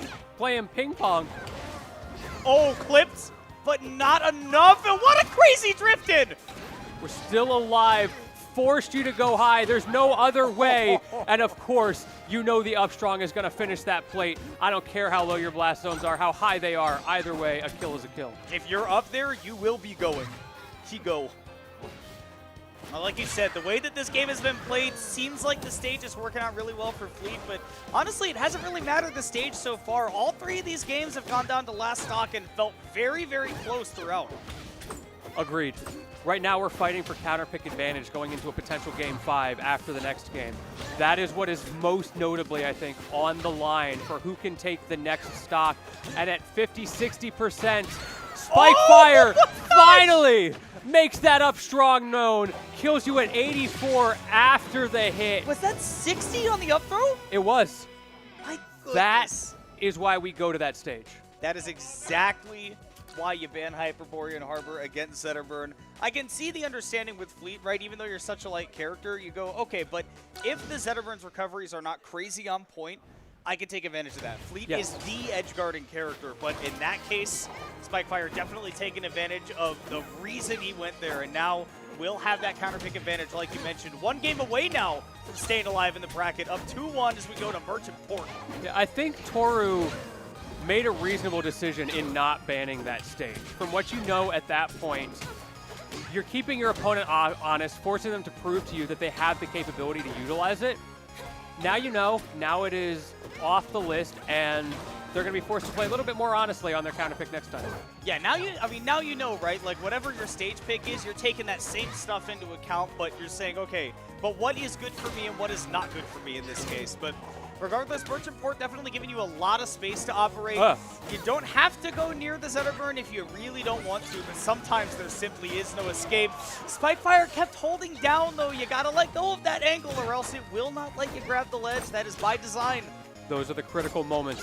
Things like that can start to show the chinks in the armor, starting to get a little bit preemptive with those F-Strongs as well. 2 in a row now, neither one really in a good position to catch, and those are the things that Toru can take advantage of. Still really good use of these forward airs. Nice little use of that pummel right there. Extra damage, a little bit of fruit. The hurt box shifting, actually saving Toru, and we're all the way into the blast zone. Dirty work to make that happen. Let me hand deliver you into that next stock. We're going to call that calculated. Just like the good old days. If I'm Toru, yeah, I'm a genius. I up-tilted for spacing. Yeah, exactly. I didn't think you were jumping in. No, don't be ridiculous. No, I'm curving the bullet. Give me that Z-axis, that good stuff. Okay, we're still getting it going. Nice patience on the tech chase, but reacted a little bit too early on that option right there, on that roll in. Ooh, parry on the special, though. Spikefire's got to be super careful going into the rest of this game, or else it could be going to a Game 5. I love that. I love that punish from Toru. Spikefire keeps going up there, doing the immediate double jump, and then am I going to go high? Am I going to go low? Well, Toru was in a position where she didn't have to guess, because she can stuff out the jump while it's still happening. There's a certain magic to being able to use your move that goes... you know, the 4-hit move that's a disjoint. It's like the telekinesis. There's no way her fingers spin that fast. You can't convince me. I am convinced that it is moving on its own. She's just really good at doing like that thing that people do with pens or like coins where they like flip them through their fingers. Bro, I tried to learn that. I always ran into the same problem where I ran out of pen on one side. Yeah, that happens to me all the time. I don't know what the trick is. How do you reset the pen? Somebody in chat tell us. How do we get the pen to I neutral? want a pen twirl. I also want to do the rolling the coin thing. Apparently that takes like 50 hours of practice. 50? 50. That's what I've heard. I mean, if I'm not doing anything with my hand, I guess that's not too bad. It's like a fidget spinner, right? A little bit, yeah. And then you look really cool. Well, Fleet making good with her fidget spinner in that game. We'll have to see if Triplats is... Oh, there we go again. See, Going to be... oh, wait a second. The Shine Spike. Toru going above the ledge, though. Spikefire expecting the ledge grab, trying to get something sneaky done. But, man, what a way to even this one back up. Bro, we got to stop with these F-Strongs. It's, you know, fool me once, right? But fool me 70 times? Well, the thing is, Toru only got fooled once. Yeah. That's the problem. And even then, it was like just a get-up timing thing. Exactly. Exactly. And that now... Right, again, we got to find those confirms. We've been using making great use of those forward airs off stage. And that has definitely been a big-time breadwinner. I'm loving the moonwalks for the movement, but burning those double jumps really early. And Toru has been sniping those out with consistency. Part of why I love Hodojo here. Small stage, you get the Zeta burn off stage very quickly. You read that jump, he could be gone. It's so scary every single time. Speaking of almost dying there, if you get that one more down strong hit, put him in an awkward spot. But instead, we're going to do it the old-fashioned way. We're boxing. We're scrapping in the neutral. Like, a little bit too aggressive to do it right there. Gets caught by the down B arrow. Toru really reversing the scripts from what we saw in that game one. And once again, the get-up attacks, getting her a lot of mileage. Could close this one out with a 3-stock. If Spikefire can't get something done, and it needs to happen now. This is getting brutal. Not the up B to finish it off. As soon as that up tilt landed, you knew some skullduggery was going to go down. And that is going to be Toru moving on in Game 5. 3-2 victory, and really well fought on the comeback where Spikefire started so hot, but the adaptation from Toru definitely there over the course of the set. Able to move on in the bracket towards that LCQ, that final spot for the Hop On Invitational, which is also being hosted right here at the Pataka Esports Festival, which we are very glad to have you here with us for. Indeed. It's been such an awesome event so far. I'm glad we're getting some good sets on the stream because you never know. Sometimes it's going to be a 3-0 and a handshake, absolute wash. That was Game 5 down to the wire. The last one, I feel like Toru was really starting to figure out the edge guarding, the ledge trapping, which we saw hints of at the end of Game 4. But up until then, so much counterplay developing on both sides throughout the set. Yeah, definitely saw both of the players being able to take note of what each other was doing. Some small changes, especially in that advantage state. But in the end, Toru moving on, we're going to be seeing a little bit more Fleet action later on in that losers bracket. But to find out who those last two victors are going to be playing against, we have to see what happens in those winners semi-sets. I know that, well, we had them all introduced earlier. I know that Locust is in there, right? Yeah, Which we got I'm Locust always excited right here. to see. Locust already on stage. And that's going to be up against Dolphin Brick. Oh, my good. Okay, so two heavy hitters. Mm-hmm. Two heavy hitters. Of course, I'm not sure what Dolphin Brick's background is, because I know that Locust have been playing platform fighters for a long time. Platform fighters. Remember, like, Platmasters at the original, well, Plat Fight. Locust was one of the people who was invited to partake in that and did a very good job. I mean, one of the best, Smash 4 reviews out there, still incredibly strong in Ultimate as well. Definitely one of the most well-known Canadian names out there, right, from the Smash sphere of things. And then Dolphin Break on the other side, one of the top members of the, I believe, the BCPR as well on the power rankings. So going to be a lot of fun to watch that one unfold. As far as characters go, listen, last time I played Locust was at Battle of BC. That was a while ago. That was almost a year ago. I believe Locust is on the 4s. That is what I saw. So that lines up. I have heard rumors, but okay. If it's still the 4s burn, I'm happy to see that. Well, let's substantiate these rumors. What'd you hear? I heard about some big boys. Oh, see, the big boys, they keep coming in. How can anybody resist? You can't hate on a big boy. Nobody can hate the big boys in this game. I love They're a good so old-fashioned big boy. I do see the 4s burn soft locked here. It looks like that's probably what we're going to get. And I feel like the character is a good choice for a multi-gamer because you have moves like that down air, like that back air, that are such potent fundies options. He's a very intuitive character for people who have already played a lot of platform fighters. I think about, like him and Rano, for example, right? Especially if you're not even coming from the melee side of things. Yeah. Those are two characters where you look at their moveset and you go, they kind of all do the things that you would expect them to do. Yes. You hit back air, it sends them that way. You hit forward air, it sends them forward, right? And then you do still have the, classic Rivals crazy stuff, let's call it, Yes, right? you do. You've got your gimmicks, you've got your funny clone move. There's so much that you can do with this character. But I think, like, if you're coming from a Smash 4 or an Ultimate background, Fours is the most intuitive pick for those players. Because he plays neutral the way those games play neutral. Yeah. Definitely makes a lot of sense. And Dolphin Break on the other side, living up to the name. Yeah, you'll never guess who he plays. Yeah, which is, what is an orca if not a dolphin that is built like a brick? They're basically the same thing. You know what? You're so right. They're both intelligent, smart. Orcas hate humans. And good for them, honestly. What have we ever done for them? Honestly based. God, These are two characters where fighting against them infuriating. Their character designs, just like I love visually, fighting love them. When I lose to a Forsburn, I feel like I deserve to lose. Not on my end. Yeah? I'll shake your hand on Arcane though. Yeah. Losing to an Arcane, I'm the better player. I don't care what you say. Or Arcane is just sliding, and we're gonna see plenty of that here as we get into game number 1.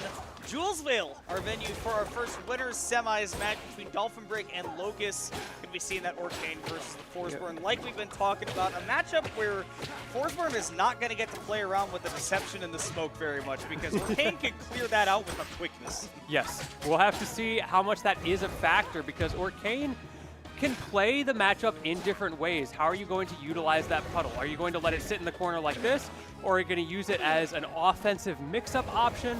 Lots of tools. Oh my goodness, and I already see the edge guarding really, really solid from Dolphin Brick, forcing Locust to use pretty much every resource to the point where you're not even able to grab the ledge and having to use that side special. Oh, look at that edge the guard. The stall out there with the air dodge just to make sure that he kept perfect pace with Locust was beautiful. That was so well choreographed from Dolphin Brick. Like, you have to jump there if you're Locust. There's no other option, and Dolphin Brick knows it. Oh my goodness, and we get to do some damage as well. Locust trying to make this comeback, but Dolphin already 32%, and we get to continue climbing. The pressure game from this Arcane is, I think, what's impressing me, because a lot of times, especially against a character like Forsburn, you're content to run away, take control of some of the stage, but instead 61% of extra credit by the time that Forsburn and Locust are able to get this one back to even on the stocks, but gotta see that damage build up quick. But we're finally able to get a bit of the smoke out, making good use of it, just being a little bit trickier, and of course you've got that escape option should you ever need it to just up you into the smoke. But it doesn't look like we need it right now, because right now Locust is putting in work. Oh, and it's gone. With a quick turnaround, instant double jump back here. Honestly, not something that I see a lot of Arcanes do, but Dolphin Brick definitely does, although getting bopped by those cape combos, and just a little dash dance from Locust as well to keep on creating that space. Lots of damage, but still not a stock. Arcane, one of the heaviest characters in the game. You might not think it, but water heavy. It's all that water weight. He's made of water. That's what I told my doctor. I promise. Promise, it's just water weight. You don't understand. I had 3 gallons before I came here. I'm trying to, bulk up before the boxing tournament. Oh my goodness, we get it again. The confirm from the Coughing Baby to the Atomic Bomb hitbox of the back here. We have not seen any fallouts. It has just been clean destruction with that back here. It has been such a powerful move in the toolkit. You know it has more knockback than an Opposite Lightning Kick? 100%? Yeah, it's an unbelievably strong move. Not that it mattered at all in that situation. You could have cut it in half and he'd still die. Yeah, there are a lot of moves that'll get the KO in that situation, but Dolphin Brick doing a real good job to take that game number 1. And man, I mean, Locust, if you want to talk about somebody immediately taking advantage of their counter pick, what was that, an 8-second stock? Well, what you see, Dolphin Brick made the cardinal sin. He DI'd in against down tilt at 20%. I think that's fair. It's a scary move. It's a really scary move. And yet, the results speak for themselves. Be mindful of what that dagger can do. So, yeah, Locust saying, all right, so you want to be able to create that space. I don't want to fear that movement. I want to be up close to you as often as I can be. Now, we did see Dolphin Brick do such a good job of edge guarding that this is a small stage. I can see sort of what happened at the start of this game to also happen to Locust, but time will tell. This is going to have to be an adaptation from Dolphin Brick. It does pretty quickly and swiftly get that first stock off the board and then show off a couple of Hydro Planes as well, because why not? Locust keeps looking for the DI mix, ends up having to settle for the grab, just get some stage positioning, get some smoke, and you can see just how much you can get off of that.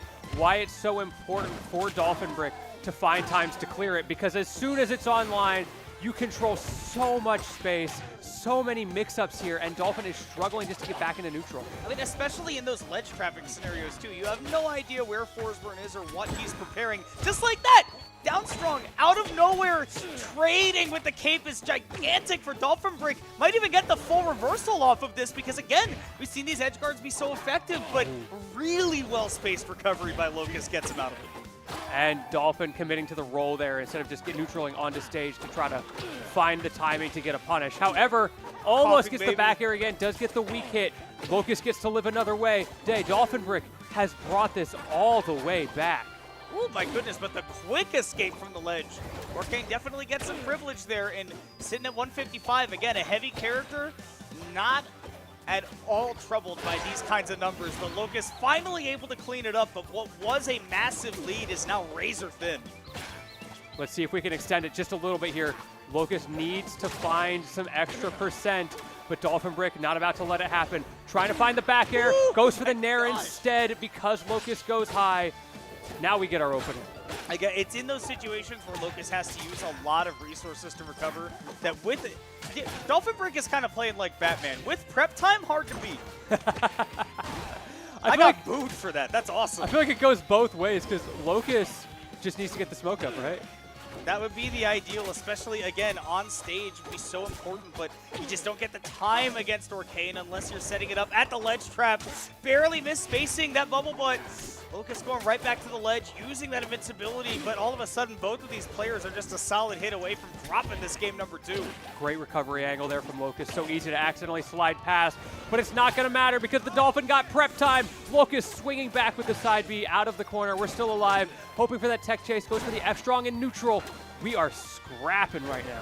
Downstrong just barely not able to do it. Even here on Ethereal Forest, but back throw, it is curiously strong, not unlike an Altoid, and Dolphin Brick looking minty fresh with that game number 2 win, making a solid comeback after Locust, 8 seconds into the game, got a 0 to death.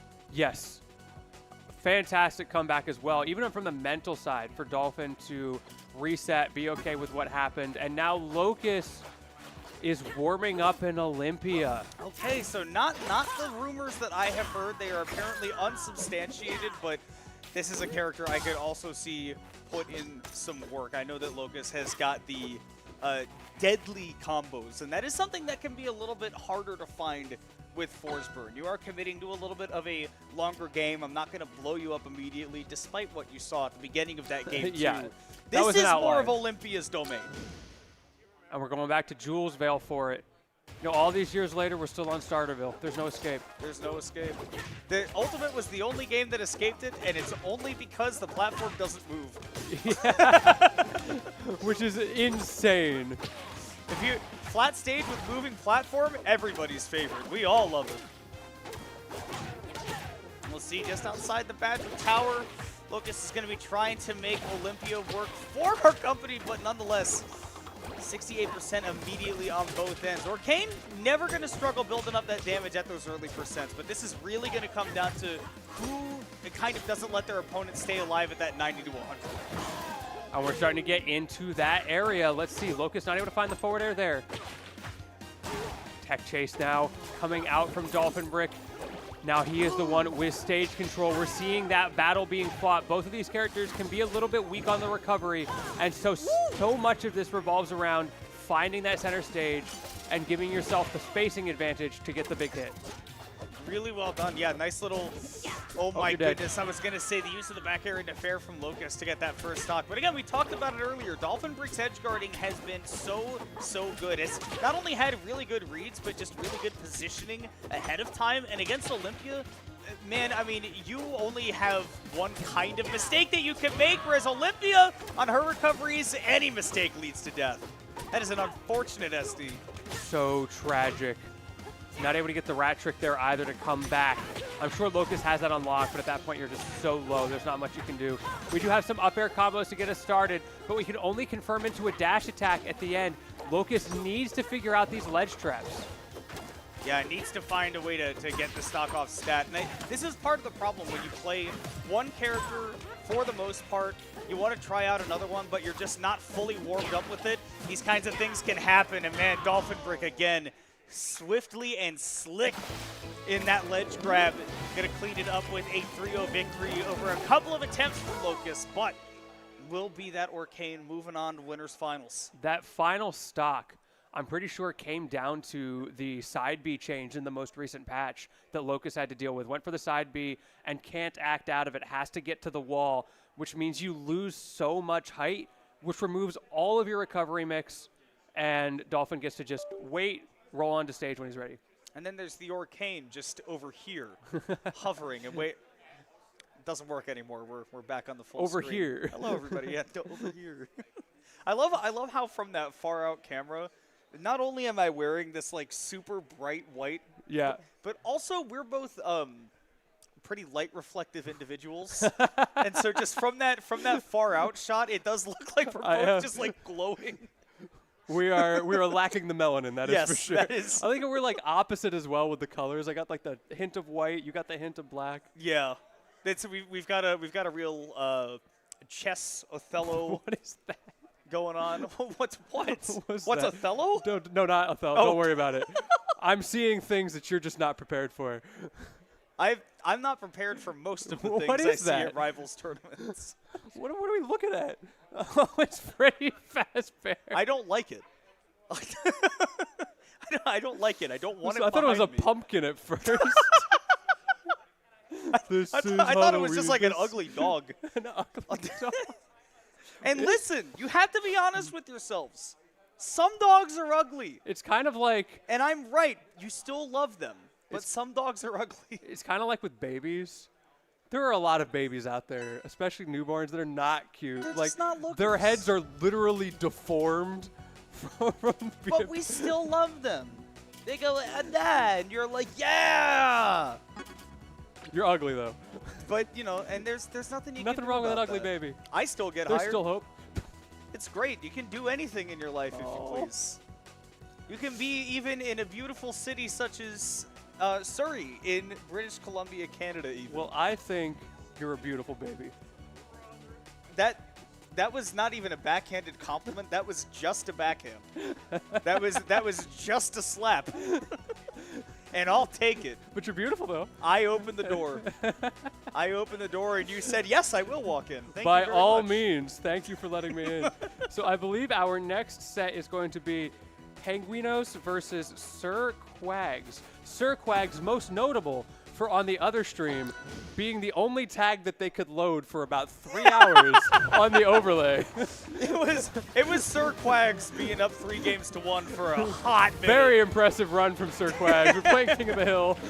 What's crazy is that, I mean, that's also just objectively true. This has been a great run from Sir It has. Quags. Winners semifinals of the LCQ, now going up against Penguinos. We are going to be seeing some Zetter versus Rano, the classic rivals of Aether. It really is classic, right?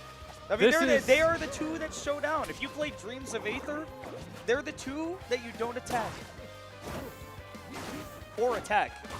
Because I found out that is a prompt you can get on that. You can get minigame. that? Oh, that's funny. Yeah, you can get it where it says attack. And I was not prepared for it the first time because I was like, I think there's one achievement for that game where it's like you need to get to like, you just need to get to 200% speed on something. Uh-huh. And I was like, well, I'm just going to do don't attack and then set my controller down and then it'll just keep going and increasing the speed. But then once you hit like 160% speed, you can start getting attack instead of don't It's attack. so funny that they thought of that. Yeah.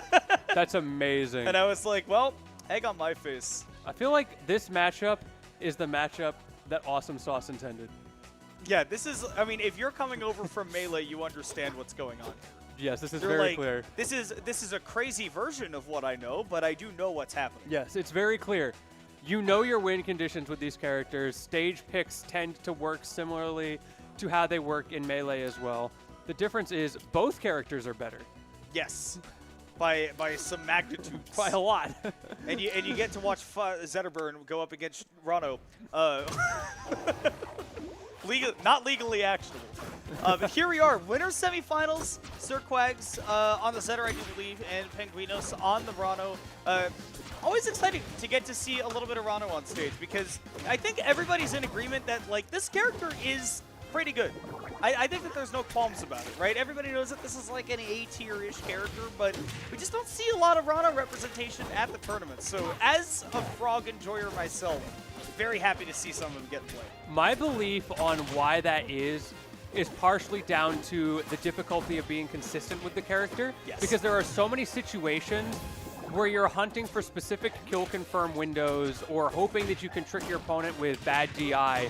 And if you don't get those, it can just be a monumental task to get the kill. Great DI right there, being really ambiguous about the platform there. And yeah, that's the big thing with Rano. Very easy to build up the percentage on your opponent. You can camp them out.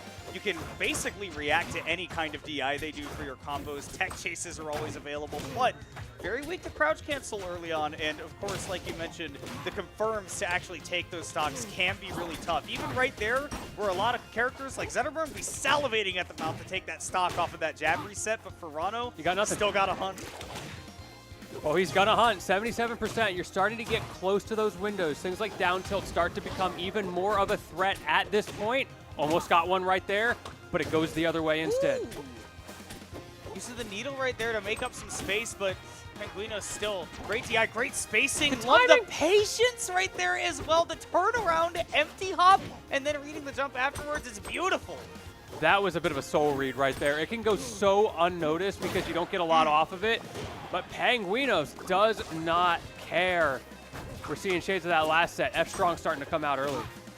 Yeah, definitely one of those things that, I mean, if you whiff that F-Strong, you're going to be taking whatever punish your opponent wants, but the sweet spot of that, man, you don't even need to confirm as long as you get a halfway decent read, and that's a lot of what Rano is built around. You have to make a lot of correct decisions as opposed to just a few correct decisions that, you know, you're able to react here and there. But And I think that is part of why we're seeing the game go the way it is right now. They're getting a relatively even number of decisions, and Sir Quags is able to get more off of each individual one.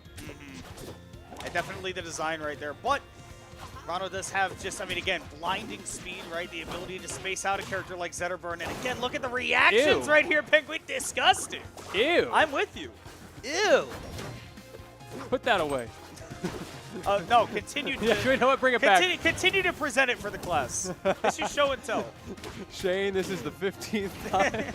This is the 15th time you've brought a saucy combo into not killing. Please bring one next week. Man, still those Sir Quags doing a great job of building up that damage consistently. What we do need to see is those consistent early stocks. We've been seeing that difficulty getting them around 100. We need to see them right here off of those shines. Got to get those confirms because, man, we can see Penguinos. Oh, sorry, Penguinos is on the Zetterburn, right? We've got them backwards. So we will be seeing Sir Quags on the Rano taking that game number one. Indeed. It started off so strong for Penguinos, but it came down to the classic spacey conundrum. If they can find a way to force you low and punish that up B, you can just die at any percent. Yeah. We're talking about consistency issues, right? It goes both ways in this matchup. Well, and I think especially when you get to those situations where you're like, you know, in knockdown or when you're off stage, Rano doesn't have a lot of guaranteed stuff in advantage, but a lot of stuff where he is in an overwhelmingly good position. And off stage, especially one of those situations, that's where we saw it end that last time. Even though Sir Quags had a lot of on-stage confirms just like these, this is the danger zone right here. Just little stuff like ending combos with that dash attack, right? It pushes Penguinos into an awkward situation. Now we're jab checking. The mix-ups are starting to come out. Rar Bear to approach. Another mix-up. So difficult on Penguinos' mental stack. I think the big thing is you got to focus on the one or two things where you can really find an opening, but not right here off stage. That down strong sends at a disgusting angle, so Sir Quag's able to take a big advantage of it. Back to the stage as well, even with that whiff side B. We'll see if Penguinos can turn it into something. Ooh, soft hit into strong hit, but it traded on the second one, which means Sir Quags gets to land. However, the empowered strong's almost enough to kill, if nothing else. It puts you in a terrible spot, puts that bubble a little bit too high, and like you said, because of it, you're done.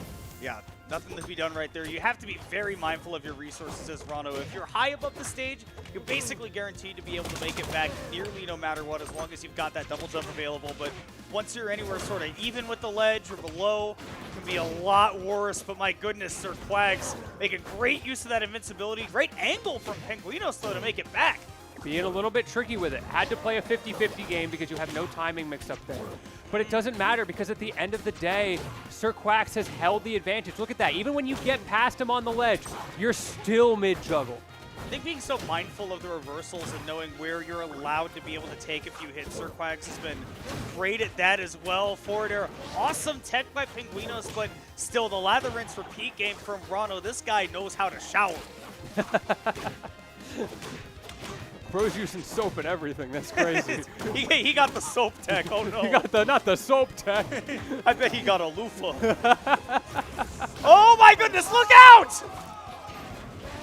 Everybody said no, no, no.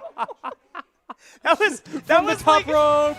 That was like watching somebody overrun the base, and now they're stuck in between first and second, and the whole crowd goes, "Go back! No, go back!" Abort. Undo. Control Z. My goodness. So a venue change here. We're doing a couple of quick up and downs. We're looking like a waveform. Looking like smear. People pop it off for the fire set at the beginning. That's so funny. To press down for you twice. Like, bro, he's gifted. How he do that? Movement. The movement, though. I say as if I don't think I'm nice when I do two up Bs between the platforms as Rano. Okay, you make me mad because you are so good at edge canceling them. What's crazy is that it used to be so much easier if you played in the betas. I gotta stop talking about the betas. We gotta talk about the now. This is he's definitely, the alpha. This is the stage we want from Penguinos. That is the alpha lion right there, trying to make a statement, protecting the herd. Maybe the alpha, but Omega dead right there on that stock. Sir Quags once again cleaning up an edge guard, so a huge lead for Penguinos, but not able to run away with it. We're back to a very cautious neutral. Both players respecting each other's threat ranges. They're looking at that bubble of approach options, trying to make sure that they don't overextend, looking for these whiff punishes. Man, you want to talk about not overextending. Both of these players have been doing such a phenomenal job of that. They haven't been leaving themselves mad open for, crazy follow-ups, right? They've been very, very measured in their approaches and then doing a great job of hit confirming. We're definitely seeing a lot of really great advantage state. Good DI on that up air as well. Might have just been misspacing there from Sir Quags, but got to give credit to Penguinos for good defensive game, but nothing can get you back from that one. One stock away from Sir Quags, moving on to winners finals. One stock may be all it takes, but this could also be the time where Penguinos finally figures out what's going on in these neutral interactions. Can we get those shades of game number one where the neutral was so much in his favor? You have to ask what happened. What did Sir Quags figure out? And I feel like most of it just comes down to the mix-ups. He's got more of them. And that's exactly what Rano's built around. You have to utilize those mix-ups effectively, and on the timing, on the spacing, using the actually safe moves at the percentages where they're safe. That took about a game and a half to actually get down, but Sir Quags now getting called out on the movement, and I think Penguino's starting to hone in on a little bit of it, because look, if you're not able to whiff punish the moves, gotta punish the positioning, but is it too little too late? I think the it's a answer little is bit. yes. Sir Quags looking too clean with that 3-0.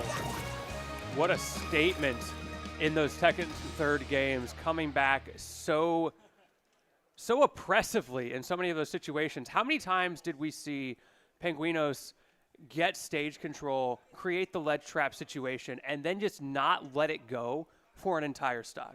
I mean, too many times. It was a consistent theme throughout every single game. Exactly how you need to play that matchup, because the moment that Zetterburn starts to be able to do his thing on stage, you have lost so much momentum as Rano, because you just can't mano-a-mano. You can't play the crouch cancel war. You have to get into a situation where your opponent is forced to jump or forced to commit to something that you can actually get a solid punish off of. So Zerquag's setting up those win conditions really well. Ooh, I feel like I need a deep breath after that one. The amount of stamina that it takes to pilot a character like Rano at that level You're for telling that me. long. Yeah, you know better than me, that is for sure. Boy. I don't play this character. There are some times where just, characters like that, and it's not just Rano, but there are characters like that where you'll be playing ranked for like 2 hours. You set down your controller and you can feel like the sparks and the smoke coming out of your brain. Yeah. And you're like, I need to eat a cookie. I Bro. need sugar in my brain. I've seen people complain about how sweaty Rivals Ranked is, and I think the opposite. I love how sweaty it is. You Yeah, can it's hop awesome. on there at any time, and whoever you are up against is going to be giving 110%, like their life depends on camping you out with rando needles in the corner. Oh, you played against me recently, I see. That's awesome.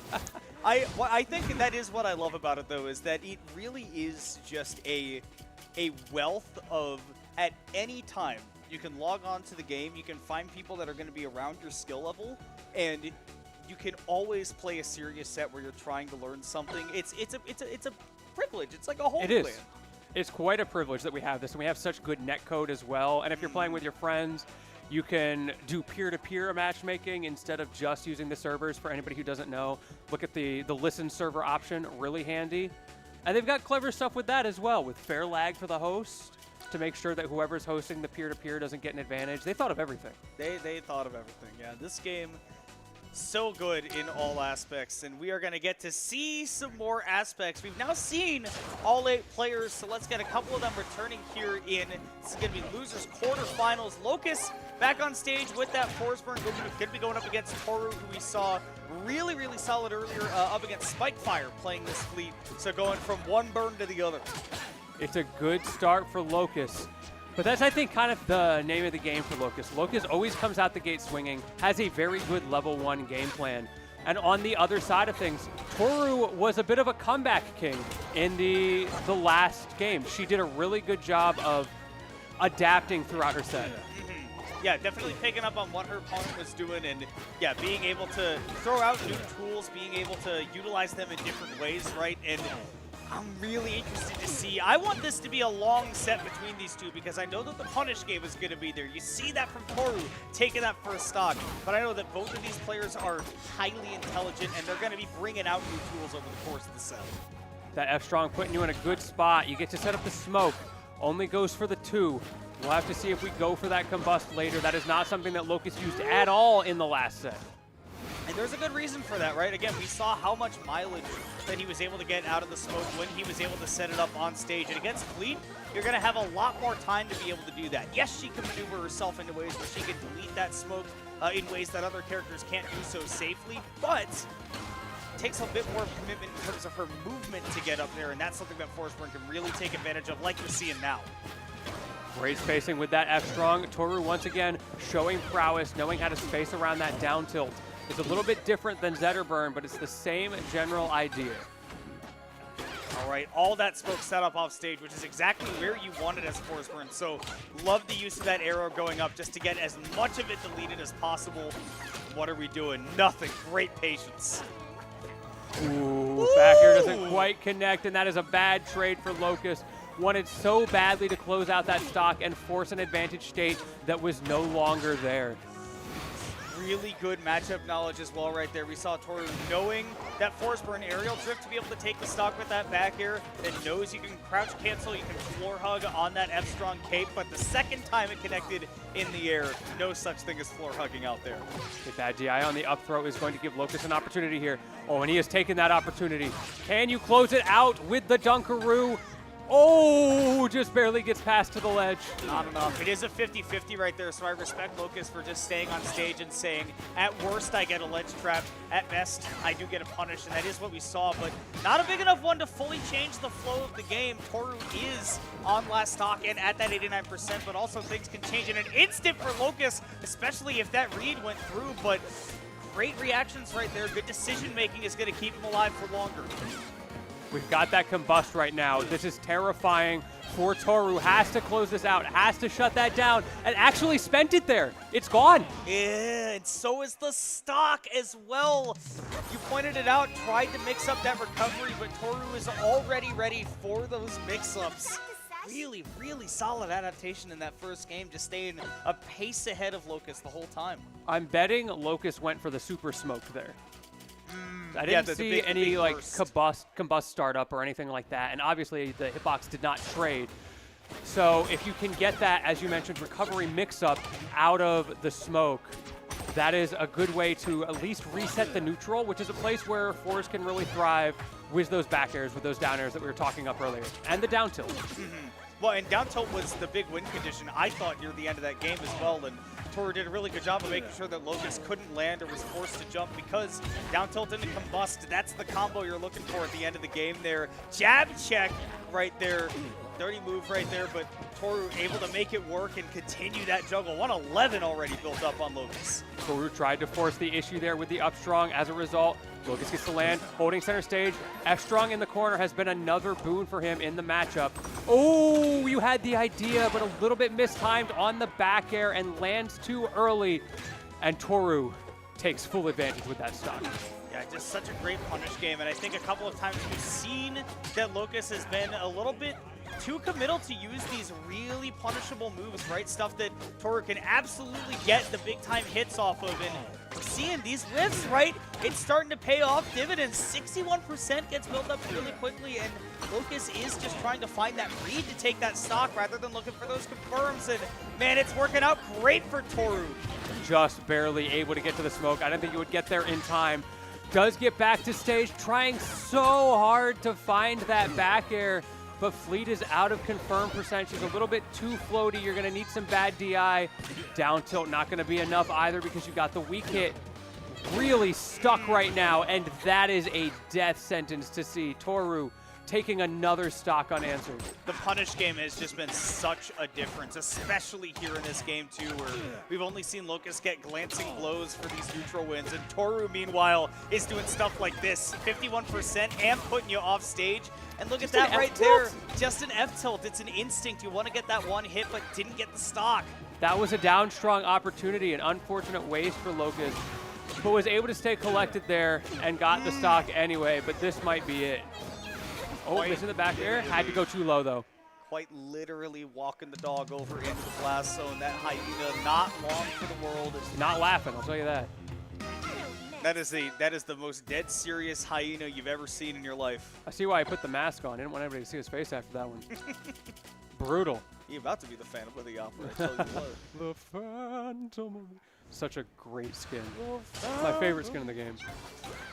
Okay, interesting. So we're going to Fire Capital here for game number 3. And again, this is coming off of a game where the primary problem we had was that Locust wasn't able to find the confirms into the KOs. We saw that some damage was getting built up, but I mean, man, it was just not enough bang for your buck in a lot of these scenarios. So I'm wondering why we're going to the stage with the gigantic blast zones where, again, Toru hasn't been blast zoning Locust very often. It's mostly been the edge guards.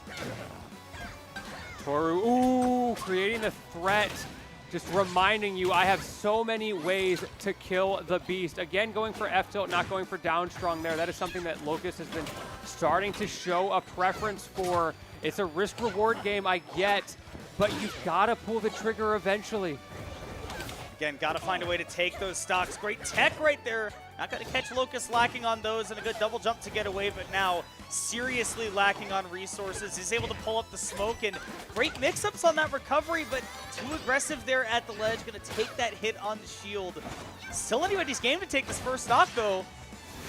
That was not close. on Fire Capital, though. Yeah, not on Fire Capital, like you said. Doesn't get the down air either. Both of them swinging. But the defensive play on both sides, the positioning just right. Staying collected, but that's going to be it. Yeah, the up air was actually able to do it clean, but even if it didn't, Upstrong was absolutely waiting to follow up. So once again, Locust going to have to try to play from behind, and we saw this earlier. Toru did this in game 1, does have the crouch cancel ready for those capes immediately. He's not getting caught with any sort of panic in these situations. Needs a down air or a back air in this situation. Just gets a jab. Back throw is not going to be enough yet again. So we rinse and repeat. This time goes to the back air, goes forward again, but Toru just swings through with a forward air. Yeah, being able to refresh the invincibility on the ledge and then immediately toss out an aerial that you cannot contest. Fully invincible, but Locust does finally clean up that first one. Took some time to get there, but did not let Toru build up a huge lead. This is very easy to make back up in a game like Rivals. Yes, and just like that, we have done so. Even the slight advantage going Locust's way, but now it is Toru who again has him off stage, and Toru has been so good at finishing her food. Taking a page out of Dolphin Brick's book right there too, with just the stall off stage, and one more hit for good measure. Honestly, wasn't even on purpose, but it still got the job done. You're just trying to make that back, but you pop that up B because you know it's going to get that KO anyways. So once again, Toru getting to play with a very solid lead. It's really going to be up to Locust to pull some kind of trick out that we haven't seen yet. Dash attack puts Toru off stage, but there we talked about Toru finishing their food. Locust has not been able to do too much of the same, really struggling with his knockback angles because so many of his moves send Toru so high. She gets a lot of mix-ups on her recovery. And that has been a big problem for him, not able to deal with those edge guards. The invisible, oh my god, the invisible throw break, and then very clean wave dash onto that platform right there. And this one, not over yet, man. Locust has gotten a couple of big confirms, and once again, using that cape effectively here to snipe that fleet out of the air. Better watch out. I love the aggression. That is what Locust needs. Just an up air. Loving that mix-up with that up air right there, and even able to follow up. Locust starting to really feel himself. Is it going to be enough to take this game, though? Resources are running out. I don't think you're making this one back. And he won't. Toru with a clutch edge guard just as the danger was looming. Able to close out a 3-0 and move on Locust. And that Forsberg will be going home at 5th. Great stuff to Toru, being able to close it out. Locust not quite finding a lot of the confirms that he was looking for. I feel like some of the movement wasn't as crispy as you would hope. Back air heights, we saw several times. Tried to throw out a back air at the last possible second before landing, make it as safe as possible, but ended up being a few frames too late, and every time Toru punished it. Yeah, and again, it's those punishes that really made the big difference. It was how much are you getting for these hits, and in that case, it was Toru getting 50, 60%, even the stock sometimes, and for Forsberg and for Locust, I think that there was just a lot of, I'm focusing on making sure that I get a hit in the first place so that I can be an advantage, but it comes to making a couple of right decisions afterwards, and you know, it's just, it's tough to make that many correct decisions in a row. It was nice to see some fours, though. Yeah, I do love a fours. Like we've got Cake Assault and the other ones. Yep, exactly. So it's always fun to see, just like we got to see some Rano as well. And we will be able to get to see a little bit more of those characters later, but that'll be over. Back on the winner's side, we got to get back to the other side of losers quarterfinals. We haven't seen Glacian for a while since the start of this block, but we will be getting a bit more of that elephant action. Now going to be going up against Penguinos, we did just see recently, duking it out against that very Rano with this Zetterburn. Now we'll be taking on, going from character who is built to outplay me and make a bunch of correct decisions in a row to character who needs to make one correct decision and blow me up. But it's so hard to find that correct decision. Or more to the point, if your opponent makes a correct decision against Loxodon, take 90.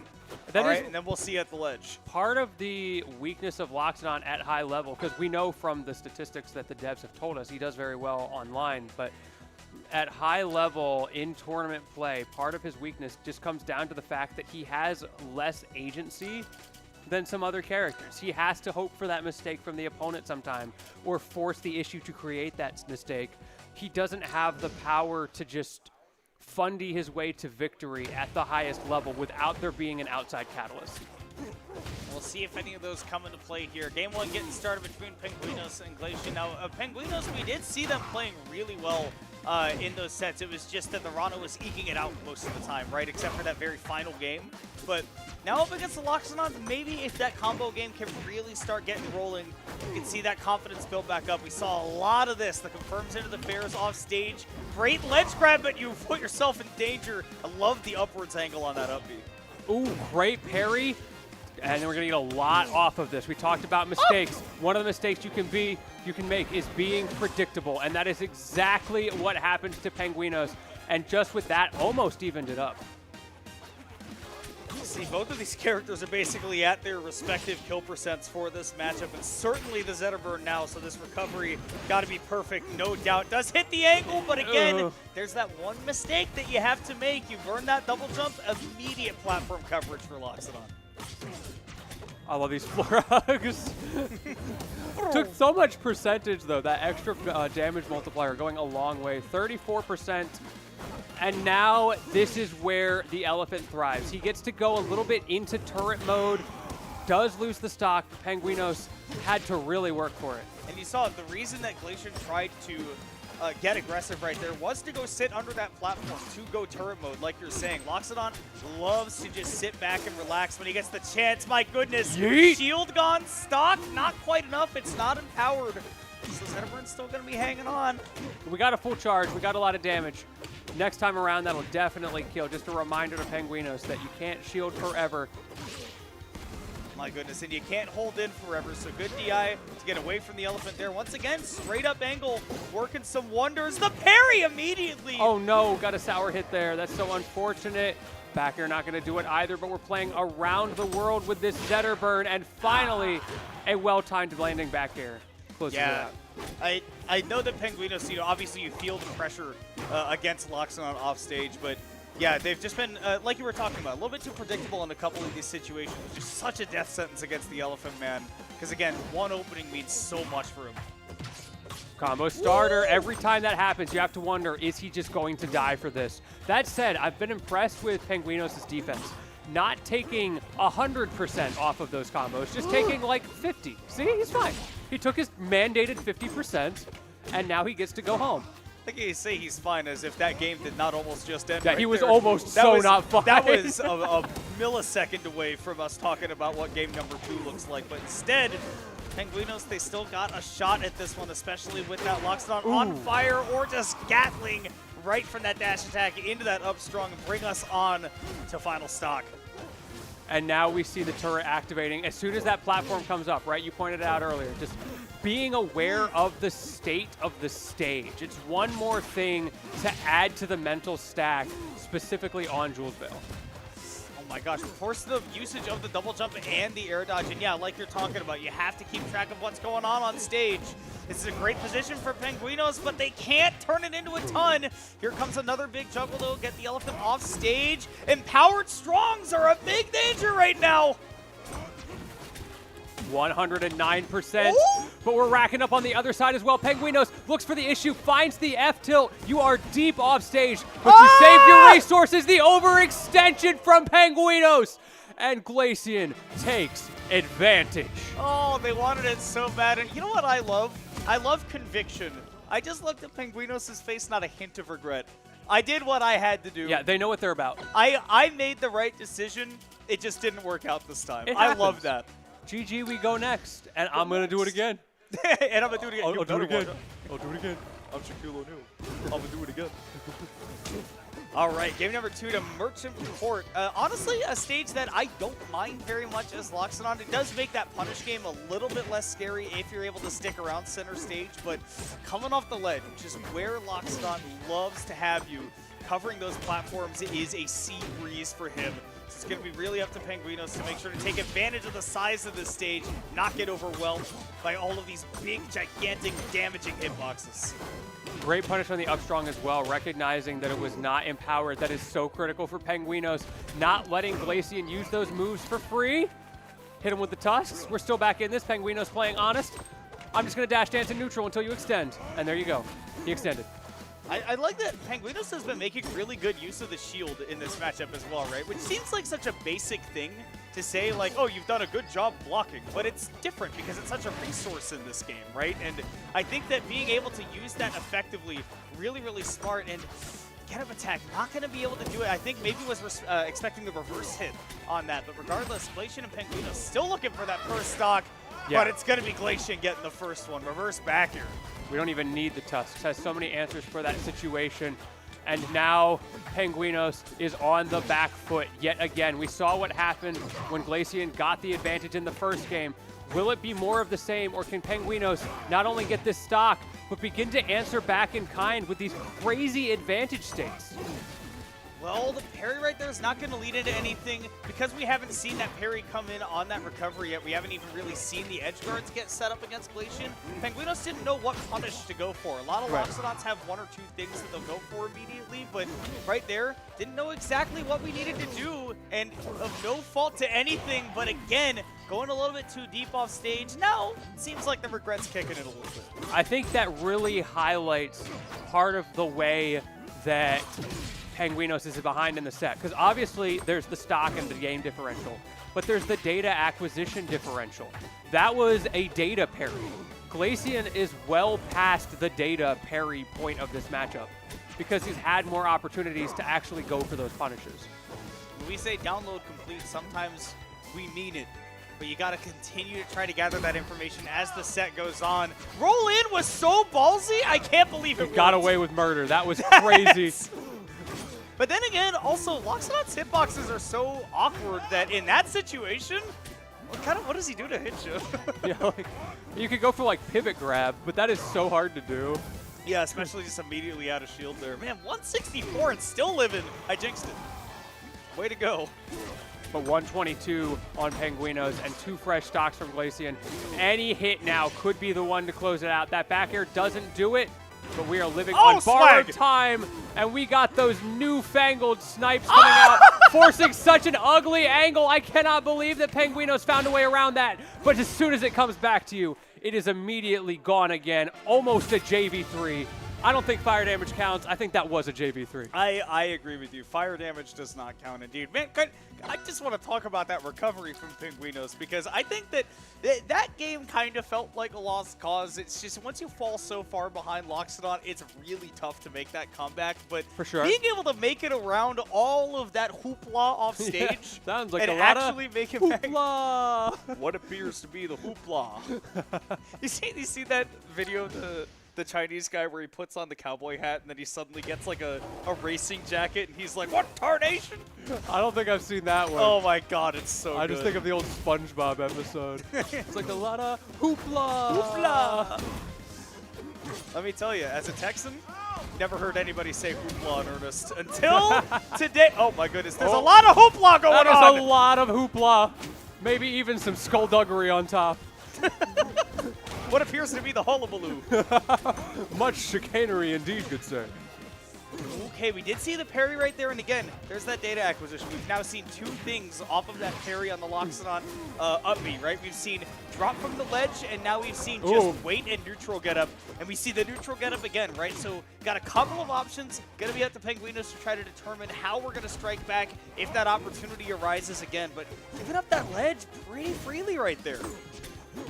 Yeah, this is looking a whole lot better for Penguinos. Just having that control of the stage and an ugly semi-spike with the fair into an actual spike with the shine, thanks to some unfortunate DI. Yeah, looking like Android is his brother with that one. Beautiful shine spike, but okay, I love that moonwalk back forward tilt right there, just to not only make up some space, but to use a safe move. Oh my god, Penguinos is on the move. He discovered forward air. That's all that happened here. It's like, wait, this move kind of nice. Wait a second, I kind of swing my fist out and it's kind big of and strong. Okay. Oh, empowered classic. means not only stronger but longer. That's what they called me in high school. Is it? Stronger but longer? Pros and cons. Or empowered George. Which one was it?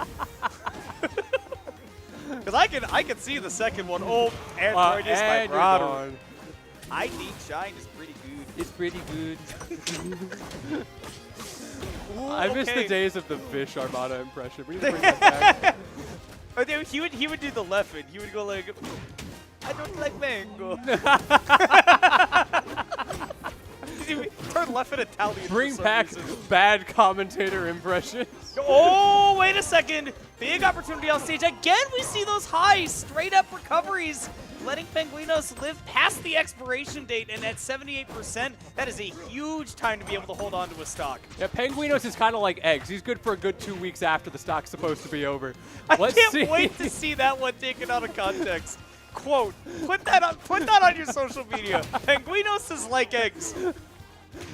Oh, let's see if he cracks under pressure, though. Glacian putting on that pressure with the back air, and now we are back into this situation. But critically, to what you were pointing out earlier, it was a little bit harder to kill that time. Now, hold on a second. Speaking of hard to kill, Loxodon at these high percentages, if he is not on fire, it's not just going to be as easy as tossing out a strong attack. If he is on fire, however, it is that easy. So no comebacks afoot. JV2 for Penguinos to get one on the board, but still is only embarking on what needs to be a reverse 3-0 to stay alive in the bracket.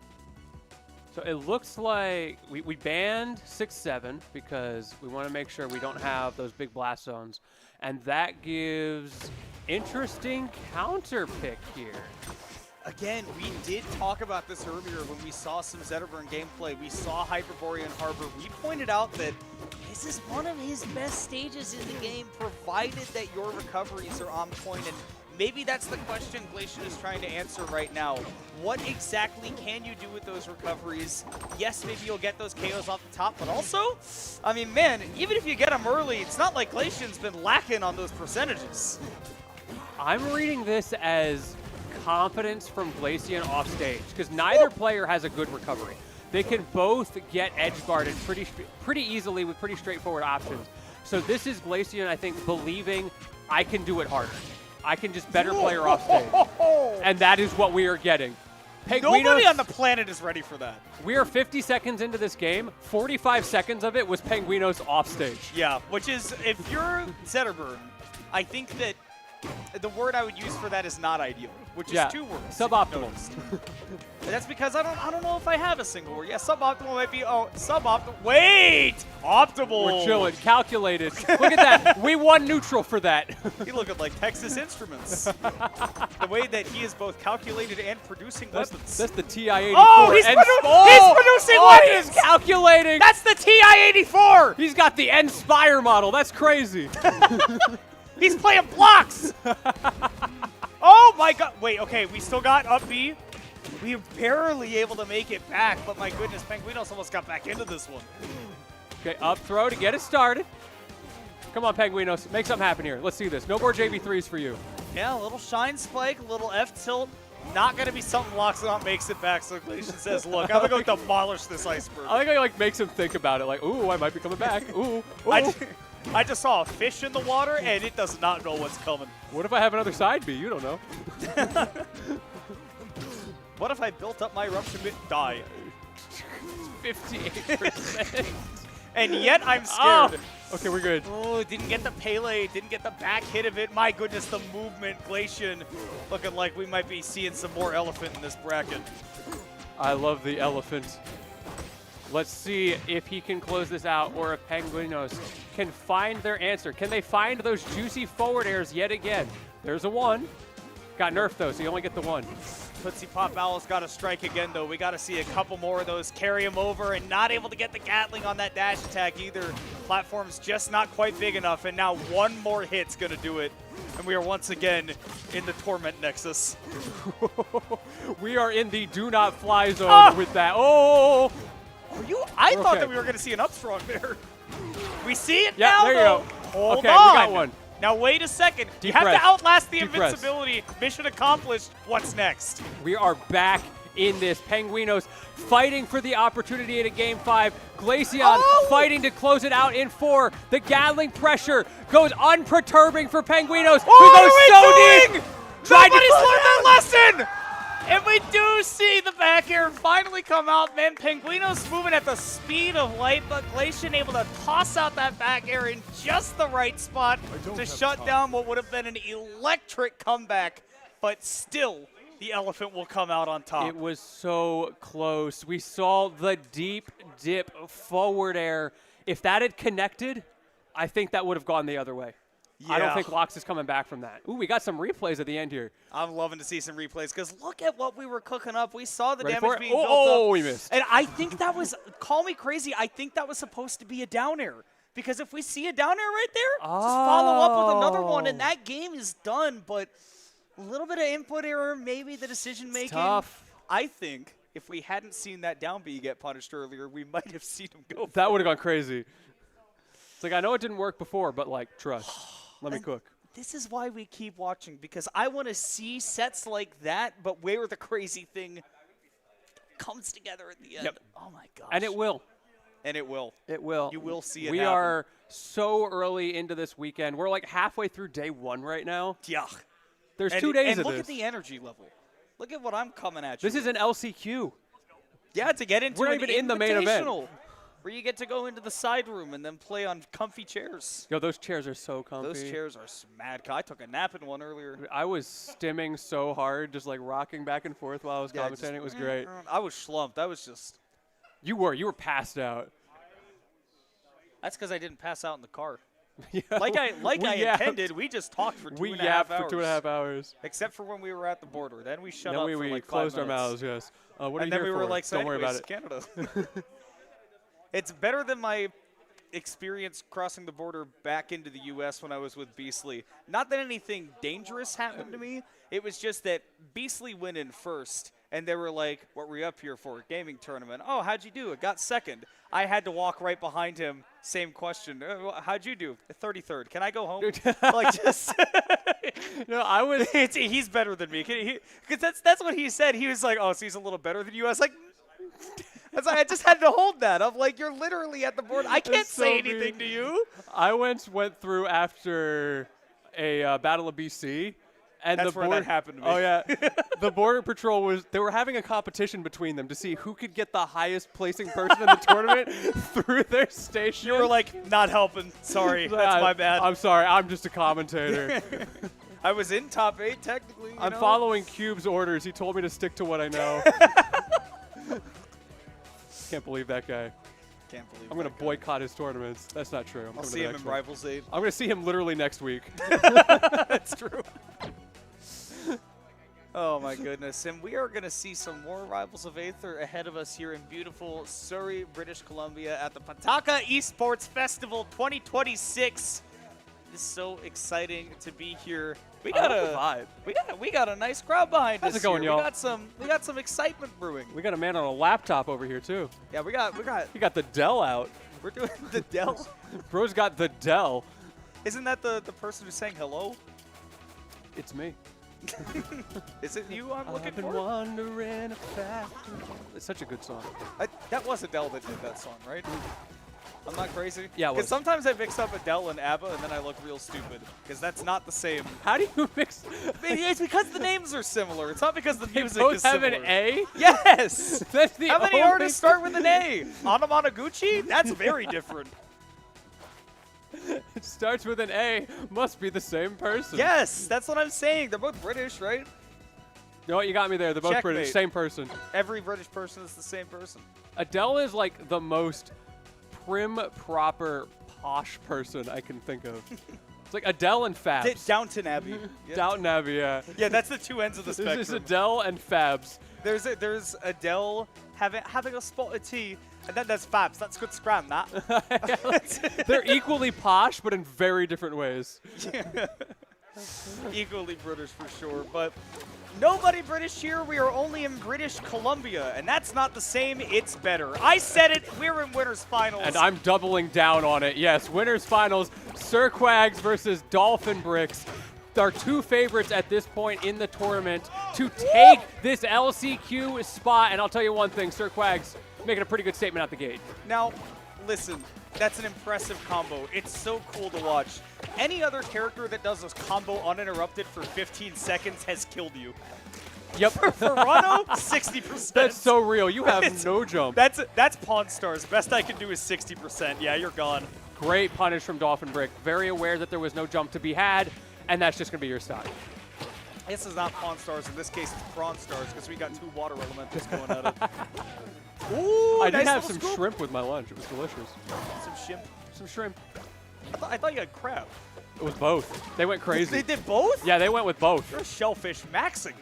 You're a shellfish individual. I'm shell maxed.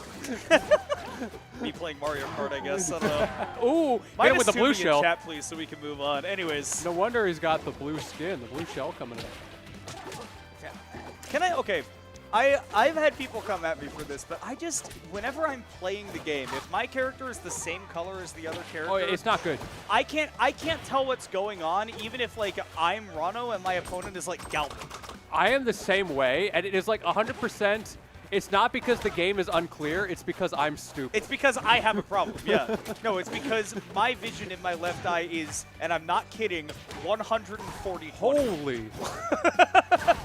Man, I really am just stupid. I got 20/20.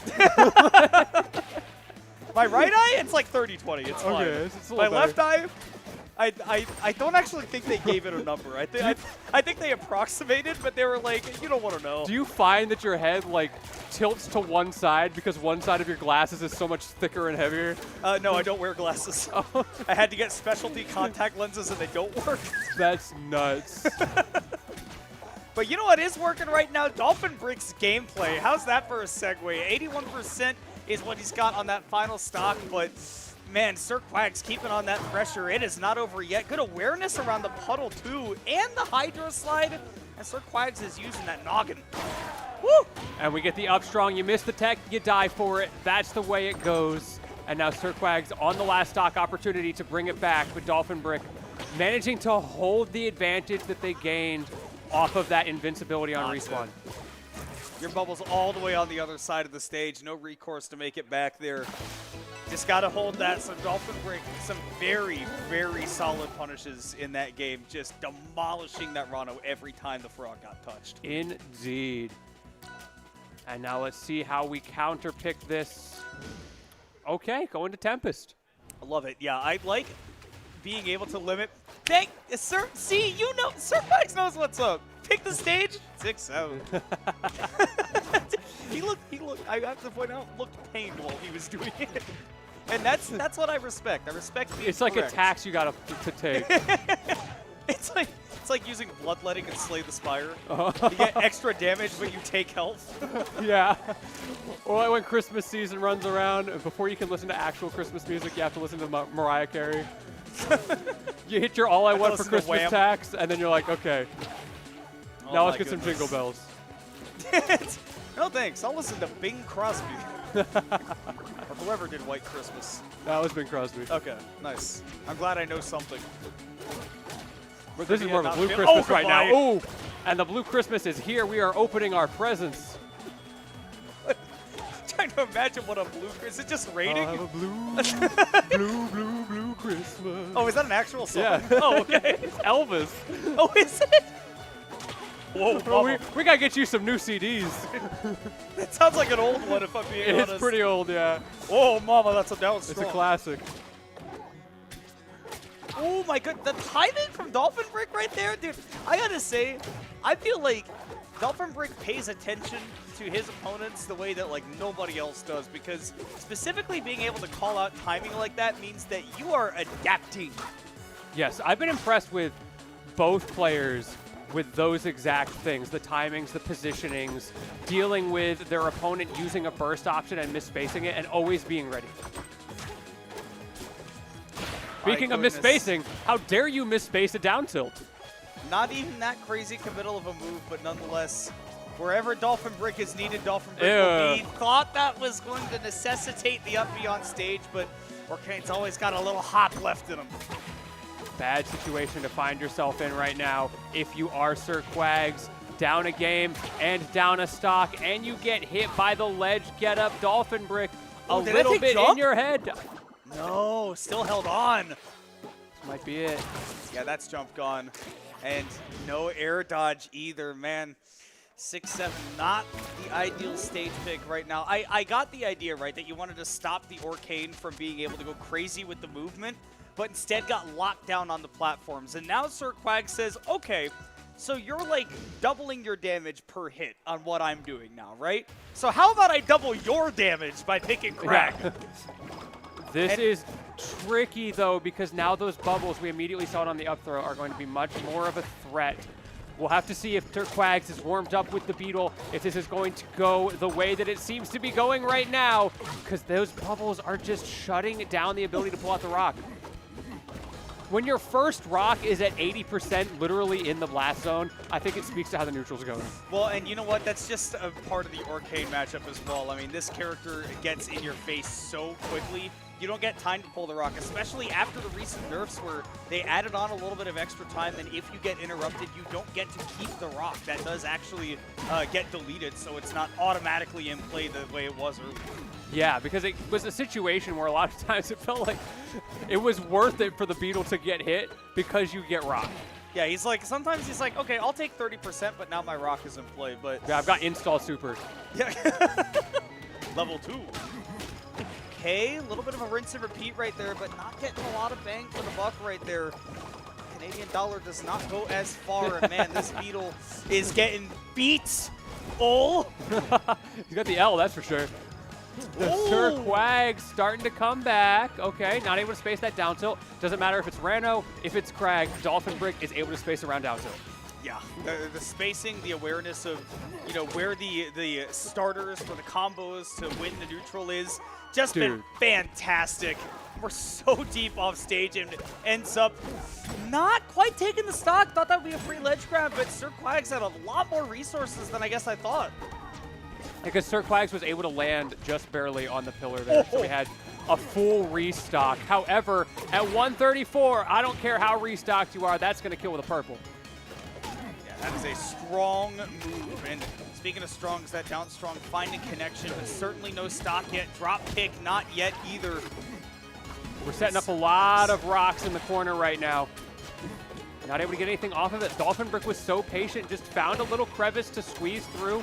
Has the puddle as well in the corner. This is going to be so hard to come back from. This is definitely... Dolphin Brick is taking advantage of both the Dolphin and the Brick right now. The whole game is at his control, and Nair into the... boom! So 3-0 for Dolphin Brick, looking unstoppable right now. Will now be sitting in grand finals, potentially just one set away from making it through the LCQ and into the Hop-On Invitational. So aggressive off stage. I'd love to see it. And like you said now, sitting pretty. Winner side, grand finals, but it is far from over. We're just starting this top 4 right now. And up next, we got 2 more heavy hitters who fought hard to get here. Yeah, we're definitely going to be seeing Toru sitting back down, which has been a great run throughout the losers bracket. We've seen this fleet putting in some hefty work.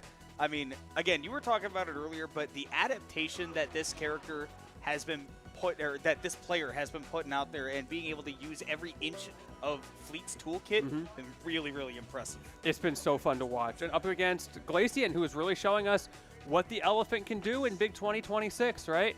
There's been constant dialogue about how strong this character is. Of course, players like Stango showing the potential. And I've seen the tier list very marginally starting to slowly climb. Some people think maybe he can do it.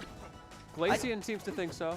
I think that with Loxodon, there is an understanding of... Hello, Pataka attendees. we got It something is going on. my favorite time of day. It's dinner time. Thalis are now available next to the merch booth. $15 for a dinner thali set.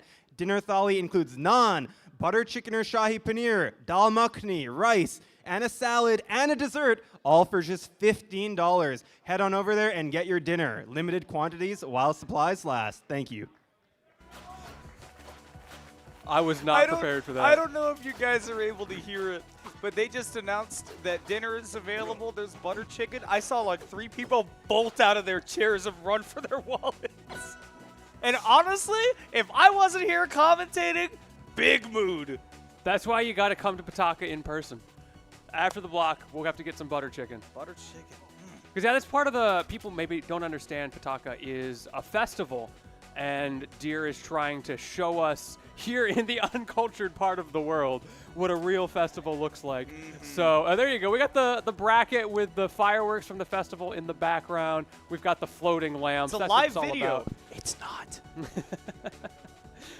But yeah, it's really cool that they're bringing the Indian cuisine to the British Columbia area that we get to come up from Seattle as well to get to experience what this is like. Shout out Deer, Cube, the whole team making this possible. Yeah, and also we are in an area that is very culturally, well, unlike what I look like on camera right now, right? I mean, you can just see that I am just a beautiful baby. The big BB. As I was going to say, there's a lot of really good Indian food around here, so you know it's a great cultural area. As I continue to glow with the you have with aura. with the hashtag FFFFFF that has yet been undiscovered in real life. You are All right. emanating aura in that player cam, and for good reason. As we get into losers semis here, Glacian versus Toru, Loxodon versus Fleet. Yes, we will be seeing this in losers semifinals, which means that one of these players will get fourth, one of them will get third, and right now Glacian saying no third, no fourth. I get the first stock right now, immediately looking to move on with that big punish game. And remember, both of these players started this top 8 in losers, had to overcome some big adversity, and they're fighting for the opportunity to get into losers finals. Yeah, got to be feeling pretty good right now. You've warmed up, you've shown what you can do, and if you're Toru, you're feeling a little bit worried about this edge guard because it's so important to close this out. Ooh, but not expecting that side B to reach above the stage. ECB just in the right spot. Nicely timed air dodge, had the eruption usage as well. A little bit too early to get rid of that invincibility and actually be able to stuff that up B, and quick little F strong. Not even a very, I hesitate to even call it a strong, but because it came out so quickly, but still enough to take that first stock. It was an F marginal. Yeah, it was an F moderate. An F all right. Yeah. I like the F moderate. You know how they you know on the list they go like thunderstorms, severe thunderstorms, strong storms. Yeah. I wouldn't even call it an F severe. Oh my goodness. That, however, is an up severe. Oh yeah. Big time damage. Big time up severe. Never mind. Okay, we're okay. Up moderate. It's an up moderate. Oh. What if it's in power though? That's a great question. Is it like a bomb cyclone? We get those up here. You We know do. what's funny is that after moving out from Texas, I was like, oh, I'm like never gonna see like a big thunderstorm again. Literally, second day after I came up here, there was a bomb cyclone back in March, and the power in my Airbnb went out. Oh look, I was like, oh, I'm right at home. They even put PNW weather into the game. It's if you're the wondering bomb what it looks cyclone. like, it's this, always. How thoughtful. I guess it makes sense, right? They are based out of Seattle. Okay, drifting back over into the corner. Can't commit to taking a sip right now. My goodness, Toru going unpunished though. 113% on Glacian means that one more solid aerial can do it. Not across the stage, grazing the big ears, but Glacian got sent too far to make it back without that double jump, so it will still be Toru scraping out that game one. Toru really took a gamble deciding to eat there, getting that extra empowered arrow. Ended up working out, but it's something you have to consistently think about every single time you press that button. It's so easy to autopilot. I 100% autopilot that. Like, I launch someone, hit the button. I want to throw out an aerial that will do damage. But instead, we are maximizing our potential. We're food maxing. That's why we come to Vancouver. I We want can't to get food over max. the fact that I look like an Aperture Science companion cube in the player cam. Just I was thinking like the Aura Max Street Fighter character. It turned the brightness settings all the way up. Turn it all the way up. Somebody turned down them gamma. Okay, so game number 2 on Hodojo. Maybe not for long. Had to make that up B to recover. And Deep both breath. players will take that trade. Deep breath. Task failed successfully. Nothing personal, kid? I'm not sure who's teleporting behind who right now. Nothing personnel. Ooh, downer, but no big setup. At least just too light to get a confirm at those percents. And this isn't even a crazy high percent. Bro, Toru is loving down air in this matchup. And why not? There's not a lot of zones for Loxodon to go to. Missed the parry. Just going to easily take that shield. Gets caught jumping, though. We've seen this a couple of times already. That F-Strong is putting in work. Bro, we got an extra arrow. You see this? What? Yeah, what? It's separated? There were 4, and the second one was the empowered one before. Next time it gets empowered, it's going to be the second one from the right. What did you do, Dan? Unplayed. First Toronto's down air, now Fleet's UI. I've never seen this bug before. That's kind of funny. It was supposed to be a dice. I missed the die. I understand why they got rid of it, because I also saw it and thought, oh, what's the RNG mechanic? It's not. It's not just RNG. Dungeons of Aether. Great game, by the way. Okay, yes. Great patience right Still there. there? Using the maximum intangibility. Why is it still there? Fourth arrow, mad important. Okay, catching the jump. Again, we've seen Toru do such a good job of calling out jumps, and Loxodon loves to do that on this stage just because staying pasted to the ground on Hodojo, like, you want to be controlling the game on the platforms, but man, now without any of the magma stocks, gotta get those built back up to really have some effect. And coming back to the stage, parry and calling out that neutral getup. We were talking about this earlier in Glacian's first round, was what's the call out going to be? Are we going to be dropping down from ledge if we get parried? Are we doing that neutral getup? We did see the neutral getup off, and Toru has got that punish ready. And to loop it back, it's because we're past that data acquisition phase, right? You know what your opponent is going to do in this situation. Toru taking full advantage of that knowledge base, up a game, up a stock, trying to make it 2 games with this edge guard potential here, forcing you so low. Ooh, but no Han. We're not in the Star Wars universe. We're taking big damage. Parry was so big, but we only got a throw off of it. Hey, get that out of here immediately. Just trying to control that center stage. This is last stock for Glacian here on game number 2, and you do not want to have to stare down the barrel of a reverse 3-0. Everything you can do to take this game, you got to leave it all on the table. Oh, the shield break! It ain't happening. We're popped, and we're going to the top. It's Toru with a 2-0 lead.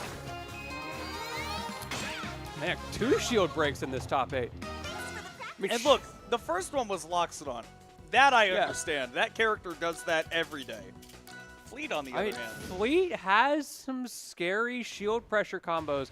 I think a key factor for her is that she can stack several things on your shield at once, and so you're not prepared for how much shield health you lose so quickly.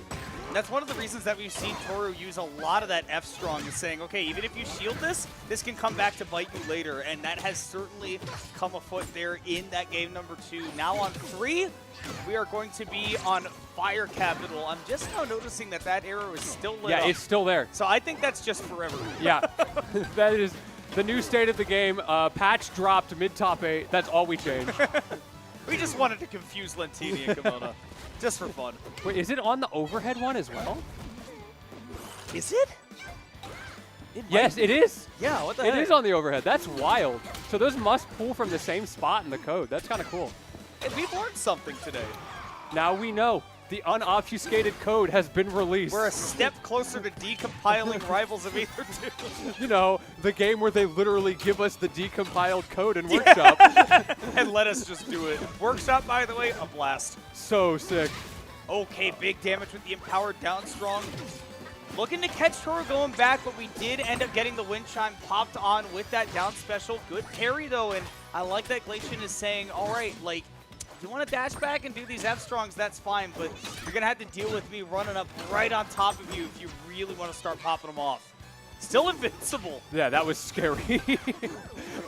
Glacian taking full advantage of those iframes there. Down a stock, though, it has been very hard to close them out. We were talking about Marthritis earlier and some of the other matchups.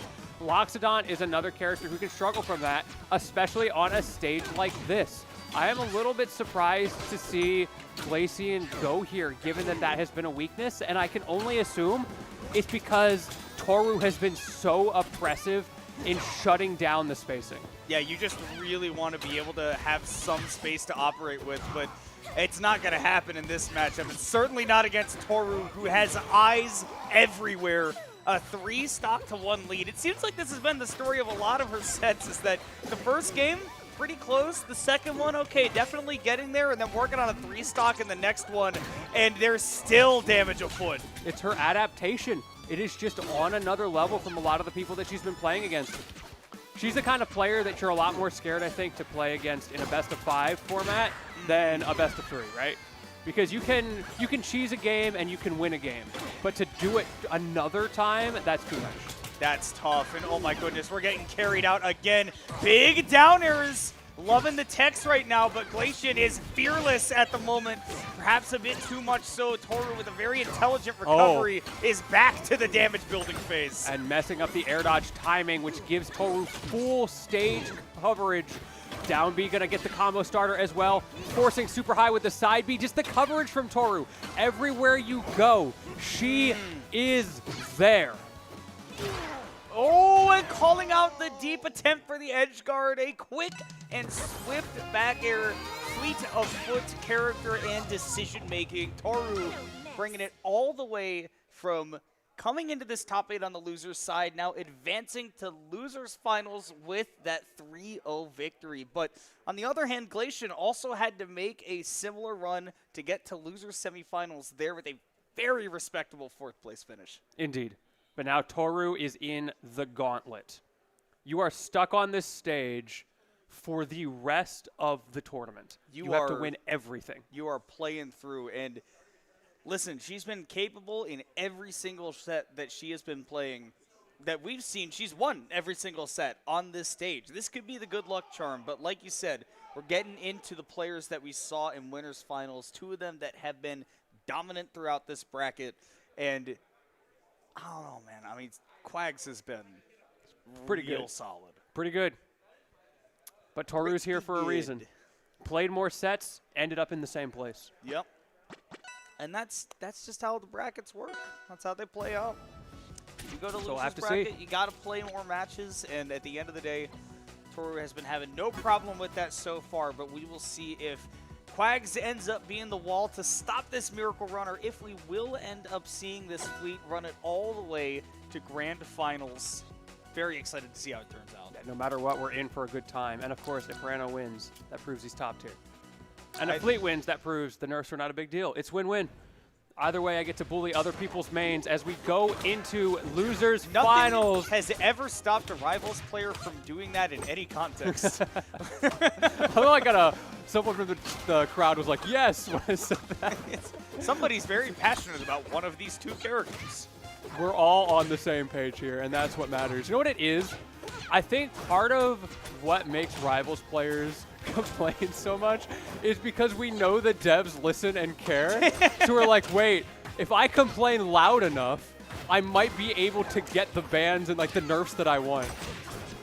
And that's why the character that doesn't win anything still got nerfed, because Awesome Sauce says that it's played by dweebs.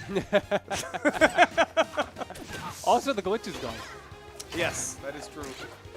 Okay, but Quags has been super, super good on these recoveries. Very consistently been doing what we've actually been seeing from Bird as well over in the Invitational bracket, which is these up Bs right to the ledge, teching and immediately popping that side B, that tongue sling to get right back. Love the use of the air dodge right there. Still in a tough spot, but yeah, catches Toru trying to get the immediate punish, barely not taking the stop with that down straw. Such an even first stock here. That momentum swing can go a long way. Because if you're playing from a what a call out! We held it! It said, I know there's going to be a second one after this. Don't play games with me, Toru! That was spot dodge timing. I think that's why that worked for Sir Quags. Because you can't react that fast to a parry. Yeah, but no, that was pure call out. If you're reading a spot dodge or a defensive option like that, it will just work automatically. Ooh! My goodness, but Toru continues to just absolutely be nails on these edge guards. Just, it doesn't matter, man. It feels like whenever any character gets off stage at like 70, 80%, they're gone against her. Loving these up tilts from Sir Quags, but he's been struggling to get too much off of it. Yeah, again, this is the problem that we saw plaguing the Rano against the non-big characters, right? We saw it work pretty well, earlier on in the bracket, but now that we're playing against, we saw the Orcane, now we're seeing the Fleet, right? The damage output just not quite the same. Can you finish your plate? Ooh, good flip jump from Toru. She's still got mix-ups that she's not showing, and that was one of them, finally being burned against Sir Quags. When you think about it on both of these stocks, Quags has been the one to get out to the early lead, but Toru has been just ice cold on the finishers, has always brought back that damage so reliably. Like, the pressure that she's able to put out with this character, we saw her earlier on in the bracket, we talked about how there's a lot of holding forward, there's not a lot of trying to hold that middle game, but it is working beautifully against Quags right now, that whole forward game plan. I'll tell you what, though, that nair, that get off me from Sir Quags, also working very well. Toru overextending just a little bit and getting caught on bad DI. Those small mistakes, that is what Rano is thriving on right now. Toru needs to play perfectly to avoid those win cons.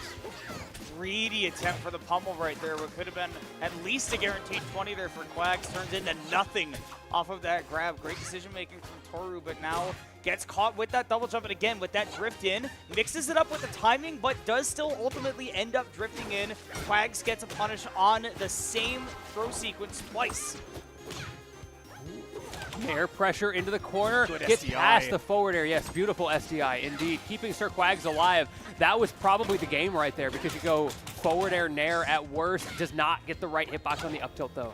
Ooh, I think Quags was expecting to be able to get a tech right there, and now messes up the spacing on that recovery. Goes high with the Needle Storm. Very dangerous, but tough to punish if you're not used to it. And does get the jab reset. Dacus, it's not the sweet spot, so Toru is hanging on. It was so close, just not quite enough. Toru delicately floating above the head, gets the roll read as well, and the up strong takes game number 1. Stretchered into it, was stuck in that situation where you have, you know, maybe a third of a second to make that decision, where the moment that, you know, you run out of that invincibility stuck on the ground right there between your rolls, Toru's going to be able to react and get the hit, but had already started charging that up strong at basically the exact moment that Quags pressed right on that control stick, and at that point, it's over. All right, we're going to the game 1, dude. going to the small stage with the big blast zones, and there's a lot of verticality to these platforms at times as well, which is something that Rano can take advantage of, I think, a little bit better than Fleet, but the offstage will be scary. I mean, especially with his, you know, with just maneuverability, being able to avoid getting hit. Definitely does love Tempest Peak, but man, that small stage size is the really big boon for Toru. Does launch into the bubble, but that doesn't mean that your stock is safe. The sniper is here to stay. Man, that hit so hard it brought the visual bug back. That's crazy. That it was gone in the last game too. It's back. It just wanted a front row seat to that absolute massacre of a first stock. Great tech. Did not get the tongue sling back to the ledge immediately, but man, this is definitely going to be tough for Sir Quags because you really want to start off strong, but calls out Toru for a little bit too low of a recovery. Tried to catch Sir Quags' movement, but man, nonetheless, Toru's still playing real solid. Despite losing that stock really early, had that opportunity for a gigantic lead, still playing with one. Ooh. Yeah, we had talked about the ease at which you can edge guard Rano, but Fleet's up special is very punishable if you can get her into the right position off stage. So that can go both ways. Oh, speaking another of mistake off stage. Speaking of, Toru has taken maybe a combined 100% in this game and is still down another SD. Toru's popping off. we take those. And now we are last stock, game number 2. It doesn't matter what came before. All that matters is what we've got right now. In synchronicity, those up specials coming back to the ledge, just desperate not to SD again. Ooh, I love the use of the rapid jabs right there. You can't overuse them because you can get a punish on crouch cancel on them, but nonetheless, is able to get a lot of damage. Bubble is available, can tongue sling back, and just ducks underneath the arrow that would have taken the stock. It was so close. Down tilt combo starter, got you caught holding in, caught you holding in a second time, and now we are so low. Flip jump, trying to stall out, but the drop zone back air puts you into a terrible situation. Sour spot definitely not enough to do it. Not on the down strong and not on the back air either. Fleet still got some distance, but to confirm out of the needle, Sir Quags said, I SD'd once, but I'm not afraid to go out there again, knowing the confirms are there. And despite a very, very early lead for Toru, able to bring that one back and even up the set 1-1. You held in on down tilt at 30%. That's all it takes. You can't do that. Can't be doing that. Not in losers finals. It's like Punk playing against Knuckle Doob. Oh, can't do that. Can't do that. Can't do that. You can't do Can't that. do that. What? I can't do that? Nah, man, you Nah, can't you do can't that. do that. Can't be doing that against Cammy, though. I love. Shout out to Punk. I love Punk. One of my favorite individuals. And these are two of my favorite individuals to watch play. Given the set that we have right now, Losers Finals, Yeah, this is sick. we are on a 1-to-1 set, which we've only seen a couple of times. But yeah, the adaptation, the combo game, the movement, everything that you could want out of a rival set is here. Oh, we are. Oh, no. I Sir jinxed Quags. Oh, no. Okay, Welcome catching- back, round 1 pools. It's good to be here. My punish, air dodge to the right. My air dodges go crazy, though. Okay, right back to the ledge, sliding in. There we go. We see the DI out on the down tilt that time. But yeah, you can't be as willy-nilly with those forward strongs. You do have to mind that those needles can absolutely give you the punish. Okay, good parry from Sir Quags, trying to hold center stage, but somehow Toru is the one that ends up with center stage despite being the one with a frame disadvantage. I think actually taking the arrow out of the rotation right there, because you don't need it Yeah. at that percent. You just need to set it for the KO. Now you've got it available here if you stay alive, but not the case. So we get a fresh stack of 3. That's right, not 4. We go into second stock. I'm so curious what happens if we get a 4th arrow. Oh, it fixes it. Oh yeah, completely fixed it. All right, well now we know how that was fine earlier. That's so funny. I almost wonder if Toru went for that just to try to fix it. That would be no. awesome. No, but Special Bubble breaks it. No. Why? Such greed on these grabs. Why does the throw break it? That's actually crazy. The illusion. This is a fascinating amount of data for the Rivals dev team to look through after the tournament. Yeah, it's just right there for him. It's such a minor thing, too. This doesn't really affect the game at all. It affects pretty much nothing.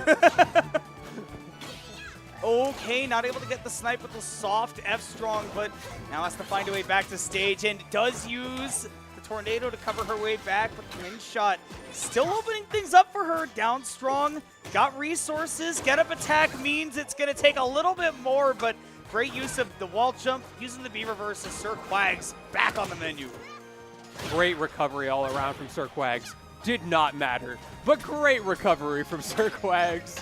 Making every part of that so tricky for Toru. Even the little things like, am I going to go past ledge? Am I not? And what are you able to cover immediately, right? Are you going to be going off stage? Are you going to try to touch off this Rano, right? Take that early stock. Not right now when you've got this lead, but a sweet spot does connect. The rain starts to fall as we go to last stock on Merchant Port to get the counter pick advantage for the rest of the set. Dash attack into the corner, just going to actually corner Sir Quags. Does not work out as intended. And now Toru on the back foot anyway. Good landing on the platform right there. Is this, the double jump is available? And Great Needle from the mix. Storm does tag It's up so Strong's good. not sweet spot. It's such a good mix-up. When you're not ready for it, it just becomes unpunishable. Forward air is going to be enough to do it. Caught the roll to the left, so is already holding left. That DI will take you straight into the blast zone. It's a banger of a set, but it is one in which Sir Quags has a 2-to-1 lead. Wants that run back. Winners finals, I'll be honest, did not go so great. Wants an opportunity to bring it back. See if he can play hot, but Toru reconsidering the stage counter pick. Instead of seeing how Merchant Port went, now going to go over to Godai Delta for game 4. Needs to now get 2 in a row to get that miracle run to go all the way to Grands, whereas like you were talking about, Sir Quags just wants that run back, but you got to take it one game at a time. And Godai Delta, the Rano movement paradise is where we are. A wider stage means it's going to be a little bit harder to get Rano off stage, which I think will go a long way with how those edge guards have been going. But I'm going to miss it a little bit. I like the ridiculous edge guards. We might get one right now. Ooh, but didn't mind the wind shot right there. Called out for that high recovery. Don't know if the double jump is available. Misses the bubble, but does still have double jump. Is able to make it back. Even with the poke, is this your stock? Not quite. How are they both still alive after all of this? Oh, that's... Well, they're not. Well, That's the thing. that's the... I guess that's the answer. It's the true answer. Stock 1 true ending. Any percent? 111%. Ooh, maybe 127%. 127%. There's a lot of extra collectibles in this game. And they don't count for anything. They count for pride. Look at it. As soon as all 4 needles got progged, all 4 were gone from that forward air. That's got to be annoying. That is one of the things about playing this matchup. You cannot rely on residual needle damage if you are not going to hard commit to camping because, I mean, the forward air is one of Fleet's best neutral tools, and yeah, if you get clipped by it, shield actually getting hit doesn't really matter. Dash attack as well. Oh, too early! Oh. Still alive. But yeah, that is, well, Jinx. a little bit futzy on with that the recovery there. I feel like there was an avenue back, but Toru made it difficult. Well, and Quags has not been going for the simple recoveries either. It has been trying to use every piece in the tech to always have extra resources available. Toru now just needs to take one more stock to bring us to game 5, but Sir Quags says, hold on a second, don't forget about me and my combo gang. Yo, let me cook. You like frog legs? Let me show you some. No. Not a fan. Well, let me show you some real quick. All right. See what Toru's got. Still a lot of the F-Strongs at these medium ranges and the wind shots as well. Great platform coverage afterwards. Every option. This Fleet is all over it, but mistimed the edge guard. All of a sudden, Sir Quags' turn. You got hit by the dirty bubble in the 11th hour. Absolutely tragic, but Toru, not deterred, manages to get the up air with some really tricky to decipher DI right there. It's imperfect, and again, I think some people are still getting used to exactly where the blast zones move to on Godai Delta too, because wasn't a purple spark was not a guaranteed KO, but still did blast zone the Rano, and so just before Grand Finals, whoever is going to make it there to fight Dolphin Brick is going to have to do it after a Game 5. Yeah, stamina is going to start to wane, I think especially for Toru, who has had so many long, high adaptation sets.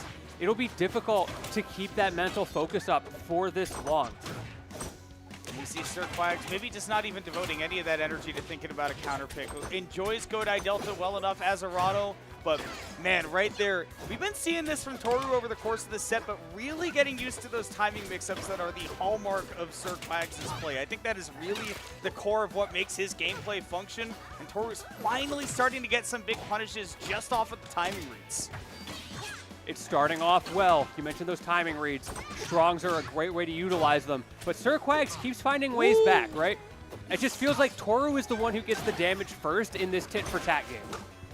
And clean movement all around, yeah. And I think in those trade games, like you're saying, I think that Toru is completely fine with that because of how early those kill confirms become available for Fleet. Still, though, can't be careful enough around Rano at the ledge, because if you start losing those resources, you start to get in trouble, and that's exactly what's going on for Toru here. Even that down special is going to be punishable, and I think that one just went the wrong direction. Yeah, that was the wrong direction. Accidentally got the, or didn't get the B reverse, I guess, in that situation, and SD'd for it. But a really good pressure sequence from Sir Quags to create that scenario. Sort of like the forced SD, like you're under duress.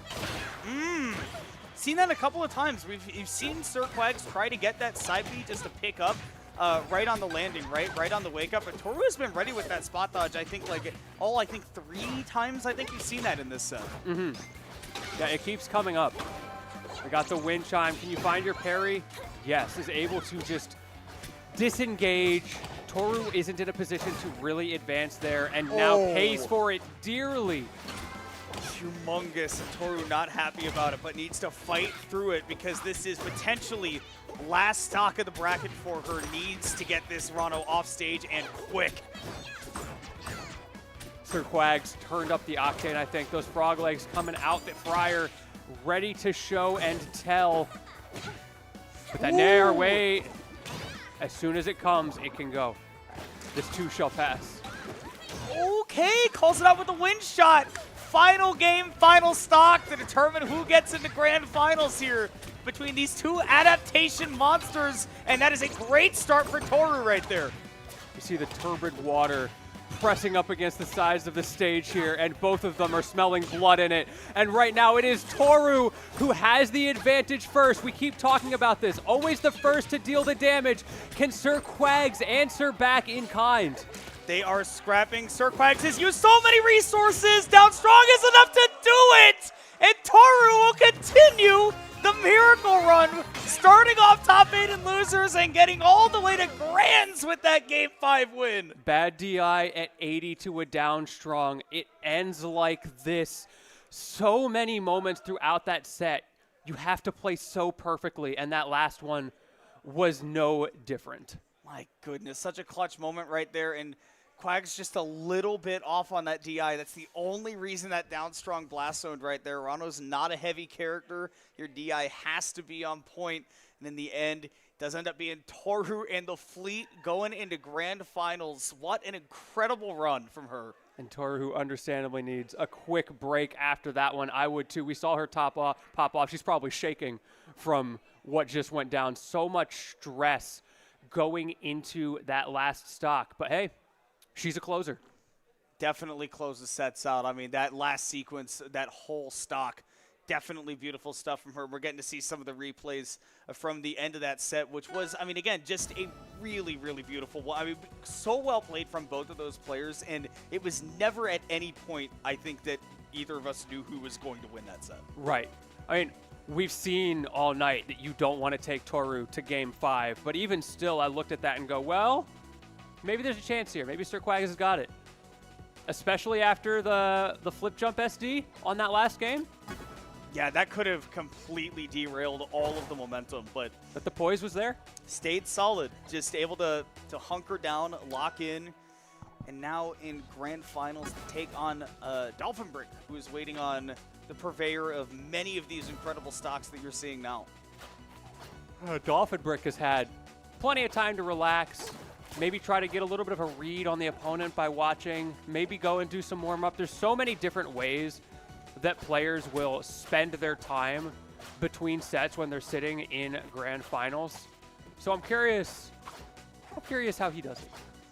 Yeah, some people don't feel the pressure. I think the Dolphin Brick has looked, pretty loose all day, right? Just kind of playing his own game, not looking super stressed. But then again, Toru has brought a lot of these games into extremely stressful situations. I mean, just like this last stock on this Game 5. And man, I mean, you kind of started hearing the crowd popping off with each one of those hits that was happening here near the end, especially this scramble right here with both of them back and forth. But really, really clutch right there. A couple of resources missed too much. And man, I mean, a little pop off in the corner.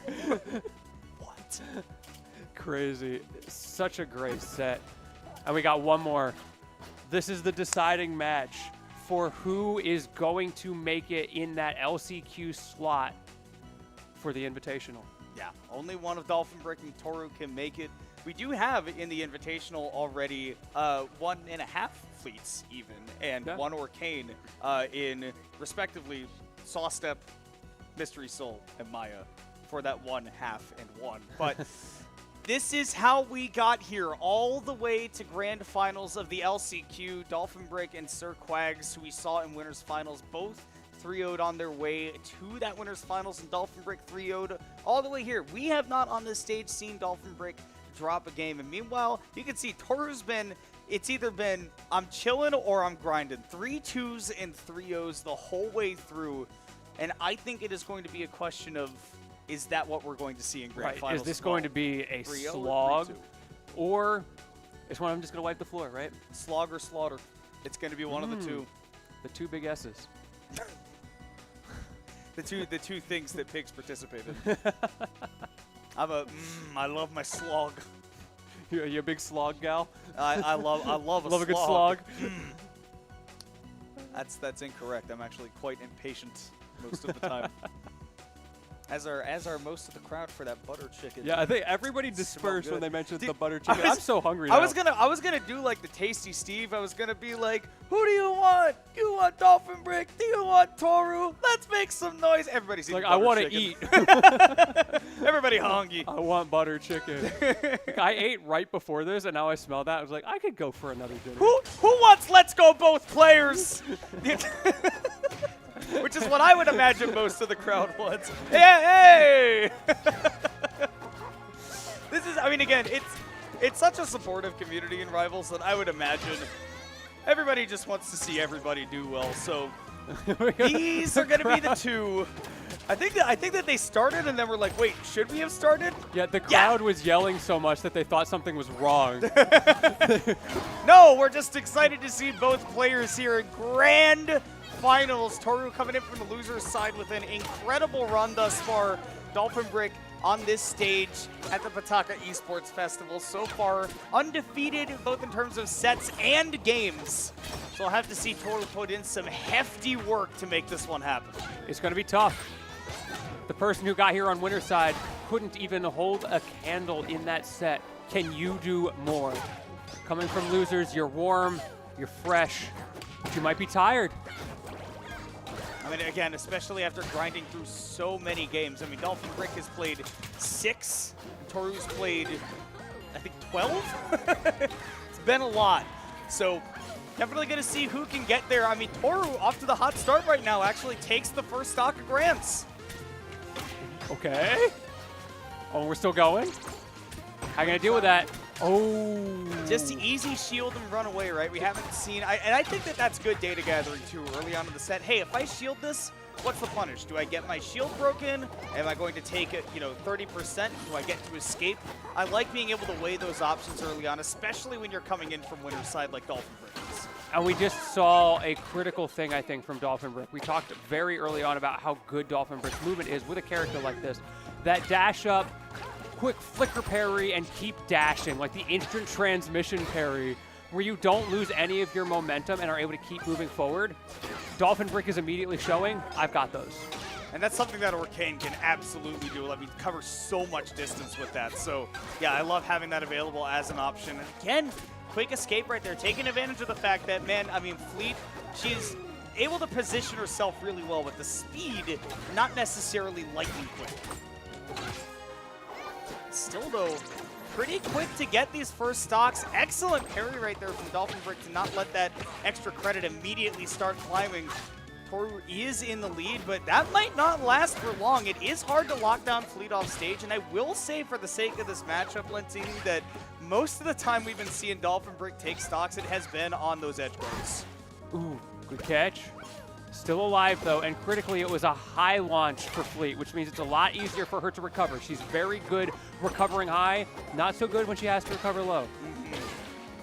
Up air, but great TI, and that wasn't the full sweet spot. Nice evasion right there with the down special. Be an easy parry to just proc some invincibility, but Dolphin Brick, yeah, even able to slide in with the F-Strong covering a lot of ground, bringing this one to last stock in game 1. Bringing it back, but Toru still has that advantage, and look at that. The wind chime going to put you in a terrible situation. Offstage reversal potential, no. Toru still holds the advantage and closes it out with a confirmed to boot. The momentum on the board. Oh, the momentum cannot be stopped. Toru, yes indeed, on the board and on the board first, which is so big because, again, we have not even on the main stage yet, on the Galint stream, even seen Dolphin Brick bleed yet. And now Toru not only has done so, but has done so in game 1. The circle is broken. The string of 3-0s has ended. And it was Toru, the person who came through entering top 8 on loser's side, who was the one to do it. We'll see if she's able to keep up that momentum. Back to Julesville for game number 2. So Dolphin Brick not trying to look for any particular advantages. Again, early on in Grands, I think that it's fine to go for a bit more data gathering and say, okay, maybe if I can make a few more adaptations, don't want to throw too many wrinkles into the mix, but just find out exactly what it is this Fleet is doing, because Dolphin Brick's been getting punished pretty hard in some of these scenarios. I got maximum distance on that recovery. Oh, the movement. But as soon as you miss one, it can all go downhill. Able to get away with it that time with a nice little get-up attack mix and immediately reversing the scenario. Now this is where I'm really interested to see how the set develops, because in that last one, Toru got off to the early lead at a pretty significant time. I want to see how Dolphin Brick is going to be able to play with the lead now that the Fleet is forced to come to him. I think that does change up the dynamic a lot, whereas Fleet's not able to just kind of drift back and hover near the platform as much. Now, that's Dolphin Brick's turn. You can just toss that puddle anywhere on stage that you want to and just, egg back and forth with those dashes until the Fleet is forced to do something to you. Ooh, parry attempt. We keep seeing this. Twice now, Dolphin Brick has not found a read or made a small mistake and has mental refreshed so fast and still found an answer to catch Toru off guard, and I think that is incredibly hard to do and worth highlighting. nimble on your feet, and especially piloting a character that can be so committal with the movement like Orcane is, right? Where, you know, you pick a direction, you're going to be going that direction for a minute, but a little bit greedy right there. That was a decision that Dolphin Brick made, like you were talking about, right? But in that case, it's not the right one. Toru mashing that jab. We've really seen almost none of these pummels work for like anybody in this top 8. The awareness has been great from everyone. Yeah, it's really funny, and that was a regular pummel. You're expecting to see like, oh, the special pummel break's gonna hit every time, but no, Toru somehow knew. Playing so solid, but is down to last stock, and at 85 means that we're like a down tilt, sour spot nair away from finding a confirm, or just a crazy sweet spot back air at some point. Did actually catch, you saw there was parry stun on there because in the middle of the parry activation, Toru did throw out a move, and that does make you eligible for being put into stun, even if it's a projectile. Ooh. Okay, Nair, get back off the stage where you belong. Trying to do some cheeky puddle setups there, but Toru not having any of it, a little bit off on the down strong, but we're spaced, so it's safe. Nice. I like the jump back and then upbeat back onto the stage with the puddle available, just because nobody's expecting it when you're drifting away to suddenly just appear on the other side. They chase you deep, and then eventually close it out. So Dolphin Brick, after that tough game 1, answers back with authority in game 2. Authority is a good word for it. Looking very comfortable in that situation. But now we get to start playing the counterpick war, immediately banning the 2 small stages. So let's see where we end up. That's a very clear answer. I don't want to get edge guarded. I don't want to get thrown off stage easily. And it does leave Rockwall open. That does mean that Fleet can, you know, like we were talking about earlier, right? Just walk the dog into the blast zone, hand deliver you into your next stock. But same goes for Orcane here, because you catch a down tilt at the ledge at 40, 50%. That's 2 nairs and you're also done. Ooh, unfortunate there, gambling on the parry, but Dolphin Brick, I guess, not ready for that parry attempt. Wasn't even considering swinging in that situation. There's that down tilt, but it wasn't at the ledge. Did have a platform available to escape to, and that was humongous for Toru, because otherwise stock definitely could have been gone. But yeah, that's the thing about Rockwall. Those blast zones are close, but the stage size itself is actually pretty big, and that means that Orcane is going to get to have a field day. And my goodness, those close blast zones are helping out too. Dolphin Brick looking real comfortable here. Yeah, get me out of here. A little bit off on the parry timing twice in a row there, putting you in an awkward spot. Toru trying to take advantage, and you need to, because you're down a whole stock right now. Back up to 4 arrows. We'll see if they get made use of. Right now using that shield liberally down strong. Not going to do it. Nice nair to break the up strong as well. Good awareness of the strengths, being able to interact with it like that. But hitboxes aside, man, Dolphin Brick is still in a tough spot, still stuck at the ledge. And we talked about it. The edge guarding from Toru is always on point. Yeah, I don't care what blast zones you've got there. That is going to kill. Toru back in the game, but the percent's still not in your favor. You're still in a situation like what you were talking about in the last game, where Dolphin Brick can force Toru to approach and play more at his pace. And especially when you're playing Orcane with all of these low platforms available, putting the puddle right in front of you can be so big. Dolphin Brick wanted to end that stock so bad. Parry! It's so good, right? I can't believe that was almost the stock off of that too. Oh, I can't believe that's the stock off of that. Dolphin Brick is so good at those parries. We've seen it 5 times already in this set, and we're just in game 3. Up throw connecting just fine there. Good situation if you're Dolphin Brick. It might be a mouthful, but the tag should be recovery brick, man, because every single one of these getting brick. I mean, it's just nonstop. Orcane turns into a circle and you die. Nice detonation of the bubbles to cover that way back on stage. Does have the wind chime built up. No transfer. Got to find a way back in. And that's an opportunity right there for Toru. Once again, continuing to even up these stocks, but the percents are just crawling away from you. It's slow, but it's steady. Dolphin Brick is not making those critical mistakes. I mean, it's not only been so safe, but so effective. We've seen a lot of damage. 3 wave dashes in place will get punished, believe it or not. And Toru, man, turning this into damage, 58%. This is why this character wanted Rockwall. The combo extensions and those stocks can go. This one's not over.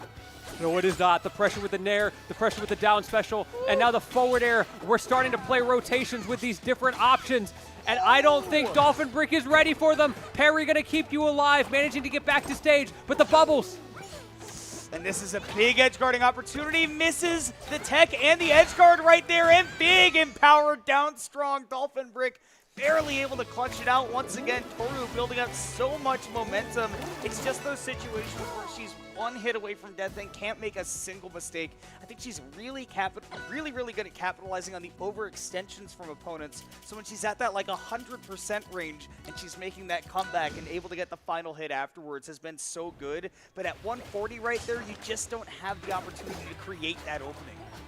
Such a close game, and I want to bring it back to mental stamina after that one, because that is the kind of close game that when you lose it, it drains you, because you know I had to fight that hard and I gained nothing from it, and I have to do it again. And not only that, you have to do it twice in a row now just to get the privilege of playing another 3 to 5 games. You talked about the slog. Toru is in the slog right now. Let's see if she can find her way through. Okay, well, this is Dolphin Brick once again, who has been so good on these tech chases. It's not quite as free as it is on like a character like Rano, for example, with Orcane. He's still a very good tech chasing character, but you do have to really commit to a direction like we were talking about with that movement on those tech chases. But Dolphin Brick has been so good at them. There's been a lot of damage built up just off of doing a down throw and getting one knockdown. Oh, not on the puddle for the F throw. That might have been it. Yeah, I think it would have been with how close these blast zones are. Trying to get a setup with the up tilt. Both of them playing just safe enough. Everything is shieldable in this situation. Trying to go high. Toru not interacting. Yeah, and speaking of not interacting, Dolphin Brick not interacting with those F he's like, throws. you know what, you're so right. No attempt at a punish. I'll just be over here. But sometimes the fleet's on top of you when those F-Strongs come out, so all right. Dolphin Brick does have to play from behind a little bit once again. Does get the big parry, though, so back to dead even here in Game 4.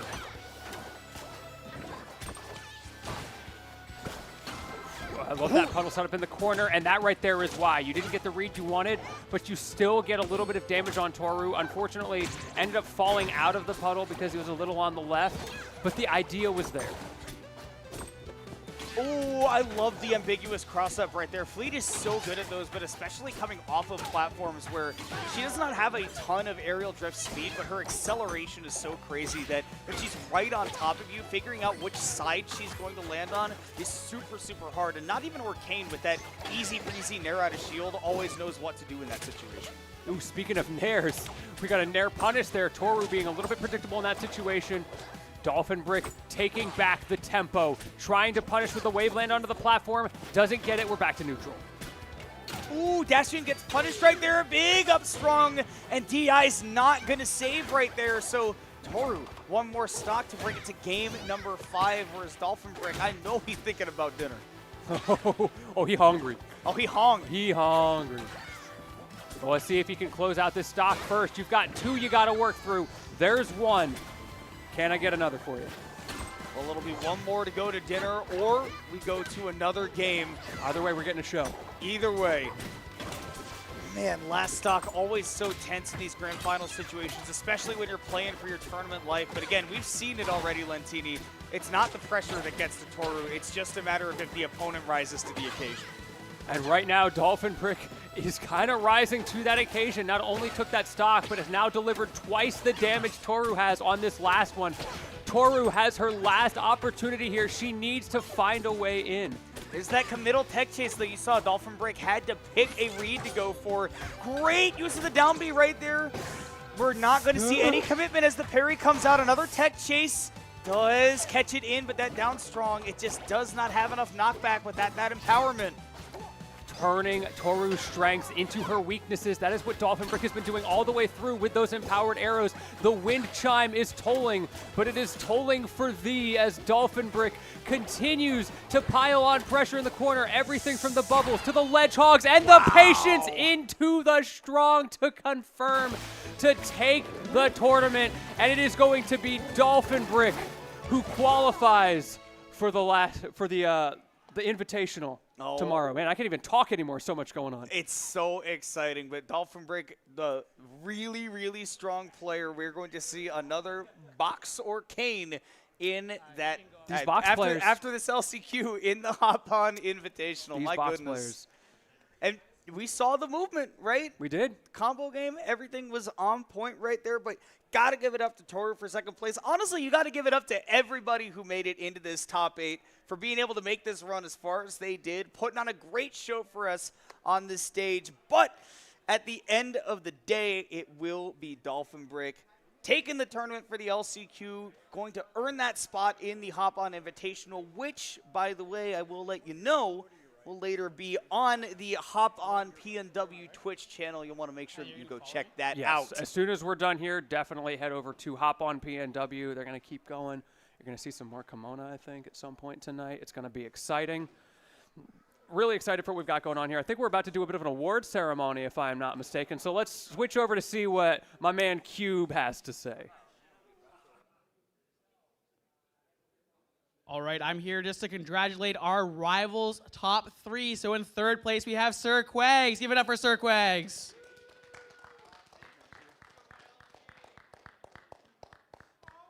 In second place, we have Toru with a great loser's run.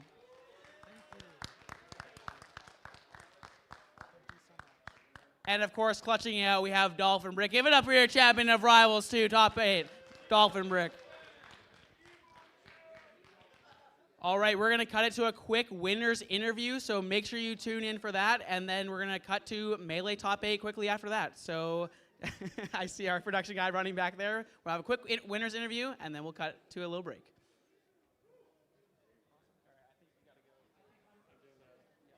Can I very quickly get a top 3 photo? Oh, quickly, do it after the winners interview. Okay. Winners interview, then top 3 photos, and you guys are good.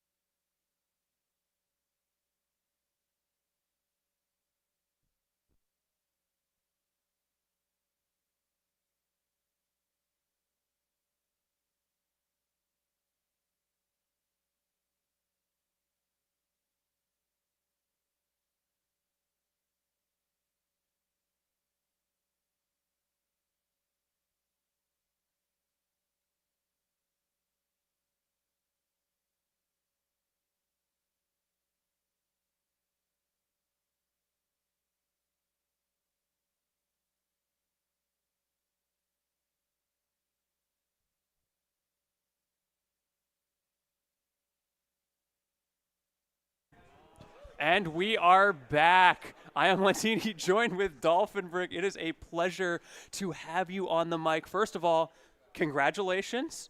You've officially qualified for the Hop On PNW Invitational. So I got to ask, first and foremost, how you feeling about that? It feels good because I didn't do a lot of the hop-ons, like the online ones, so it was great to get a chance to come here live and Show what you can do qualify for it. offline. Yeah. Where the real gamers play, right? That's right. You feel like you got good chances tomorrow? I think we'll see. I've been practicing a lot. I play a lot of ranked, and I've run into a lot of the players that are in the bracket already in ranked. There's a couple of them I don't do too well against. Okay, we don't have to worry about them. It doesn't matter. But you this got is where the real gamers This is for the play. real We're gamers. offline. Yeah, you're using that latency online, that 10 millisecond ping. I see you. Thankfully, we do have a Seattle-based server, which is super nice. But let's talk about your run a little bit, because for most of that bracket, you kind of smurfed. There were a lot of 3-0s in there. And it wasn't really until the grand finals that we saw you sweat. What do you feel like? What's the big thing that is setting you above the competition today? That's a good question. I mean, I have like over 2,000 hours time in.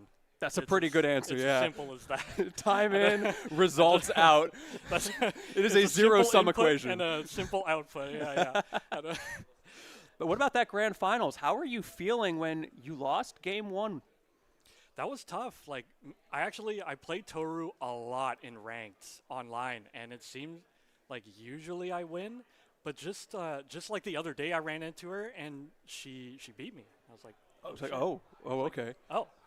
And then she takes game 1, and I'm like, hold no. on, I gotta lock in. Like, so you locked in. So we you locked definitely locked in. Were there any particular adaptations or game states that you feel like really put it over the edge? I feel like when I go down a little bit, it is very easy to run into her forward smashes or for F-strongs. Mm-hmm. And we just need to be patient. If we go down, it's okay. We just need to be patient.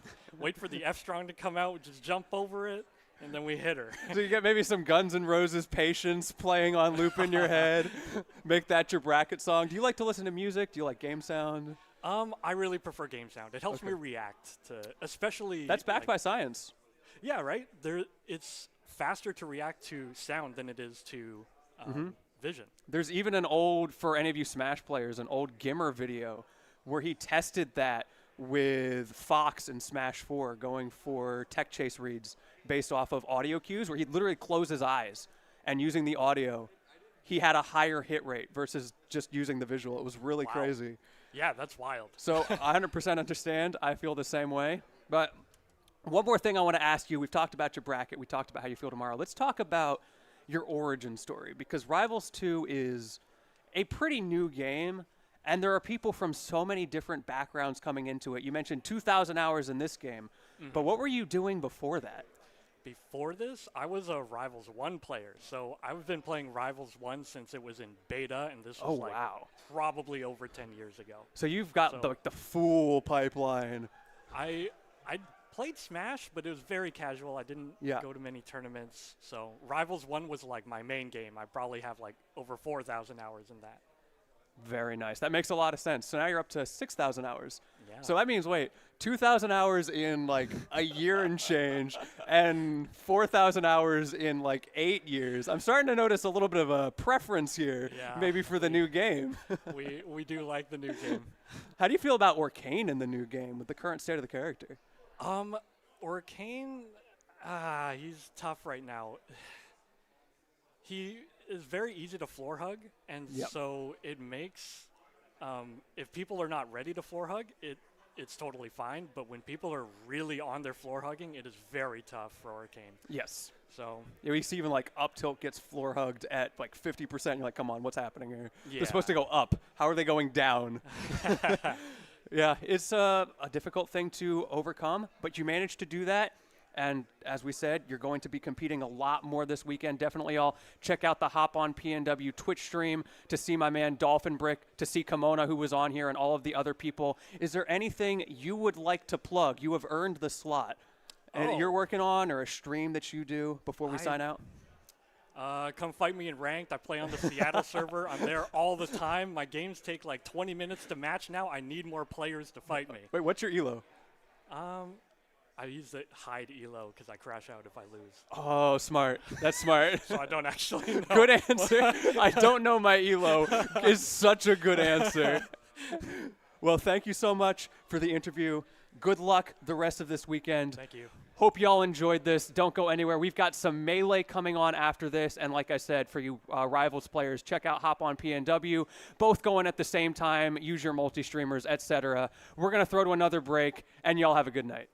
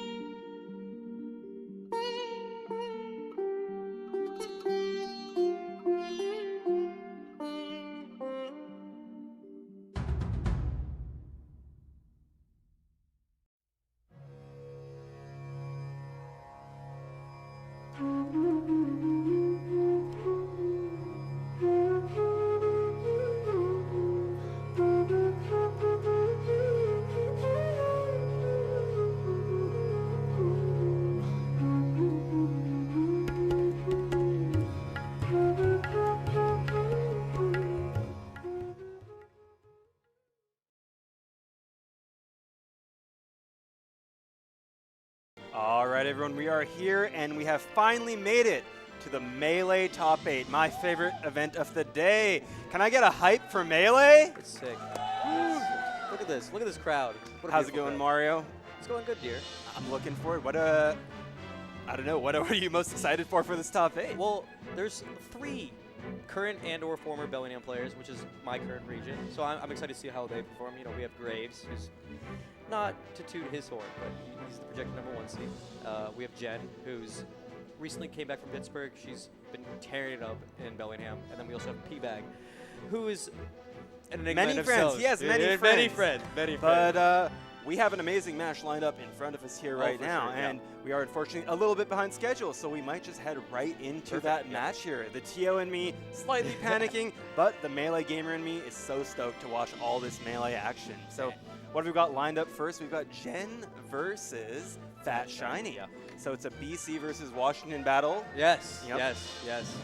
Fat Shiny's at everything these days. I love Fat Shiny. Yeah. I've been watching him come up and grow up basically in the scene so far. And yeah, as a Puff player myself, I love the 3 Puff representations we've got in this top 8. This is perfect for you, especially, you know, filling in the shoes of one Titus Melee right now. You know, you get some great sets to commentate for you. Oh yeah, I just want to make it clear to stream. I didn't put myself on this commentary block. The top 8 commentator, Titus Melee, did so well. He's not just the Suffering from commentator. success, one might say. Suffering from success to the point that I had to sub in for his top 8 block. Exactly. But yeah, I mean, he might just take it all the way. I might be here with you guys for a while and see how far my voice can go. I think we're about to get into it. Yeah. Look, we are on the CSS here. We are going to have Puff versus Sheik. We got the fist bump, and we're going to right into it on Battlefield. I'm going to do one quick shout out to GlyQuest, the Bellingham tag, one of 4 that we have right now. So It's Puff Sheik. This is a really, I don't know, a lot of Puffs think this matchup is a freebie. Me personally as a Puff, don't love it, but Sheik just really struggles to get what she wants most, which is a grab, right? Yeah. And she's so susceptible to Puff's best move, which is crouch, holding down on the gray stick, just like that one there, for the crouch cancels and for just straight up crouching under the moves. I will say Jen did play Fire Puff earlier. It was 3-1, but all games were really, really close. 3-1, but it was close. Yeah. So she actually might be like poised to take this match. I'm not, no diss to Fat Shiny, but I feel like Fire Puff's a little bit more notable in the larger Melee scene. Yeah, but that's just because this guy is a hidden boss of our region, maybe. You know, he doesn't travel very much, but when he plays well. And I mean, he's holding his. Oh, that walk was so gangster. Puff walk is so cute. You don't see it very often. I definitely think that this matchup specifically, like, these characters kind of show some of the best and worst of their like sort of character tools. Sheik specifically, you know, the recovery is so hard against Puff. That one feels bad. Yeah, that one always feels bad. Yeah. Yeah, I agree. Because Sheik, like, once you're on stage, those should be just Sheik's getting deleted there. Yeah. My flow chart when I'm edgeguarding Sheik is just force her to get onto stage. Exactly. Ooh, that was an unfortunate situation. I honestly thought Fat Shiny was gonna die there along with the up B. But you know, it brings it back to even. Yep. It's head. As long as she can avoid some percent here, I think it'll be okay. Yeah. Yeah, both players just trying to still feel each other out here. Fresh first stock, first game, you know, best of 5 sets. All of this top 8 and all of this tournament has been best of 5. Exactly. Courtesy of one Kevin D himself. Hey, and Shunsuke Ogawa, so thank you, Shun RTO as well. What exactly are you looking for in this matchup? Like, what are some like easy, sort of for the broader audience, some things that? I'm just looking to bait Sheik to start grabbing, honestly, and whiff punishing the Sheik and trying to hold that center stage, just trying to push her as close to this.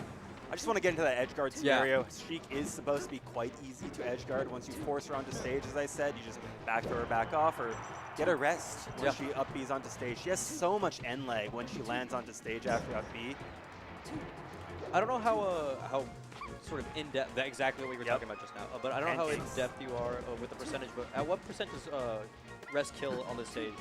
Yeah, I'm not a percentage guy too much in this matchup at least, but in my opinion, like, you can up tilt rest at like 17 and she's dead. You Really? know? Okay. Yeah. Not off the down B, Yeah. but like, yeah, I feel like rest is on the table really early in this matchup I as also well. feel like she doesn't really have that many punishing options at like low and mid percent. Exactly. So you can be pretty liberal on throwing out those rests, because what's she gonna do until you're in?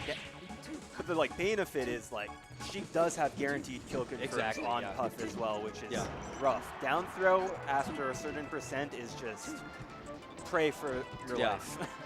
I do like these sort of DI mix-ups from Pat Shiny, especially on that down tilt we just saw, you know, making sure that even with the sour spot, he was ready. But Jen kind of dictated the pace of this game, and I really like what she's doing with the sort of the oppressive, not so much needle play, but definitely more with an aerial sort of matchup plan. Yeah, honestly, Sheik does not struggle to kill unless the Puff tries to play to be unkillable, you know? And that's the frustrating part as Jigglypuff. Is like, it's so easy to say you just gotta play that way, but when you're in the heat of the battle, playing the way you need to play is always the hardest part. I think Pat Shiny could have rested there and it would have been fine. But, I mean, he wouldn't have died, but then he would have been in, oh man, I have one more interaction to lose. The inner P-Bag fan in me saw P-Bag resting that. P-Bag would have rested that, but you know, that's the thing about Puff as well. Some Puffs are liberal with the rest. Kyle Shields, most notably, Web Wipe, one of BC's finest Puffs of all time, was not a rester. It was just a known fact that he would not take the free rest. Yeah. Like I said earlier, though, I really like the way that Jen is playing this. You know, the aerial pressure, making sure that it's boxing out the Puff, even if you don't necessarily have the same control. Now this is doable. Yeah, this is always a scary spot for the Sheik, especially now, right? Like Pound. Oh, I love looking for Pound because Pound into a confirmed rest is really susceptible in this matchup, or Pound into a juicy follow-up. Still anyone? Oh, that's not what you want to see. Bill's kind of flubbing this a little bit. It is only game one though, so you know this. This is a tight battle to start off this top 8. Pataka is fireworks, man. I was gonna say it's gonna be spicier than dinner tonight. Wow. And this is, you know, this doesn't feel like a 5-minute game either. It feels like they've been going at it. Yeah, no, I just caught a whiff of the timer. Yeah. Holy. We've just been watching non-stop action, and there it is. Jen with the little, you know, head bump showing that she's got it. She's got it. You know, you got to reassure your mental in a scenario like that, because if the opposite happened, if Jen did throw that, the rest of the set is the next game is not. But Jen knows, did what they needed to do. Closed out the game. Goes to Dreamland, obviously. I don't think anyone else expected anything differently. Yep. No surprises there. Yeah, for me in this matchup, you were asking earlier what I'm looking for. In this matchup and like the Puff match, the Peach matchup as well, rather, the early rests mean so much because, as I said, Sheik is really easily restable in that 0 to 40 range, but after that, you're really struggling to get the rests. I don't know if you caught that right there. I did. But Jen waited for the Wispy to blow Fat Shiny closer to the edge to limit the DI options that he could take.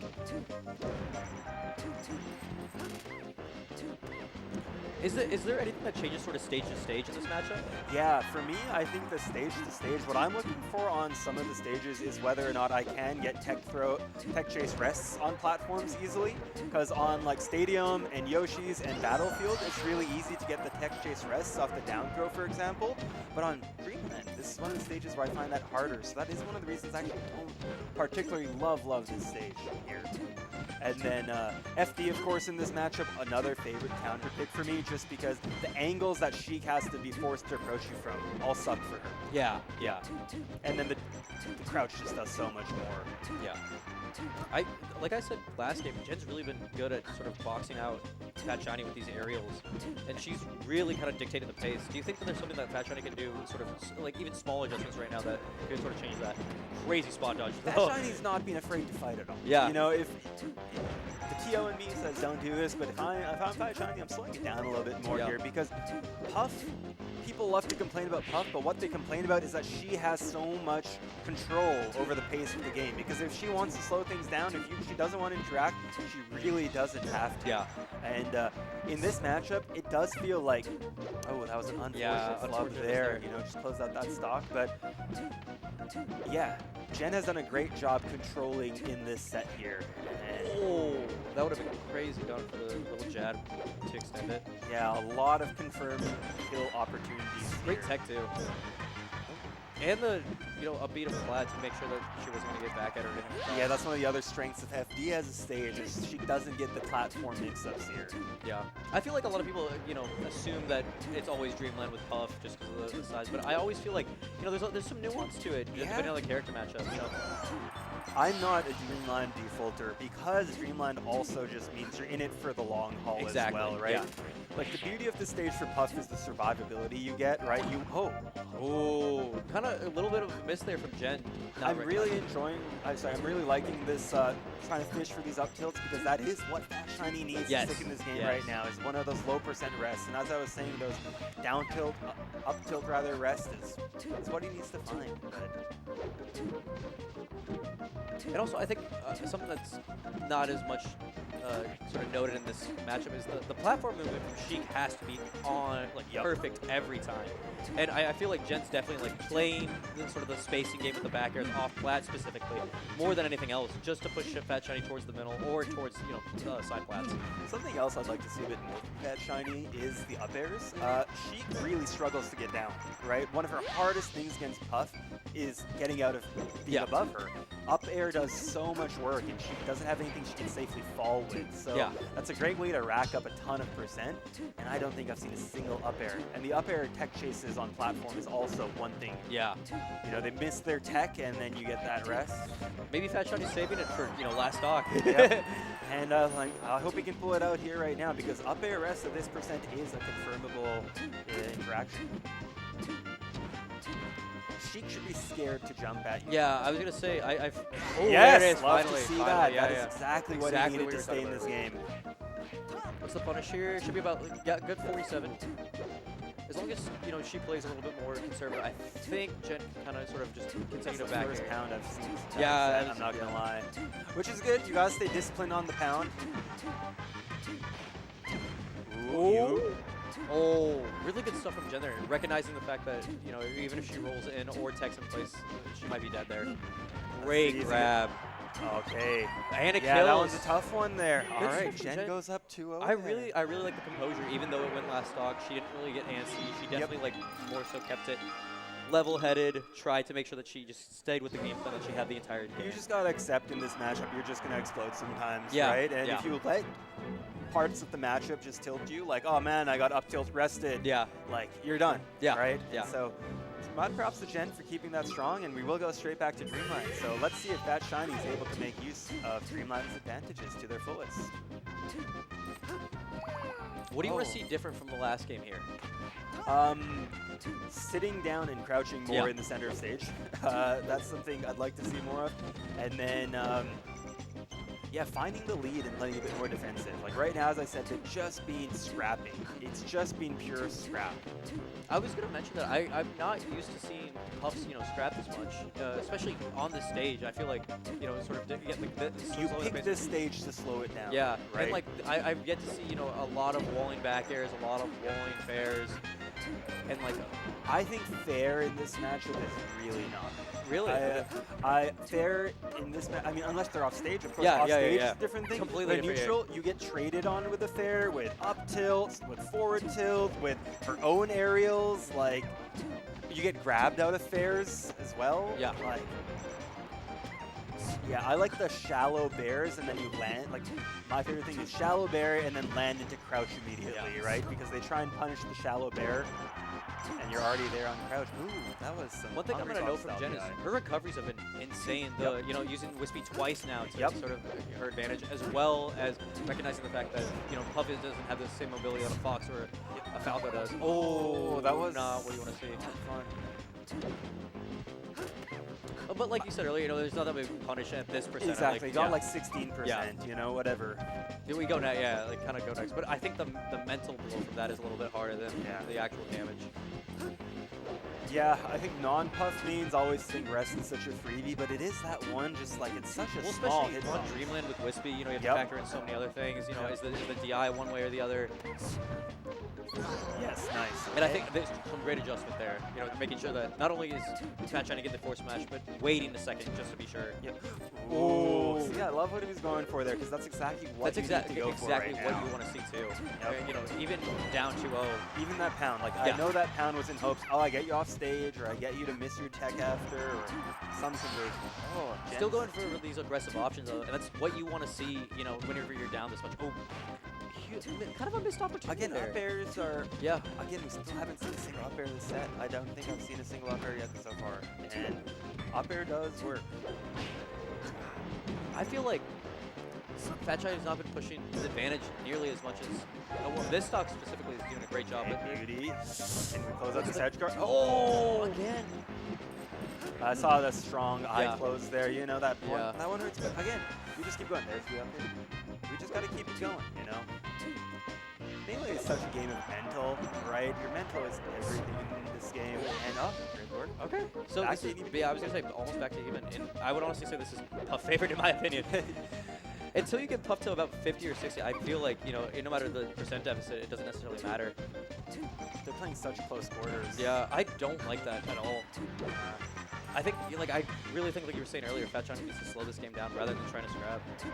Because, like, Jen's finding these CCs, Jen's finding these down tilts, Jen's finding these F tilts.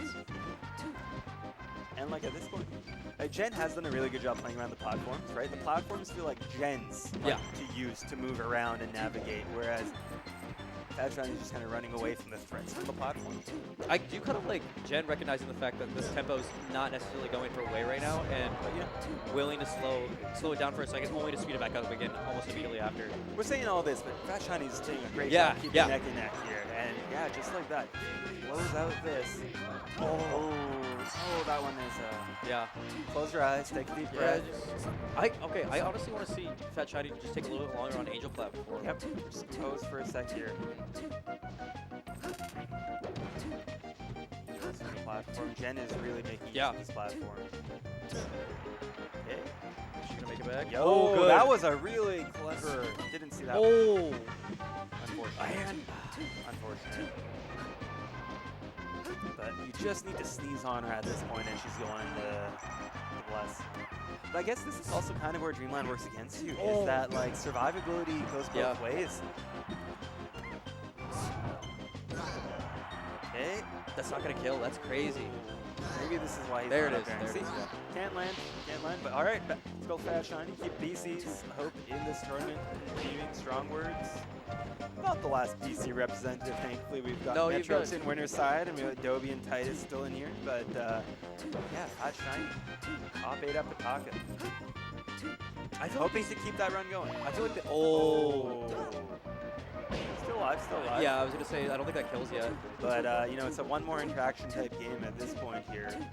I do like recognizing the fact that, you know, Fat Johnny could have gone for the rest there and potentially killed Jen, and it would have been the whole game. We would be singing a completely different tone right now. Right, let's see. Good stuff not from able to Jen. make something happen. Jen will take it 3-0 and continue advancing. And again, the TO and me, great. We're back to schedule 3-0. But the BC homie, Puff player and me, RIP to Fat Shiny. Good work though, placing 7th. I think that's one of his higher placings at a major tournament. So a bigger tournament. Sure. So. And I think this is Jen's first, you know, regional back since coming back from Pittsburgh. So this is her high, at least in the last year. That's awesome. The next matchup, though, we're going to have is a I'm very so different ready. pace I'm match. so ready Two for of this. my favorite people in this province in the Melee scene, Dobie versus Titus Melee. We're going to have some Falco dittos going on. Both of these folks have also blessed the presence of the mic before as well. Yes. So what don't they do? They commentate, they play the game, they stream, they're beautiful, beautiful people, and they're great at Melee. Exactly. I think Titus specifically, we were talking, I'm not going to play favorites, but Titus is definitely, you know, we did comms last year at Pataka, and then we housed together at BBC, so I was talking to him, and I feel like he's just a better version of me at this point. Yeah. He, you know, he if you had his execution and you had your brains, you'd be just unstoppable. Exactly. You know, you'd be winning this tournament. You know. Yeah. No, but I played Dobie earlier, and you know, I'm not gonna say what the second was. It was 3-0. I got washed. But but it was, I just got washed. No. Dobie was playing pretty well, and I think, you know, the way these two play Falco specifically is sort of in the similar vein of where they're not necessarily super aggressive, but they have that sort of. They can flip the switch at any moment. Yeah, you know, Dobie's really good at slowing it down with playing lasers, composing, jumping up high. Actually, I've seen a lot of people rage at Dobie for like, oh, you're playing so slow and late. But no, you have to use the fact that you can control the pace of the game.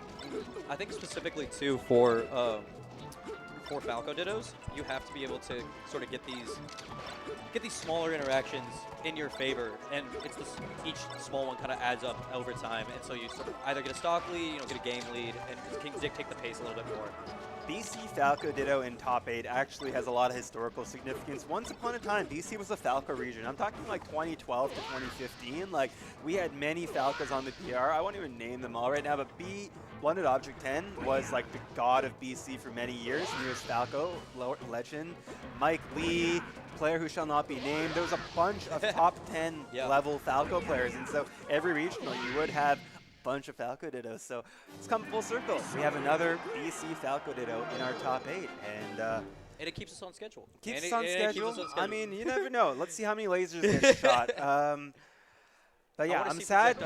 I'm sad to watch this match because one of these players is not going to continue into the bracket. This Because is a team kill for you. This is a team kill for me, but I'm just happy to see both of these fine folks. Also, up both on these stage. players have some majestic hair. Yes. Majestic hair. Majestic hair, majestic outfits. The Aaliyah shirt. Oh Praise. man, the Aaliyah shirt. Shout out to RIP to Aaliyah. I think we're started FOD. I love this choice, honestly. Ooh, I yep. love this stage. All right, let's get into game 1.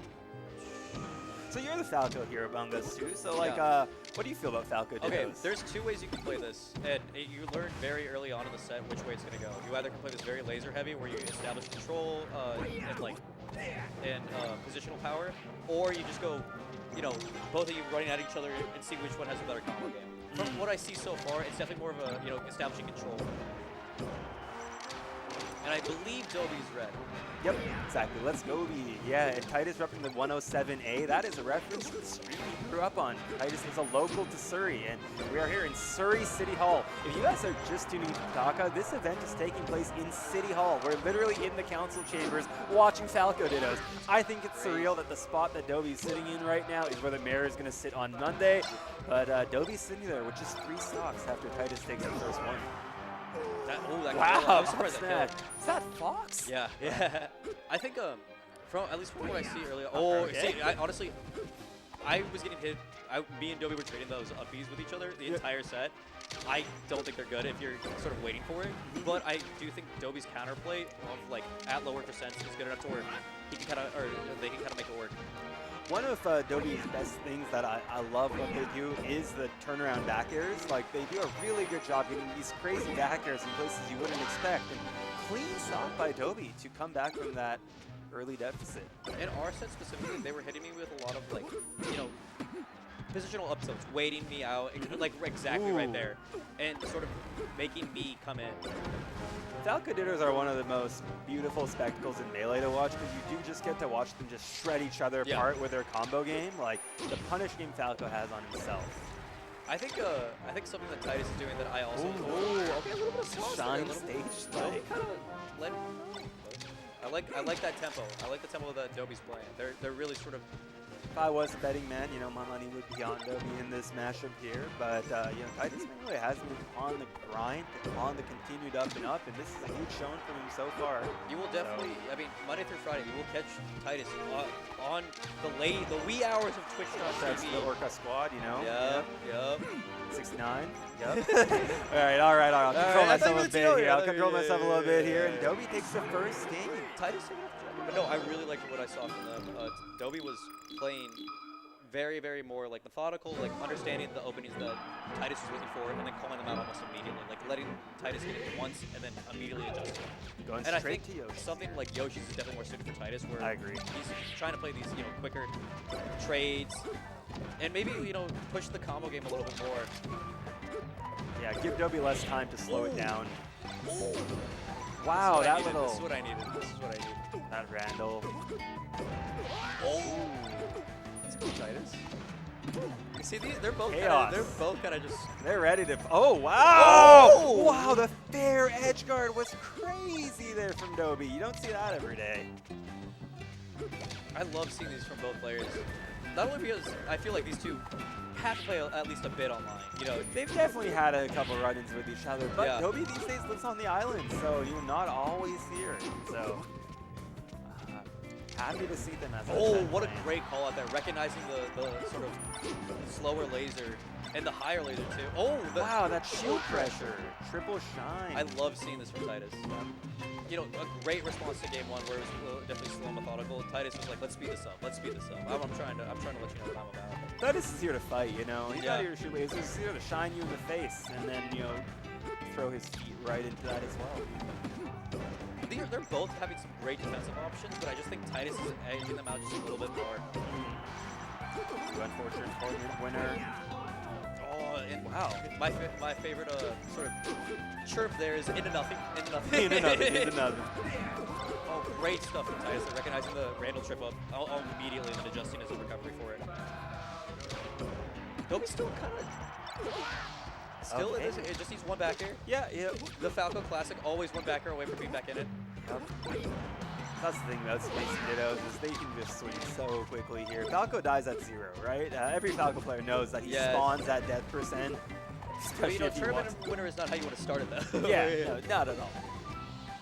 But, yeah, Dobby just needs to try and... Using Randall, too, to delay the back air hitbox. These guys are game. Yeah, I love Fly Guy extensions. We, in the Melee community, we call them Shy Guys all the time, but these are actually Fly Guys. And wow, Dobby just doesn't even need a Fly Guy on They screen. immediately tied it up, recognizing that, you know... Yeah, she's got this going. She's fully in this. 70% deficit, but... Nah, that might be it. Just gotta grab the leg. Now let's see what the recovery mix-up is here. She has one more chance. Okay. Not the get-up attack. Getting hit by the dead.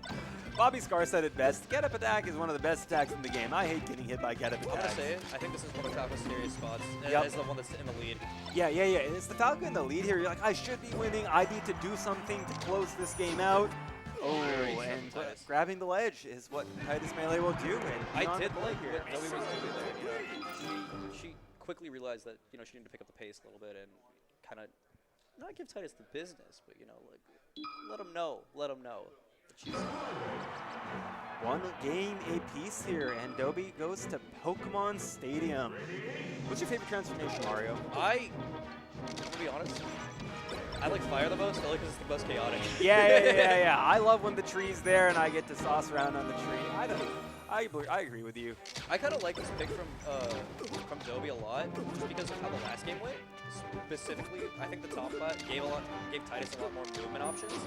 So I think here or FD would have been great. Yep, and I agree. Dobby's using the stage to their full advantage, starting off with a clean stock lead. Yeah, I think especially, you know, they're trying to go for those lasers. Dobby recognizing that Titus has been playing this match pretty greedy so far. Yep. And this is definitely the stage that it's a lot easier to punish it on because they're so top line. Wow, looking clean so far, taking a lot of mileage on just this first stock. Ooh, big foot to the face. Between every stock, I've seen Dobby just double jump to and then shine to delay out the Angel Plat. And hasn't gotten really punished too much for it so far, so... I like the idea there. I think the fair was supposed to be an air and it would have hit if it was.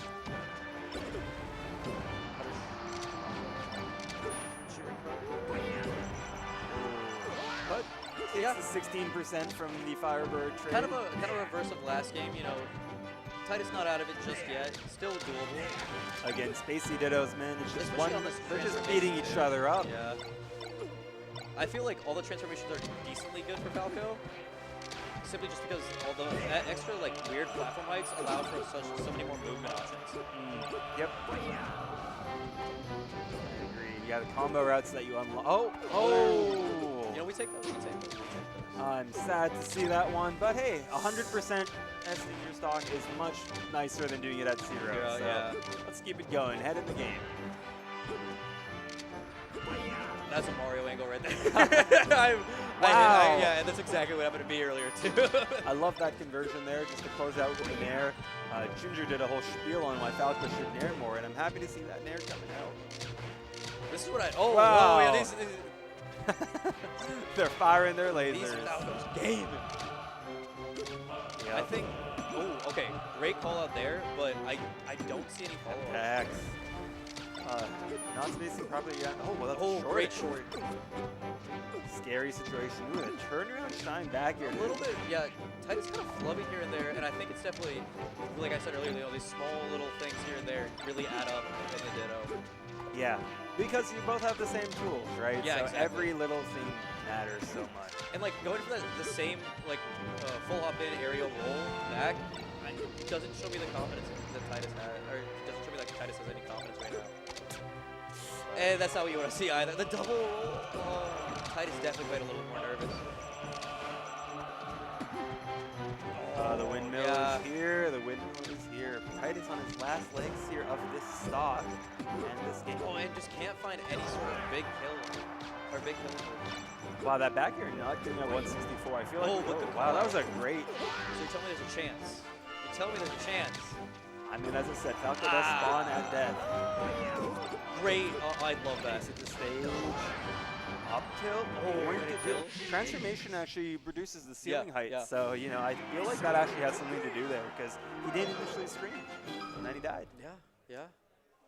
How long has Dobie been playing? Dobie's playing for a hot minute. I was mean, gonna say Dobie and I grew up together basically. Yeah, UBC Melee days. I was gonna say might actually, play in their favor. Yep. Back to Battlefield we go.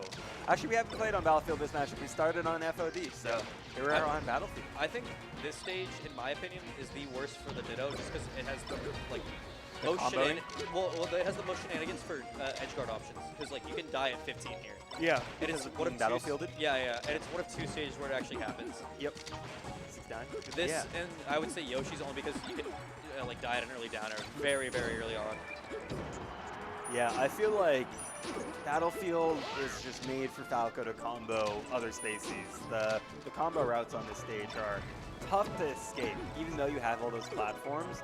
Falco just able to be on top of you. Great defensive option there from Titus, recognizing that the backer was going to push him off. Shield drop back here is going to help close out that stock for Dobie as well. So straight even.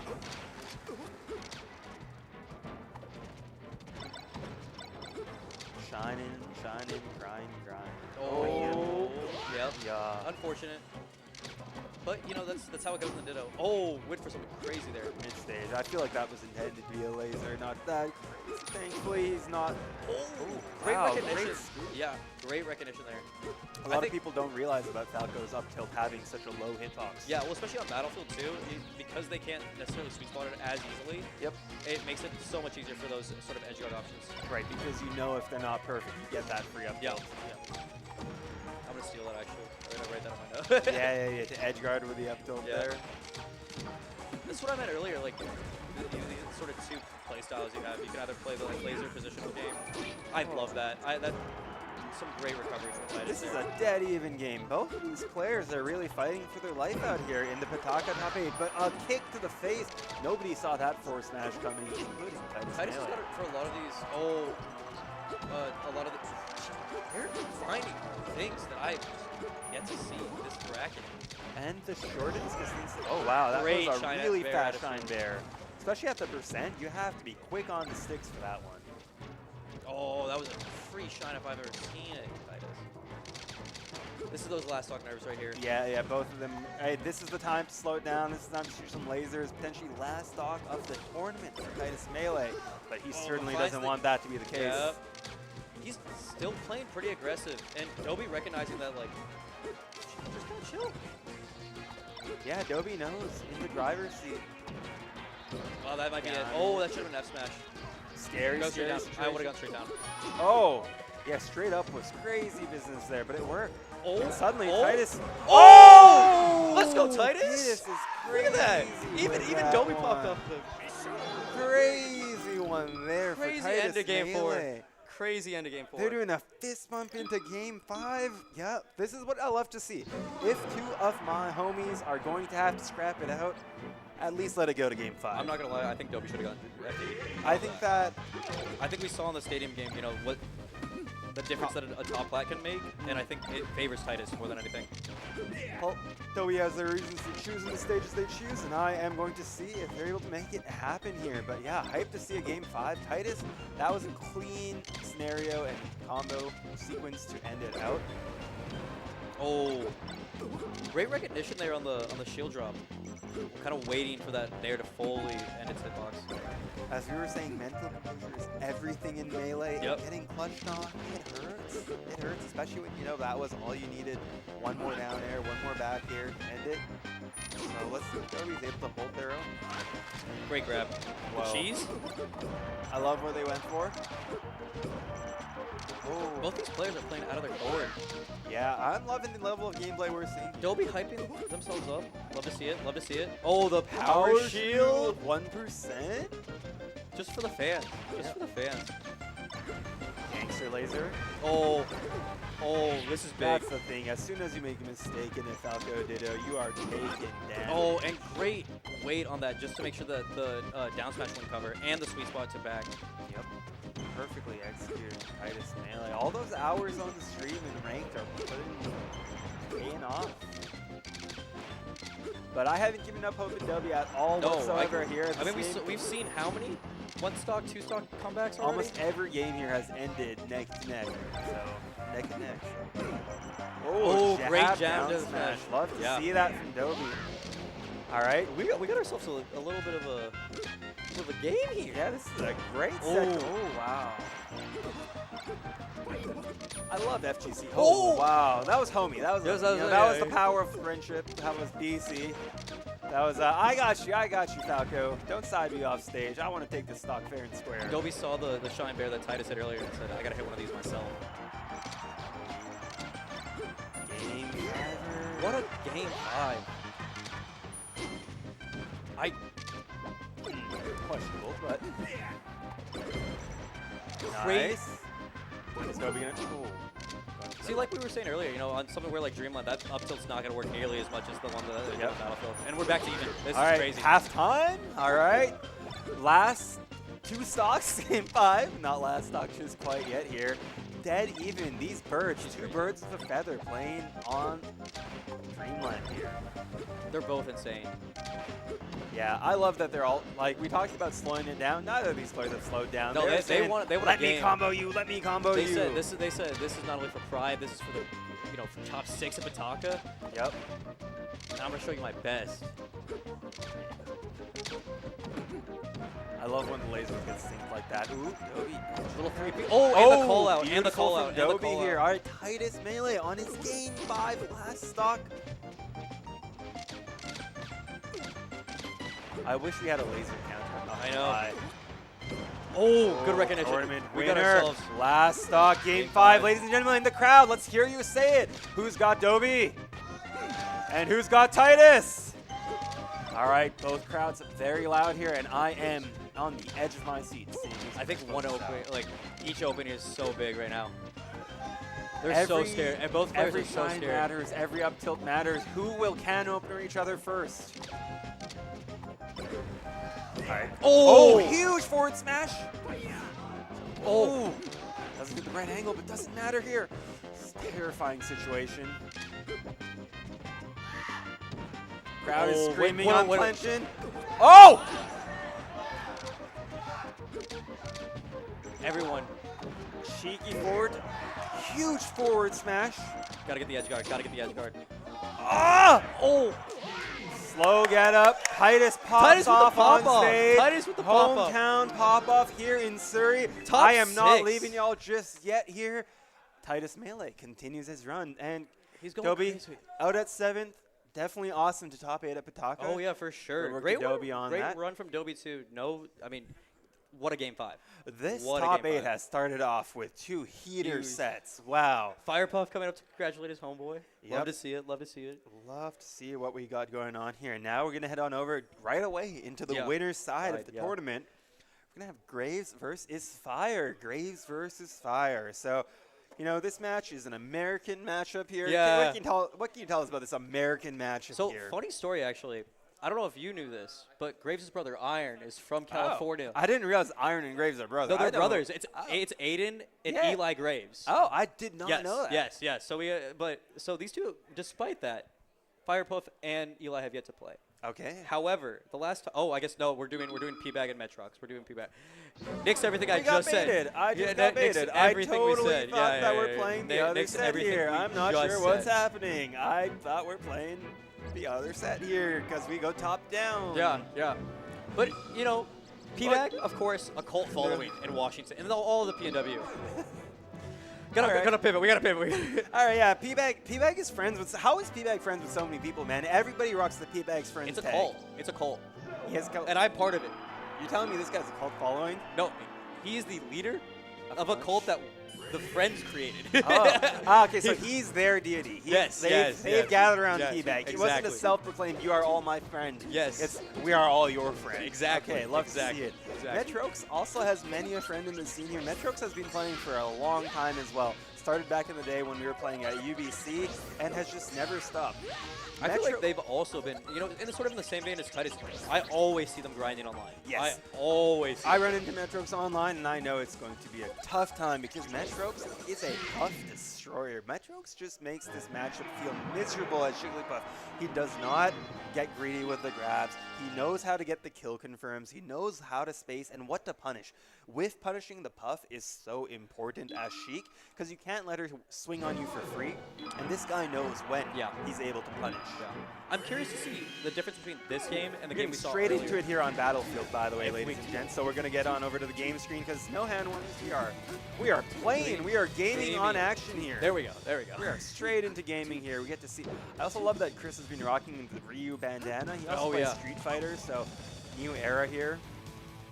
Oh, missed rest to start. I mean, no problem. Start no it early. problem. Do it early. Do it early on. Exactly. And yeah, the punish was also a little bit misinput there, so it's no problem. Throw out those rests liberally here. In my opinion, though, P-Bag's more of an IRL grinder. I see P-Bag at every He's at local locals, in right? Washington. Yep. I It's see, dope that you guys have such a strong regular event scene. Yeah. I see, back whenever 5-iron was still a thing, I would see P-Bag at 5-iron. I'd see them at UW. Of course, they go to CRT Legacy every now and then. It's great to see, the 3 weeklies in Seattle, at least, they were trying to get the most out of it after they moved from Bellingham, which only had the 1 for a while. All right, and P-Bag can close up that first stock there, but first stock of a game 5 set, a 5-game set ahead of us potentially, so no stress just yet. And I believe the loser of this will play Jen, if I remember correctly. Loser of B, yes, exactly. Yeah. So, yep, we might either see the same matchup or we will see some Sheik dittos. And if I'm P-Bag, I do not want to go down to double Sheik. Well, and just seeing what Jen did of Fat Shiny. Yeah, that was a clean. So I'm trying to win now. Oh, what a rest! Yeah. Beauty, and P-Bag very happy about that. He knows he needs to be hitting those. This won't kill, right? No, yeah, not just yeah. yet. No, not at all. But next one. Honestly, I like the confidence to go for the rest immediately after missing the first one. Yep. As soon as you put away, you need to show that it's still always on the table, right? That's a really important part for Puff. The threat of rest is what scares people to play poorly, right? That, oh man, if I start doing this thing. It's like the same thing with Sheik grabbing, right? If you let the Sheik start grabbing you, she's going to keep grabbing. Exactly. So as soon as you show, hey, if you try and grab me, I'm going to crouch rest you, then it disqualifies and eliminates the option. Sorry about that.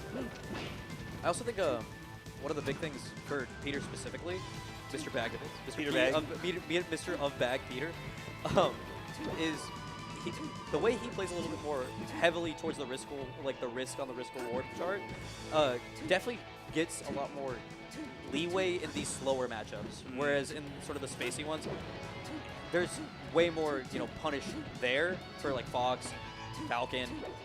Whereas with Sheik, Marth, Peach, you don't see nearly as much.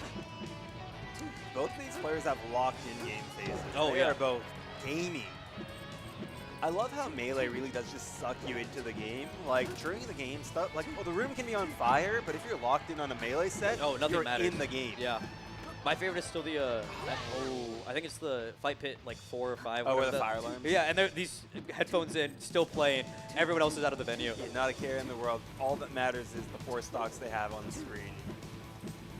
But, despite that SD, this is still a very, very even game here. I think what we're seeing from Peter that we didn't see from Fat Shiny is definitely the willingness to slow the game down. Like that's what I'm saying, right? He's not just going in with fairs here because he knows the trades are not... And then as soon as we say that, it immediately trades. And yeah, hits a nair into the down tilt trade. As we were saying earlier, Sheik in this matchup, she does get so many options and opportunities to kill confirm, and that down tilt is going to be an essential one, especially against a crouching Puff. Good work to Metrox. He's just racking on the damage here.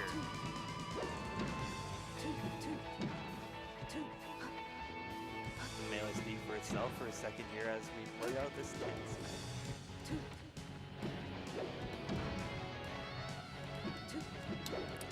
little waits that Peter's doing are really good, just to kind of like, especially game 1 where you're just trying to find the data and see what the players' habits are.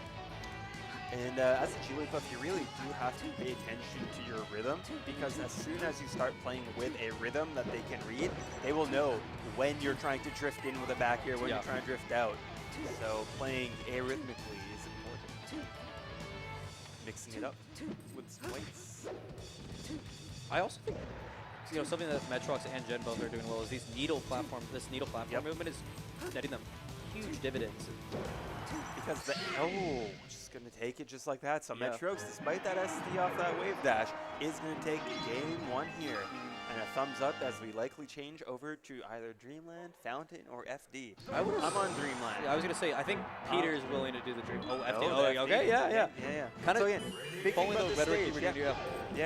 The crouch goes a long way. And as you were saying, using the platforms for the needles, you don't have a platform to charge your needles on anymore. You don't have that angle to hit your fares. Like, if you're just jumping on me and I thought that might have been an up air rest, just a raw rest after that pound. I think a little too low percent there, and Metrox definitely able to wiggle out of it very quickly.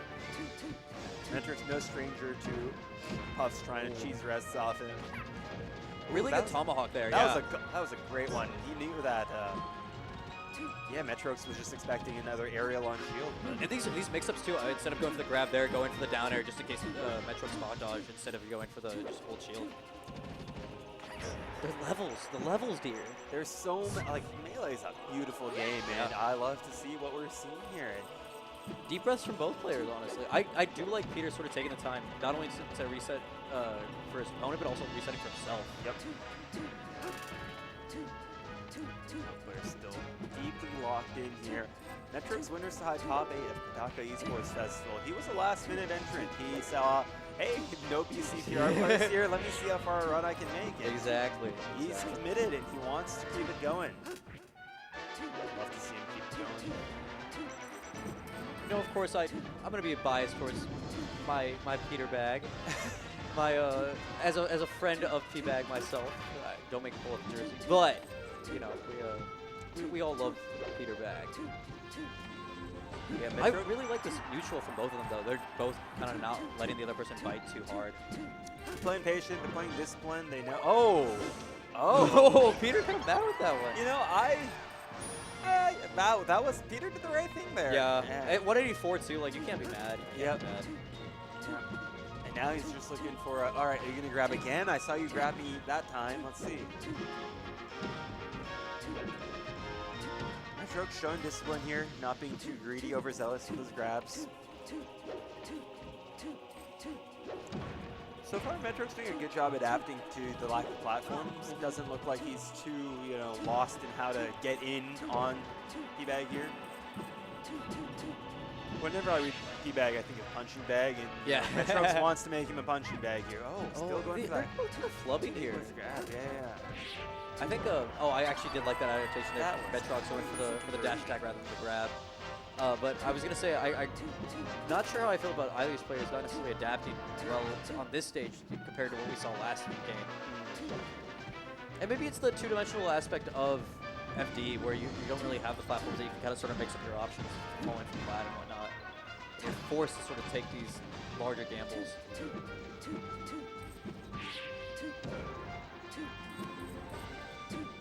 Both players are playing patiently, are playing disciplined here. She's back here, she's huge. Yeah. It's such an annoyance for Puff to try and get in on. Metrox is hoping that P-Bag gets impatient, and impatient he did get. He threw out a forward smash on shield, and that's Puff forward smashing on shield means. Oh, what the? That was a greed. And honestly, though, it only took 19, though. It's not like I'm. Never mind. Needles to the face. Needles to the face. Yeah. Yeah, Metrox doing a good job keeping composed here. I really like these adaptations from Metrox, though. Like, understanding that, Peter's less willing to grab more and more. And so just holding the shield in. And even though they died there, it's not like, 140. I'm not mad that I'm not. Yeah, that's chilling. Oh, Peter went for the greediest rest I've ever seen.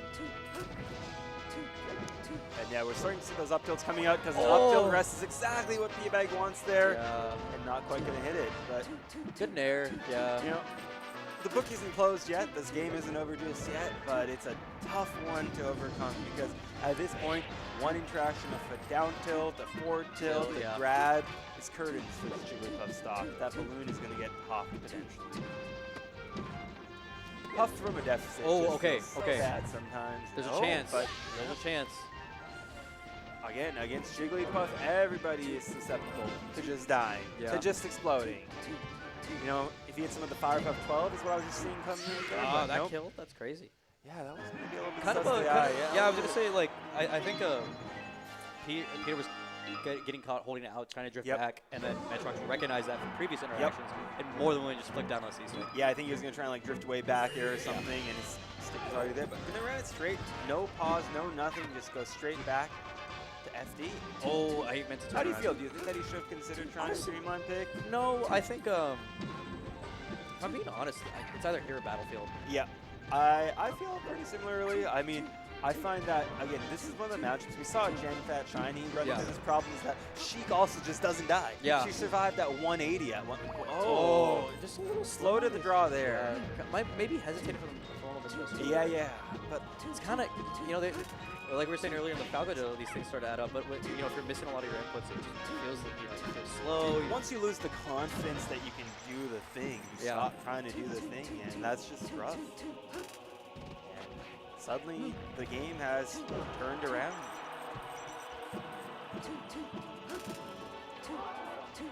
You know, I think, despite, you know, this set count and the score, it's not like Peter's doing anything too egregiously bad or anything like that. No, yeah, both players are still playing really solid. It's just that Metrox is, unfortunately for P-Bag, playing a little bit more solid right now.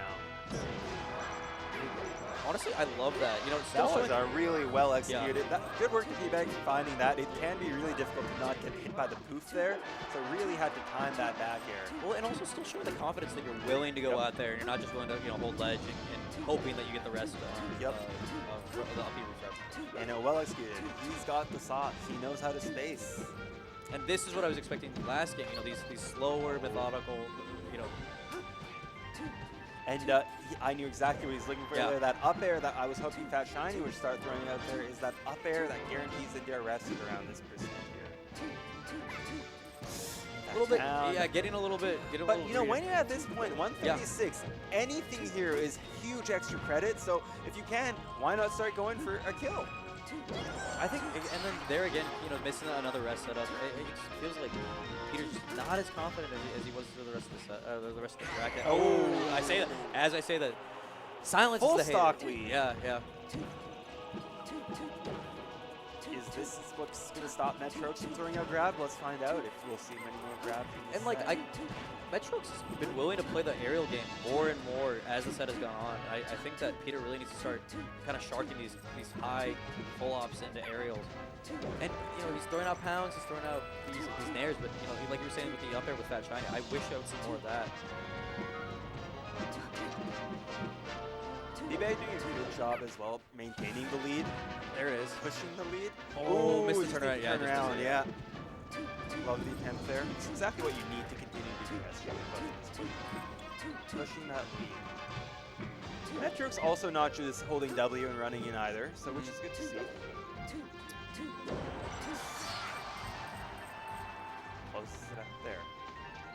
Oh, was waiting for the roll in. I like that. I like that a lot. I did not like the biting in after, but I did like the wait. Oh! Metrox really realizing it as it was happening. He knew he fell for that, but it's like 30% off that down smash. And, if I'm Metrox, I'm not the worst off here. I'm not feeling, oh man. Also, but you know, Peter's almost like at kill percent now, so it's not as if, oh, that should be it. Yep. All right, we're last stock. Last stock for P-Bag. Potentially, the Sheiks really have figured out the tough matchup on this tournament so far, given what we've seen. Well, I was going to say, both of the Sheiks that we've seen are very well versed in the pump matchup. You know, Jen obviously playing P-Bag for years. Oh, okay. Yeah, I didn't realize for years. And then Metrox. Metrox's misspacing was actually his fortune. And, you know, despite earlier on in the set, we've seen like a complete 180 in the tempo of this game. It's all Metrox right now. I'm not liking these down throws on this stage from P-Bag. I Yeah. think up throw is what I'd like to rather see, just for the That was good. percentage. Oh, yeah. Especially, you know, I get trying to go for, you know, a Hail Mary at this point, but even the down throw, you know. Sitting there down throw and all right, last little breaths shot, here. yeah. Last tufts of air inside of this Jigglypuff. Oh! I mean, I respect that Yeah. was how he Yeah. was going to come back in online to the set, but congratulations to Metro for advancing further into winner's side. That is not the last of P-Bag that you will see. That was winner's side. So he has another shot against another Sheik here. Yeah.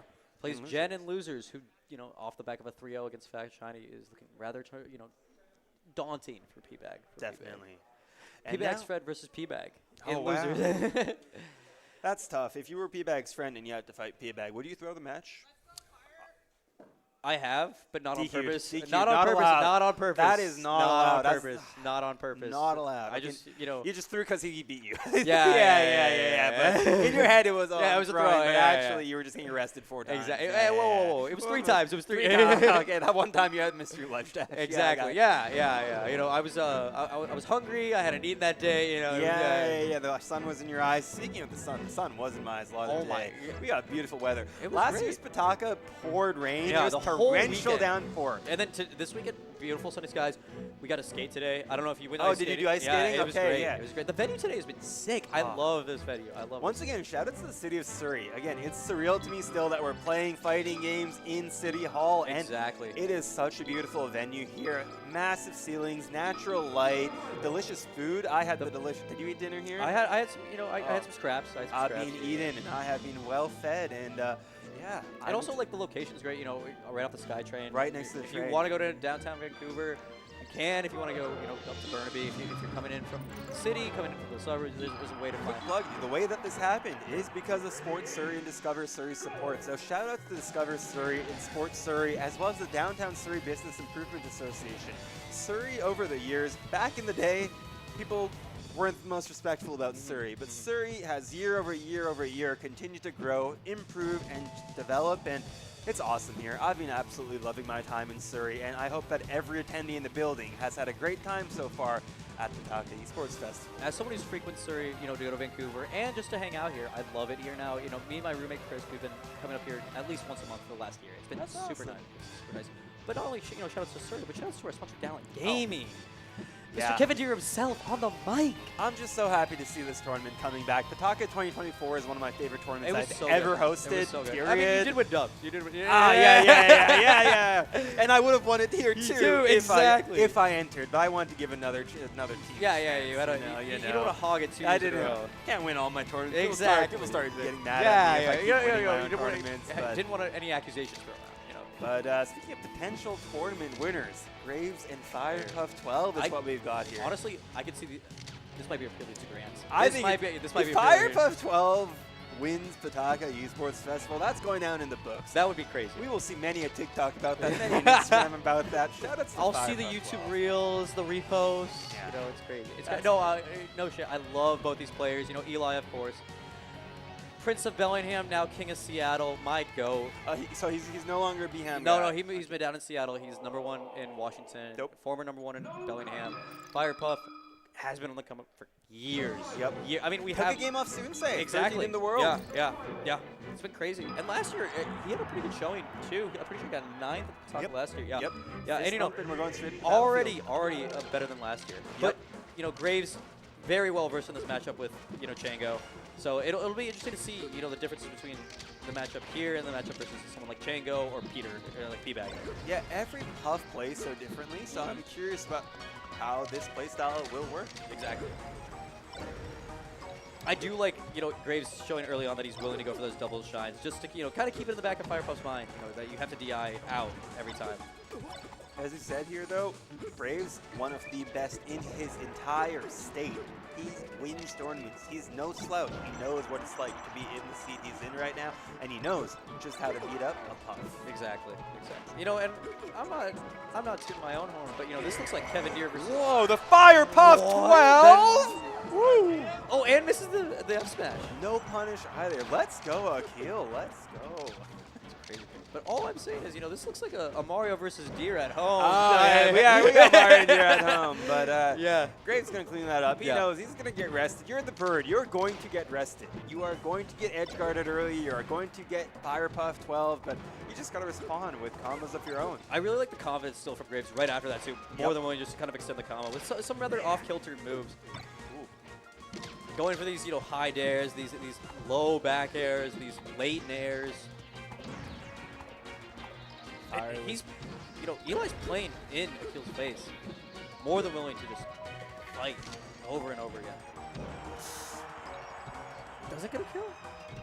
Not quite just yet here. Yeah, if I'm Akil, I'm scared. Oh, huge. Those 3 counts you need. That's awesome. Cleans it up. You know, okay. You know, we've played this matchup quite a few times. Whoa! Yeah, He another just rest. rested the air dodge. That was beautiful from Fire Puff 12. No kidding that he's continuing to level up and grow. Yeah. You cannot sleep on any melee player these days who's putting in the work. Well, especially, you know, these two scenes that they respectively hail from are also both. Fire Puff's locals are some of the hardest locals in the world. Yeah. So. And you know, Eli has been attending 5 Iron, CRT Legacy, UW for at least 2 years. He's out there. Yeah, and you know that has some heavy hitters. Stiv. Yep. Zoe. Anchovy. Gamers. Yeah, I love that Pataka has brought all these amazing competitors. I really like that mix-up there. Instead of going for the up air and air to kind of like something that you would go off stage, and having Fire Puff DI for that, going for the down air just to go for immediately off stage. I like that fair too. Beautiful These guys Fire are going Puff. at it. Wow. You know, you said some things before the set started off screen to me, and I gotta say, let's go Fire Puff 12 here. He's playing his game, he's staying composed. Ooh, almost killed him. Almost killed. Just a few % off. You know, if it was me, I would have gone for that. Just gotta hold back off the pound, you know? Yeah. Like, every time I see him drifting in, like, he's gonna pound. And he's staying disciplined. I do like that early on in the set, too. You know, I feel like as the set goes on, you get more and more tighter as you learn the other person's gameplay. But seeing them both play this tight early on bodes well for the future of the set. I'm excited to see where we go. I mean, we're obviously going to, obviously maybe not. Dreamland is. I know we've had next. I think this matchup, Dreamland is the easy pick, and like occasionally fought if it's a personal preference, but like, you know, even if other characters level super long on Dreamland, Falco is not one of those characters. You die on 40 no matter the stage. Yeah, the survivability that Puff gets on this stage against Falco is great. Something that I think Graves really does really well in this matchup is going for these, you know, approaching up airs from like more of a diagonal standpoint, rather than just going up and down. He's willing to sort of find these ins and outs and maneuver between the platforms in order to hit you with these sort of off-kilter aerials. You're really doing a good job here at, honestly, not giving Jigglypuff. Falco can just suffocate Jigglypuff. Yeah. Like, oh, beautiful down tilt there. Jigglypuff's tech roll is really, really bad and really easy to follow for Falco. So the down air, you can just keep comboing the down airs if you're able to just stay fast and nimble and have a general idea of where he's going to go afterwards. And I think something that Graves specifically is good at with the... Just like that. Oh, yeah, just exactly. like that. I was just about to mention that too. The sort of like when to down air, when to back air, when to sort of grab. And know what your option select is huge in this matchup. Graves seems to have it unlocked right now. Yeah, you know... Top players sometimes just need a game to figure things out, calibrate. He's also been cold for a while. Yeah. You know, he's also, you know, from traveling. Yeah, you know, I think the sun was in his eye Yeah. But we do not need to fluff this guy at all because he is 2 stocks up here on Greenland, the counter pick. I'm surprised, you know, especially for game 1, I think Eli's showing the sort of the adaptations early on, and Fire Puff's sort of taking a little bit longer to find the same adaptations. And like, especially in this matchup, tempo is huge. Yep. because as you were saying, one of Jigglypuff's biggest strengths is her ability to control the tempo of the match. But when you're behind, that goes out the window. Yeah. If you're slowing it down here, you're losing your opportunity to bring it back, right? Yeah. So, and a laser just does so much too. Okay, let's see. Is he gonna...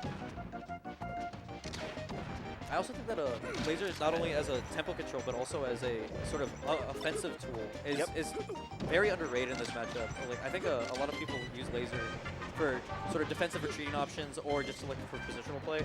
But using it like you're saying as oppressive earlier is what can to lead to lock something like Puff that. down in her movement, to get her stuck in shield, and also the turnaround factor. Jigglypuff's best move for a lot of people is her back air, and it's such a core part of her gameplay. But in this matchup, if you're flying around trying to back air and you get hit by a laser, you turn around, and you can't back air when you're facing away from them. So it's Eli like, is feeling himself. Graves is.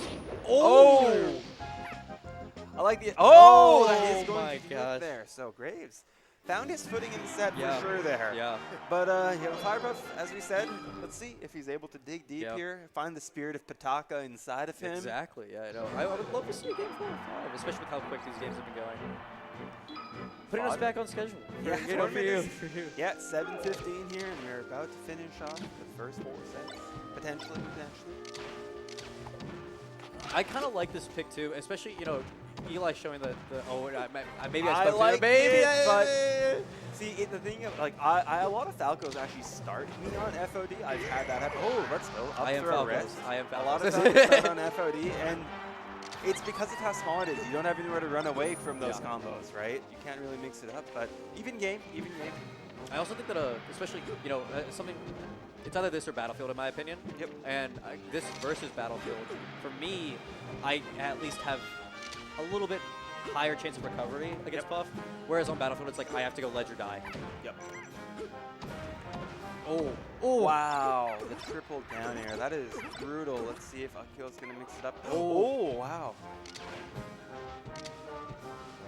5 jumps and an air dodge. Jigglypuff, pretty good recovery. Firepuff recognizes that Eli's been going for those sort of low aerials and kind of calling him out a little bit for it.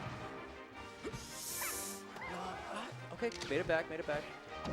I'm all for giving Falco Pal down there, to be honest. The fact that the lingering hitbox and spike can just kill you really hurts. Ooh, really good recognition on the percentage there to CC and then immediately rip the down tilt. Yep.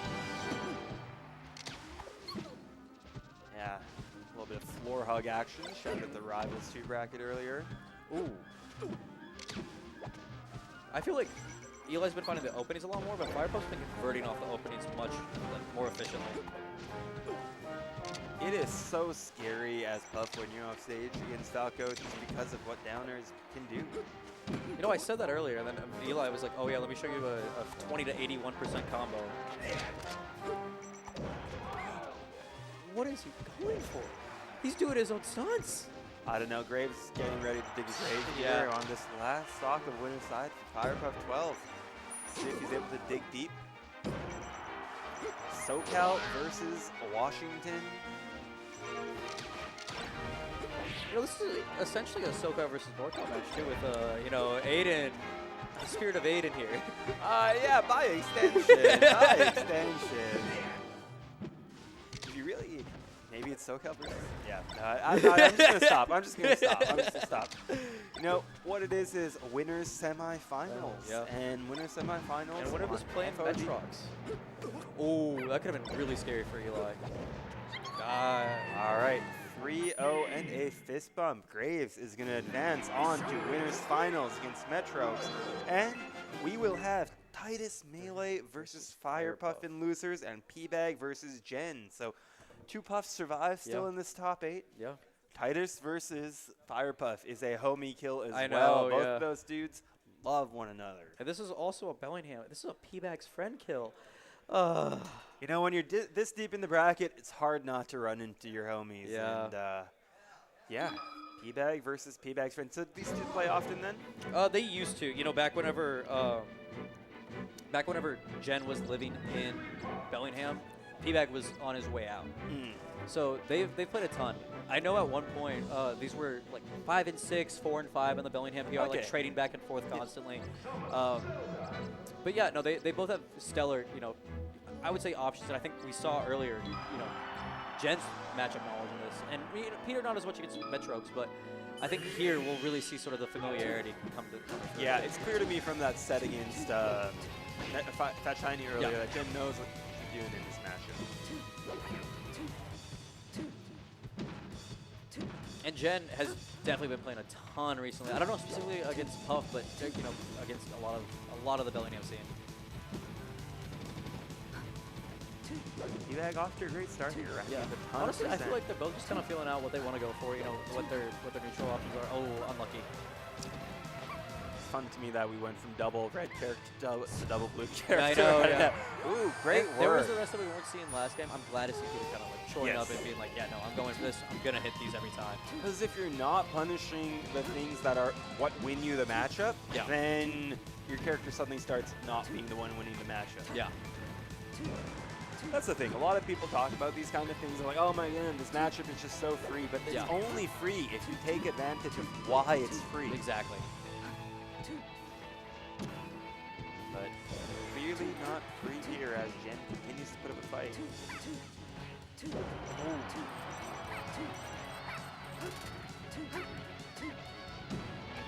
I really liked the idea. Just a little bit off in the execution. Oh. Maybe she saw from the last game, last Peter the Metro. Yeah. Oh, that was P-Bag off to a fire start here. Chandler's in a fire puff. Yeah, I was just going to say, looking like fire puff with these rests coming out.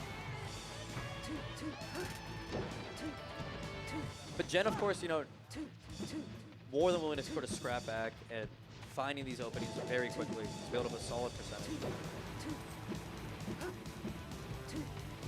I think something that I find beautiful about this matchup specifically is like sort of the ways in which both players try to find their ways in. And because it's not scary, no jumps. Yeah, it's a scary matchup for Sheiks especially because you don't necessarily know what's going to get CC'd, what isn't going to get CC'd. But sort of find these nuances of like when can you jab, when can you up tilt, when can you F tilt, when can you back air. Yeah, the move's like that was a great rest. Three rests. Back to back to back. Even though they're friends, P-Bag's having no mercy. This is Angry Bag. This ain't P-Bag. Peter came here to win. Yeah. Let's be real. Had some big wins earlier in the bracket as well. 3-0 Dobie. Yeah. Saw Oh, Dobie that was. playing, and It was. that was unexpected for me. That was unexpected for me for sure. Yeah, Peter went on a crazy like 2 back-to-back game comebacks, and I was like taken aback by. Oh, it didn't make sense because used to live with Graves, so definitely nuanced in that matchup. But this one hasn't played in a while, and still able to sort of showcase that. Maybe the set earlier might have been a fluke. That was what he was doing. And we were talking about something in that earlier set that Jen had of like the Puff can slow it down, and P-Bag is doing a good job trying to slow it down and set the pace. I think it's also like knowing when to switch that, or flip that switch of like aggressive, non-aggressive, timeout. Go for these sort of like reset neutral patterns. P-Bag gonna do a great job handily taking that first game. I will say in this matchup though, I feel like both players want to go to the same stages. Yep. Yeah, I mean, I'd say so actually. Other than FD. Yeah. And like I do not mind Yoshi's matchup. I was gonna say Puff at all. Yeah. Right? Yeah, because I mean, when you're like trying to get. Oh my gosh, S-City here. Jen kind of laughing, realizing the sort of the absurdity of it all. Like deserved. Yeah. Got a little too greedy. But I think obviously they're rest killing super early, as well as like 2 baggers at 40, and you're almost dead. Jigglypuff, one of the only characters that can actually like crouch cancel from the air basically with ASDI down, and that's what we saw there with that grab.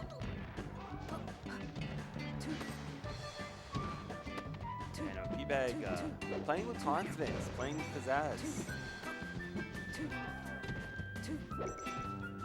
I really like these like little tilts that Jen's throwing out here and there as she lands, just to make sure that she doesn't get like covered by any sort of falling in air, falling back air, falling fair. Ooh, a little bit of a message from Peter. Well, that won't kill though. That will. 107% deficit, but you know, still doable. Still doable.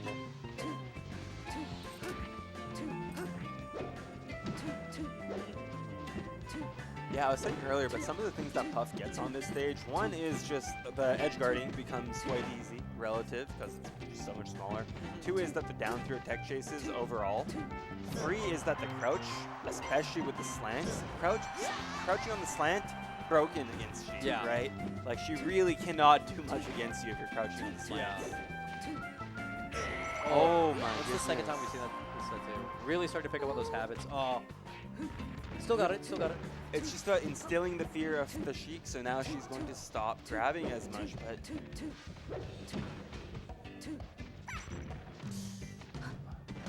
Teabag knows I really like that. I really like recognition from Jen there, realizing the percentage is in her advantage, and able to CC and then immediately throw out the spot judge to not get out tilted. That was really scary there, though.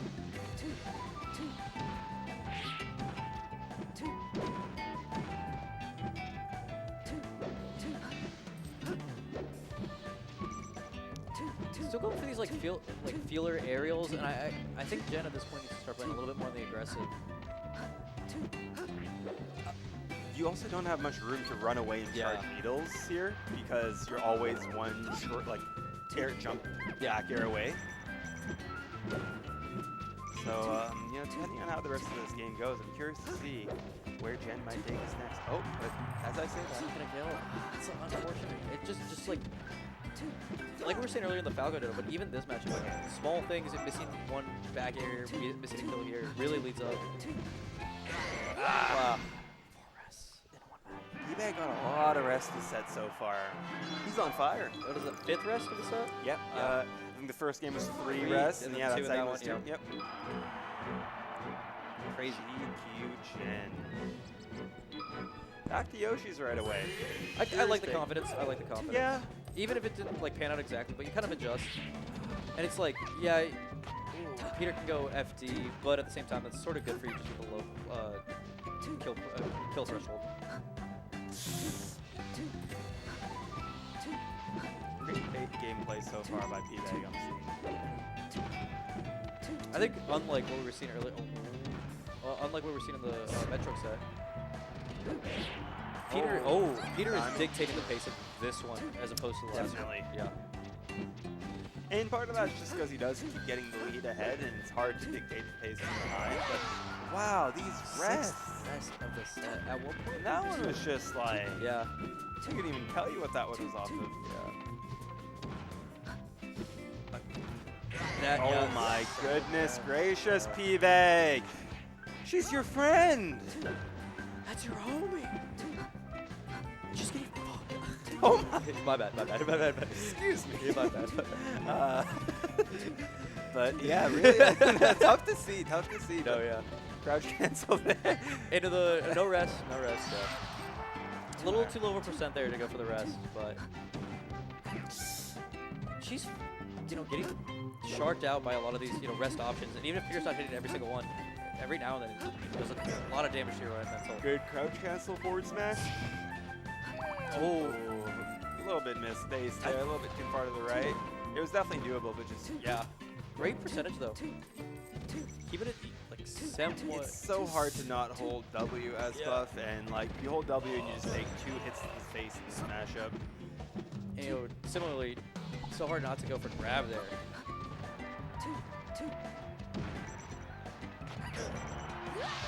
Beautiful grab. That 4th throw just going to clear Jen straight off the stage.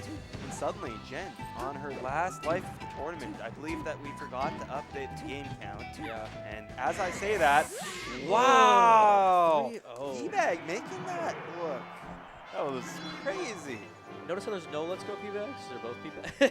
Teabag. Good stuff from Jen, though. Great showing. Respect Jen. Yeah. 5th place at the Pataka she was Esports Festival. Like 20th seed. I had not ever heard of Jen prior to this tournament, so Jen definitely on great my radar here. Shout-outs to everybody here with us tonight at Pataka. Who's excited for the rest of this top 8 Pataka fans? I think we have Titus and Fire That's a fire set if I've ever seen one coming up. And the homies. You know, Again, cheesing as they walk up on stage. Homie kill after homie kill, but It's this tough one out is here. going to be a banger. I love every game I've ever played with Firepuff as well as with Titus. They both play amazingly fun to play against. I was so- gonna say, this is one of the matchups where I'm excited to see sort of the differences between both of their previous matches and this match, because I think, you know, Titus towards the end definitely going for a lot more like individualized combos and whatnot, very specific to Dobie, and Firepuff, of course, trying to sort of find his footing against Graves. But I think these two know how each other play, so it's much more going to be much more comfortable with each other. Yeah, no, excited to watch the match ahead of us unfold as the players are plugging in. A reminder, if you're watching the stream and enjoying what you're seeing and you haven't clicked that follow button, click that follow button. It will get you notifications when we go live with any exciting tournament action on the Gallant Gaming channel. And if you're feeling generous, give us a subscription. You might even have a Twitch Prime waiting there. So any primers, we recently hit partner on Twitch at Gallant Gaming. So thank you so much. Shoutouts to Lily and the folks over at Twitch who helped us make that happen. So your guys' YouTube channel has been going great too. Thank you. Yeah, it makes me really proud to see the VODs that we have on there, and I can't wait to see if you want to rewatch some of those rests that P-Bag hit, maybe take some notes for your own gameplay, watch the VODs on the Gallant Gaming YouTube channel, which you should also go subscribe to if you don't mind. Quick hand warmer for these two. I get it. You know, you just waited two sets for 3 sets for Titus, 2 sets for Firebuff. Just trying to make sure that things are still warm, things are still feeling as they should be. Yep, and like Spacey players, you gotta get your tech skill, make sure you're feeling sharp, get those mid-sledge dashes out during your hand warmer. Ooh, somebody's angry in the venue. Yeah. Got the money matches in the back. I mean, yeah, people are playing games and very passionate about gaming here at the Pataka Esports Festival because we are here to game. In game we will do. I think something that I really want to see that Graves did in this matchup that I want to see Titus do is really sort of that option select I was talking about earlier, seeing how Titus is sort of different in that aspect. Because I definitely saw in his set versus Yali, I was going for stuff that Titus never went for, and Titus was going for a lot of things that I would never go for. Right. So I'm curious to see how sort of I differ from him. One of the beauties of this game, right? You have the same characters, you have the same tools, but how you use them is where you express yourself. And let's get right into it here. Losers fifths here.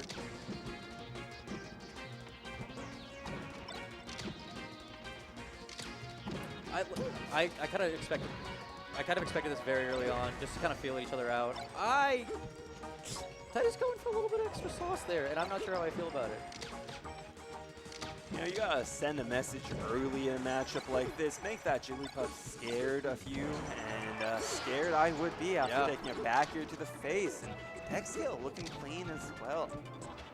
Titus must just be feeling really good after that clutch on that Game 5 against Dobie. That pop-off was I also excellent. think, you know, earlier on, he lost to Metrox in winners, and he had a fire under him after that. Yep. He was ready to game.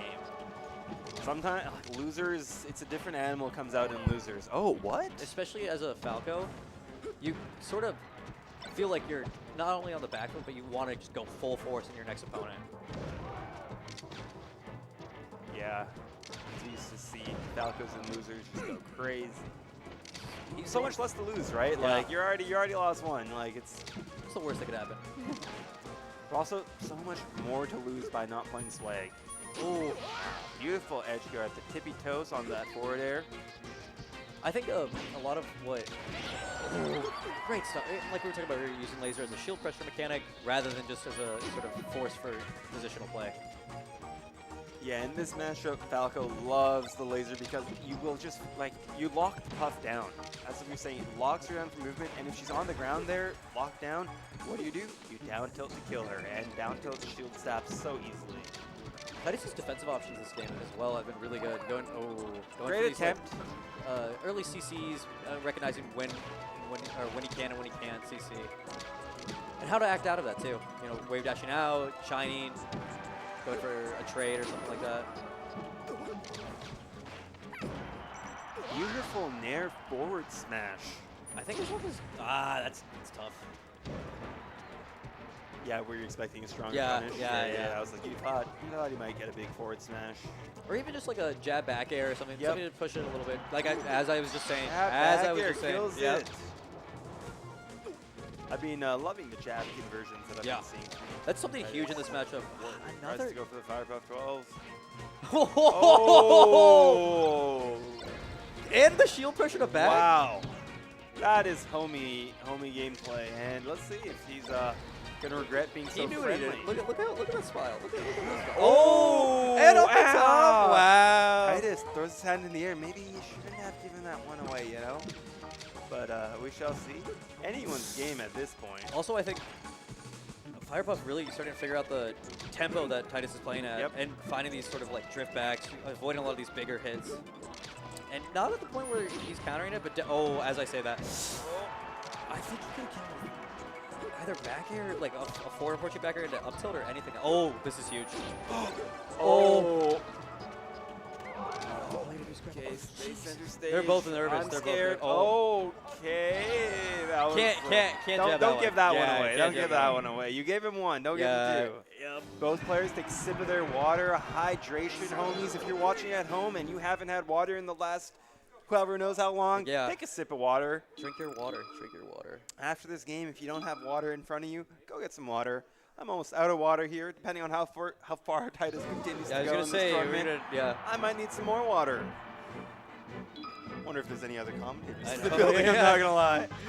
Starting to get a little gas, you know, after riding on he would. He wants to go him in sleep. No, I want to go him in sleep. Yeah, yeah. But not a crazy punish there, as one can't really do too much at 0. These guys are gaming though. I really like a lot of what they're doing. And you know, Falco bias. Just want to see the bird win, don't you? Yeah. Just want to see that bird win. It feels like it's a part of me, you know? It feels like my soul dies with each stop. Great stuff from... Oh! Yeah, I think it was supposed to be an air. I get the idea though. Yep. These little dash dances I like, I just don't like when Titus is doing it. I think he should be doing it a lot more in sort of the neutral options rather than on refresh. Yeah, like that right there I think is way better of an option from invincibility than just dash dancing in the corner. Roll and Shine, the Falco Classic. We all get hit by it. Oh, really greedy stuff.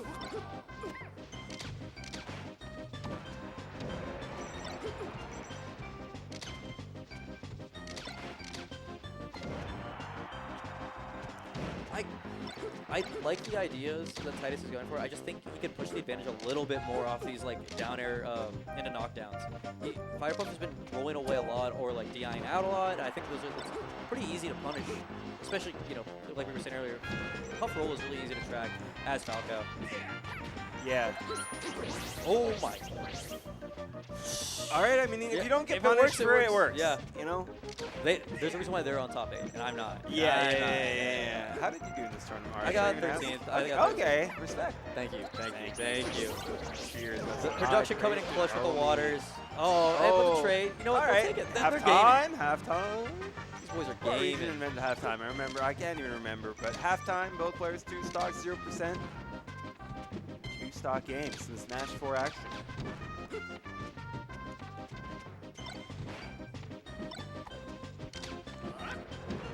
Ice cold H2O. Ice cold Titus's veins, man. He's playing with confidence, playing with pizzazz. And the only thing I'm kind of similar to last game where he got a little bit too lost in the sauce. I'm afraid, especially on a stage like this, where it's very, very easy to get lost in that sauce. Sometimes it takes getting lost in the sauce to remind yourself never get lost in the sauce. All right. Yeah, don't ask me what happened with the Ollie. Oh, weird trade unfortunate there. trade. Pound versus Dare. Who will win? Apparently the Dare. The priority on that move. I really, like I was saying earlier, I think Titus kind of realized after the after that interesting rest punish that we saw earlier that he's got to play a little bit more discipline. He's going to top plat a little bit more. He's willing to, as I said that, but for a little bit of a greedy back there. But he's willing to take these full hops, you know, reset neutral. Good stuff from Firebuff though. Keeping this even. Even game at this point. Oh! Titus melee up 2-0. continuing the run. Rising for Titus if he wins this next game. We're going back. It's that Surrey buff, man. Yeah, Hometown yeah. advantage. Firepuff 12 had to hop on a flight for this. Yeah, I don't know if you were here last year, but Titus was really upset with his performance last year. He's like, this is my home city. Oh, so now I he gotta knows he needs to represent in 107A, yo. Yeah. A couple blocks away. We're on 104. So, yeah, FOD, you know, understandable, expected stage. Oh, great stuff. I really like these. So, like the option select I was talking about earlier, the fair is really good at just sort of walling out Puff, especially at close quarters, because you get the multi hits, and even if you get one of them, it's sort of easy for you to kind of wiggle out of anything else. Oh, big. Despite how it worked out, I liked what Titus went for there, because I think the ambiguity of it really helped him with the recovery. Like I was saying earlier, that dash dance just isn't netting him anything on these recovery or on these invincibilities.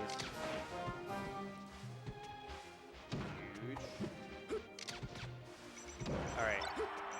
Not gonna kill. I Gotta think go for Firepuff needs to slow things down here. This bird is moving, and you can't really keep up with it. Oh! Finally got it. Finally got it. Recognized, after the third time's a charm, as they say. But still ahead. Still a full stock lead. What? Yeah. Just the rawest of rest. That is Firepuff 12. That is characteristic of his gameplay. Crowd coming alive. Crazy. Just out of jump squat And up back throw to back. rest. It was stale to the point that it didn't kill. Titus, come on. We're a little bit better than that. All right. Yeah. As we were saying, melee is all about mental, and so one of the things Jigglypuff has the ability to do is destroy your mental. And Akil knows that he has a lot of room to play I feel with. like after. Oh! What are you? These guys are doing their own stuff. Titus melee's not out yet, so let's see what he can do with this last stock. It's it's harder for Falco than it is Fox, but it's still doable. Never mind. Oh, it just has to go. Yep. Oh, okay, last okay, stock okay. brings it back. Titus melee. I thought he was gonna get arrested. Crazy shield though. Is that double? The arcade One more? ledge dash. I thought it was gonna do it again. Just do it again.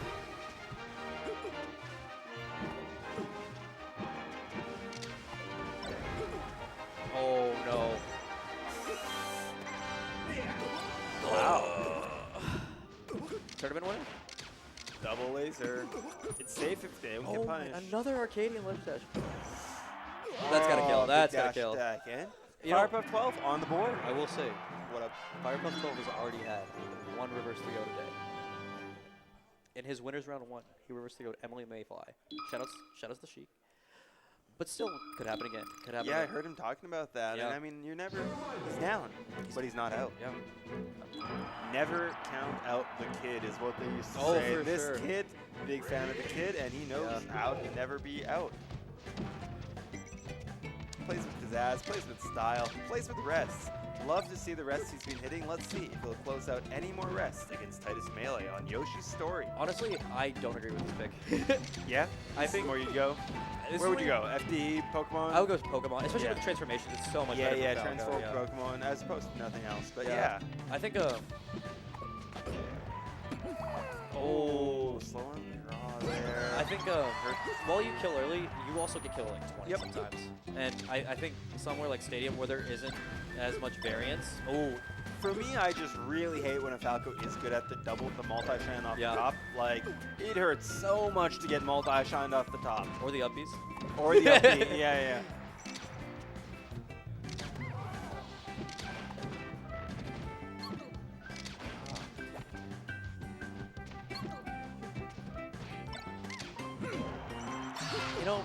I said it, but Titus gotta show me who's boss. There's a reason why he's top 8 and I'm not.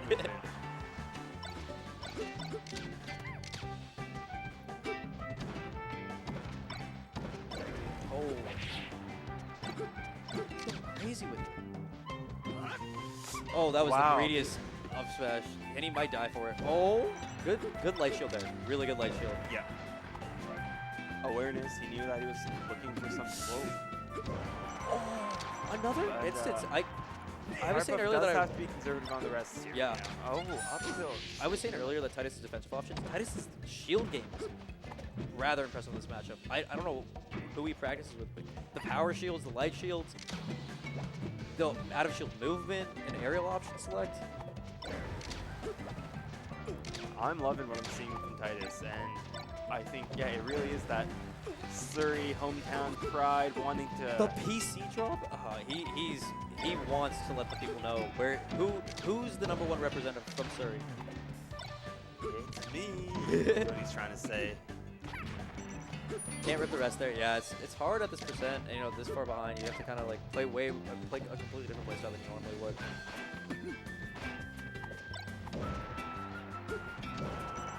That should be it. Oh, just barely. Cheeky. Shine will kill at 140 on the stage. Tough mountain to climb. I thought I'm gonna have to commentate like 2 sets. This guy's gonna try and make me commentate the whole rest of the tournament. Not if Firepuff has anything to say about it though. Oh, went for something crazy there. Whoa. Just dial it back a little bit. Airs right in the face, right? Yep. That back air Good going to stuff take it. Yeah, good stuff from Firepuff 12 though. You know, returning. Great showing to Firepuff 12 all the way from SoCal. Thank you for making the flight up here right there. and Yeah, joining us that's here at the 12, Pataka Esports Festival. And the homies hugging it out, you know, Big making sure hugs that they on know. stage. Yep. But also, shout outs to Titus Melee, Yeah. continuing forward into this bracket here. Forcing you to stay on comms for another set. And another puff set ahead for him against P-Bag. Yep. But before that, we're going to have a winner's side. Graves versus Metrox in winners finals of the Pataka Esports Festival. Honestly, it was not on my bingo card as I was planning this tournament, but here we are. I know. I think you know, the upset heavy sort of sets that played out today were incredible, and you know, there was a lot of great melee, but you know, at the end of the day, you have the best of the best showing up. The better player at the moment in the set wins. Ooh, I think they might contest for... Are they going to RPS for... It looks like they're fighting for share. Nah, no fight, no contest. Metrox just wins off of the aura. Yep. I like that shirt Metrox is wearing as well. The floral pattern, the beautiful. fits today have been crazy. People used to clown on Smashers for outfits. We have loved it up Egypt.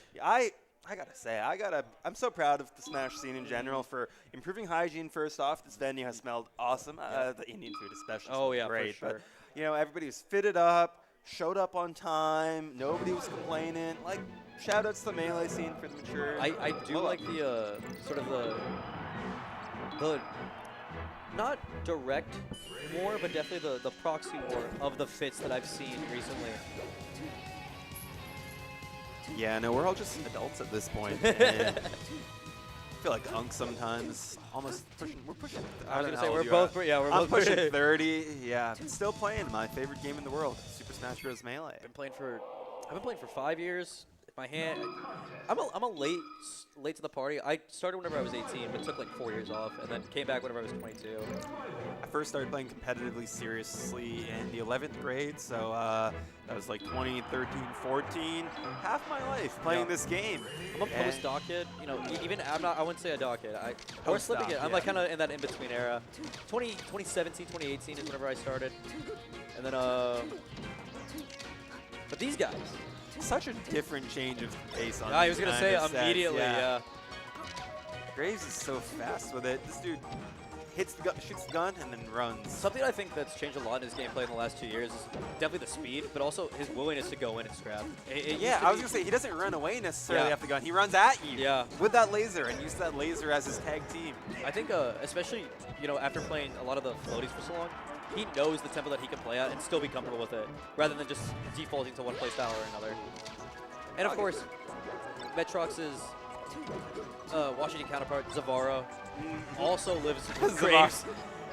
Zavara, the Metrox of Washington. Yes, yeah. Also lives with Graves, though. Shout out to Zavara. But they've played a ton, so has a lot of practice in this matchup, and it's definitely showing this early game. I hate the Graves household. And whoa, that was crazy. Sheik practice, Fox practice, Puff practice. They're melee players. What do you mean? It's like not melee fair. players living together. Not fair. You can move in, man. Ask them if they got an extra room. Get some melee practice yourself. But live in the closet just to get better. Graves clearly looking practiced here as he's up 3 stocks to 1 so far. Will anyone stop this man? Has he dropped the game yet? I don't think so. I don't think so. I haven't. My short-term memory is. I was gonna fried say at the he moment. went I don't last know. stock with Firepuff the first game, but then Yep. it was kind of 2 stock, 3 stock after. Yeah, I that. think he clutched it all out. Quick and Yeah, easy, yep. sub 2-minute first game here for and Graves. he's trying to get you out of here. Yeah. He's trying to get you out of He here. we have a hard cutoff at 9 p.m. and he knows that. Yeah. So, but Metrox still all smiles, right back to Battlefield. Yeah, sometimes game 1, he can break between games and everything, so just needs to lock in.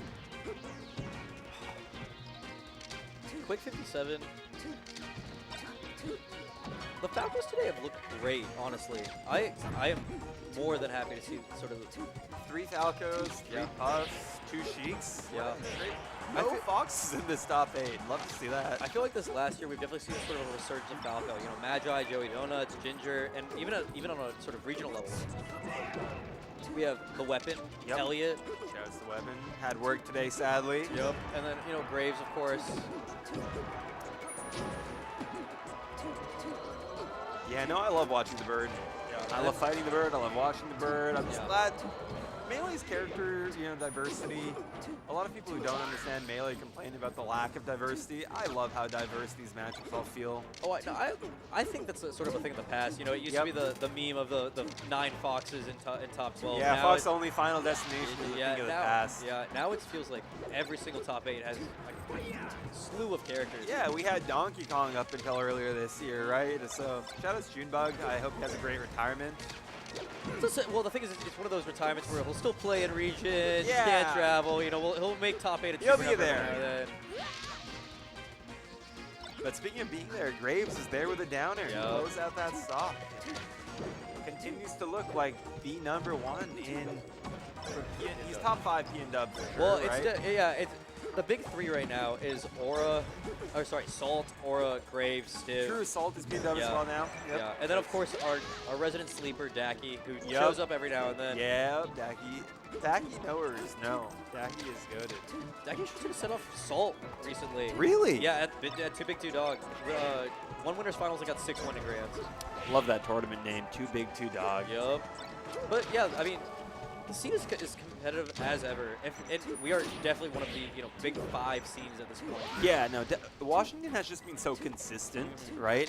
And somebody has always been carrying that torch. There's always been multiple locals. Well, even outside of the locals on a more of a national scale, all of our players have been really leveling up these last couple of years. And Washington travels too. Well, even Polo at Gamo last year, and Polo beating Fiction at Battle BC5 is a lifetime memory for sure. Yeah, and Aura's been traveling straight for back years. to Battlefield, by the way, as well. I'm just talking about No, the set yeah. again. Yeah, Sorry, back to game, back to as game. commentators, we got to talk about the set. And yeah, Metro's just going to continue running it back to Battlefield. Knows that it's not the stage that's doing it for him. He just needs to lock in. Like makes it look so easy. Why don't my combos look like this? Mario, I don't know if you have any time on the 6 relative to this man. I've seen this. Oh my God! There was one time he skipped regionals to go play practice sessions with top players on direct. So it's crazy. I don't know, some respect for that, but also go to your locals, go to your regionals. If you're watching this and you like Melee, but you're not going to a tournament every month, there's at least one tournament a month you can find the time to go to. Touch grass, see people, have fun. Talk to your homies. Yeah, or make some new ones, you know? Come visit, beautiful Surrey, British Columbia. Yep. Or, the next big tournament we've got around here, Battle of BC, happening in June. Yeah, and support Shameless Gallon plug. Gaming. Thank you to them. Oh, yeah, shout outs to those guys. Pretty cool. I know, people. yeah. Great leader, by the way, Face of the, yeah. Anyways, this match is going by, but Metro's able to take the stock very cleanly. I really like sort of the edge guard flow charts that Eli's shown. Metro's trying to find their footing. Yeah, no tech chase. Like, it's late in the day. It's been a long one. tough to stay on point. I think a lot of people who aren't serious competitors at Melee forget how much mental energy this game takes. It is draining, and you know when you're playing a half-hour session at home on with your friends, it's you know you can play that real quick, but it takes a lot of mental energy to be locked in for this long. And Eli's showing that he's more than locked in, going for some crazy. Oh, and the short to both. Especially with the pace that Eli is moving. He's like a train coming at you, and you have to try and react. Just 3 forward air edge cancels in a row. Dude is trying to sauce. Oh, went for the craziest shine up here there. Grab ledge. Yup. Oh, the tomahawk grab as Falco? And the ability to recover. Quick 3-0 winners finals. Who will stop this man? All right, Metrox though down but not out will sit in losers finals as he awaits the winner of P-Bag versus Titus Melee. Now, I'm not gonna lie, I feel pretty confident in Metrox giving either of those players quite the run for their money. Oh, for sure. I mean, Metrox did beat Titus earlier, and didn't he beat Peter too in winners semis? I think he did. Yeah, he did. Yep, he definitely did. So I mean, in short-term memory. Yeah, I know the Titus set was Game 5 last talk. It was barn burner of a set. Yeah, we've had some great Melee this top 8. I'm really enjoying it. Again, if you guys are enjoying the show at home, this is the Pataka Esports Festival, second time happening, and hopefully, if y'all show enough love, we're going to try and bring this back annually, ideally. And we would love to come every year. Showing love. Thank you to those who showed love by helping make this event possible. The City of Surrey, Downtown Surrey Business Improvement Association, Sports Surrey, Discover Surrey. It means so much to me as a tournament organizer that organizations like this care about esports and gaming and know how special events like this are for people like you and I and everybody who came out here. Are they just jumping in? No, we got some hands to warm up, right? It's always hard to tell with the Puff Falco. Yeah, because they're just going to wave dash around the platforms and throw some safe aerials, but... We also had some delicious food tonight. If you're coming tomorrow, we will continue to have delicious food, so from 5 to 7 p.m. Indian food. This event is South Asian culturally themed, and it was really important to me to do that because South Asian, unfortunately, racism has been on the rise in North America the past couple of years, and from my perspective, the best way to combat that is through showcasing diversity and through spotlighting what South Asian culture is all about. For me, good hospitality, good vibes, good food, all a part of what makes South Asian culture what it is. So For sure. Glad I could feed people such delicious meals today, and let's get some delicious Melee up next. And I know these two, I'm interested to see sort of the adaptations that these players have made for each other. Like kind of what we were saying earlier with some of the other sets. I don't think we've seen Peter play a Falco yet. I know that there's a lot of Sheiks. Yeah. I was gonna say both these players on the sort of the Falco Sheik. But we did see Titus play Fire Puff, so we know he's confident in this matchup. Yeah, and Fire Puff got rest in that set, so we shall see. Rest. Peter finds a rest in this set I think this will trade the. Oh, he didn't get the. Yep, he missed the slow fall. And that feels rough. You can see him grimace as he realizes he's not going to flush out the free kill. These two as well, locked in on the player camps. Beautiful. Quick 2 stock Start from P-Bag. Come on, we cannot have P-Bag and P-Bag's friend win in the grand finals. Collusion? Nah. Collusion? Us? Yeah. Nah, Graves just showing that he's that darn good. And of course, showing he's not slept on. Yeah, I was gonna say, playing P-Bag and playing P-Bag. Reverse back air double fair. Showing that he's he's more than willing to fight someone like Graves. I see why you're his friend, man. That was crazy. Titus showing some signs of life. We'll see how he does going forward. I do think game 1 especially in this matchup specifically, you gotta find the tempo. You gotta find the tempo very quickly, and if you're Falco and you're not ready, you get blown up for it. Yep. Yeah. Whereas it's with so good to blow up a Falco. It's amazing. Yeah. Whereas with Puff on the other hand, I think from the Puff's end, even if you're not ready for the tempo, you can kind of adapt. Not even if you don't adapt super quickly, you're not nearly facing as much repercussions. You're not getting rested twice. Yeah, you're not getting rested as both. Yeah. Worst case is you're going down or chain.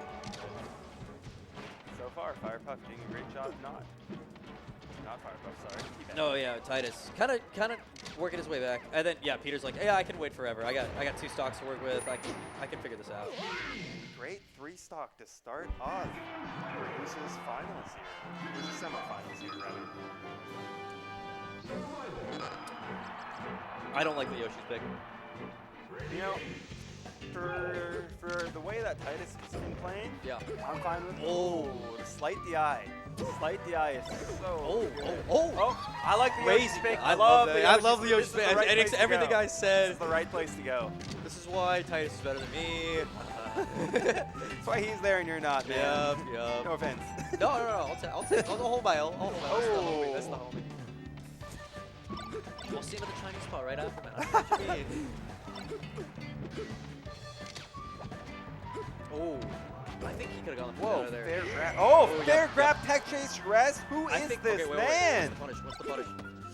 He's handsome, talented, strong, locked in. He is P-bag. He is T-bag. With beauty, with grace. I see why this man has a cult following. Oh, whoa. what a grab. Oh Whoa. my god. Peter on a vengeance.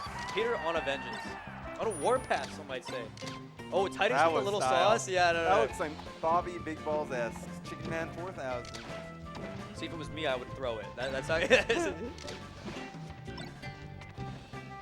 Oh, okay. Big. I almost killed.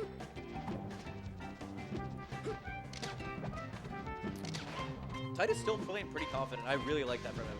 Yeah, you know, you cannot let being down stop you from playing the way you're supposed to play it. I like the confidence there. And close it up. Back to even game. Yeah. More or less. Yeah. I mean, he is a knockdown percent. Yeah. You know, I haven't talked enough about the things I'm looking for in this matchup as Jigglypuff, but knockdown percent is just so important. And that starts at like 17 in this matchup, where like up air starts to knock down, pound, up tilt. As Falco, I'm really waiting until I hit about 6, until I get up to about 60. Oh, my point exactly. He's got big forward air. All right, Titus Melee on the board, showing you can rest me a couple times. I'll still take it. I still got it like that. You know, he, like we said earlier, he is ready to show that he's #1 in Surrey. Yep. Dreamland, this is kind of what I was expecting. Especially for someone like Titus who's been playing super fast, this is definitely the stage to slow it down. Just like that. And Titus has made some great adaptations to the set. Even after those first 2 games, you know, game 1 kind of a wash, but you know, game 2, even after going into a couple rests, and then now like showing that he can definitely dictate the pace of the game. Yeah, he's down, but he's really not out at all. So. Commentator's curse. Commentator's curse. I didn't know I have these powers. I'm not a commentator.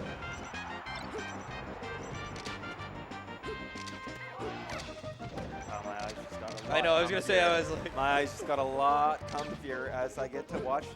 Also, something about watching Melee on a big screen just makes my heart so happy. Oh. Just get in. We're back to the bright side. Okay, 20%. Not terrible. He just can't get hit from invincibility. You know, we were saying earlier I was saying earlier about how the dash dance wasn't working out. He immediately adjusted in this set, and I'd love to see that. Overall, all throughout this top 8, other than like really great, I haven't really seen too much dash dancing, period. You know, none of these characters really dash dance characters, but if anyone's gonna do it, Falco's the one who needs to be doing it to slow down the pace, control the pace of the game. There's the I can't remember if it's Fiction or Magi or Tenorin who have said that the key to a good Falco is how they dash dance and how they act out a jab. The concept of dash dancing is one of my favorite parts of Melee. I like that fair extension. I think he was going for the turnaround. Not gonna go. The turnaround back there though. But the next Melee after party, I'm just gonna start dash dancing IRL and say it's a dance move. Yeah. He was scarred from the Fire Puff once. Yeah. He was like, I saw what he's done before. I know what this move can do. Because that move, even uncharged, when she's rolling really slowly and you get hit by it, you can just go flying. Yeah. Or even just like a slight charge. Oh, wow. P-Bag doing exactly what he needs to do to try and put this one in the bag. Okay, but we did see Titus come back from this earlier. So Yep. can he He's do it down, again? but he's not out. But, like, It's as definitely a you lot look, harder you on this really game, try and yeah. push that stock lead here. And to get that rest really will do just that. Ah, I've fallen into that trap so many times. So many times. All right. P-Bag continuing to look strong. Moment of truth. Yep. We go Battlefield or we go Stadium? I won't say anything. I won't say anything. I'm gonna let the players make their decisions. We got Battlefield. I knew it. I knew it. Head nods.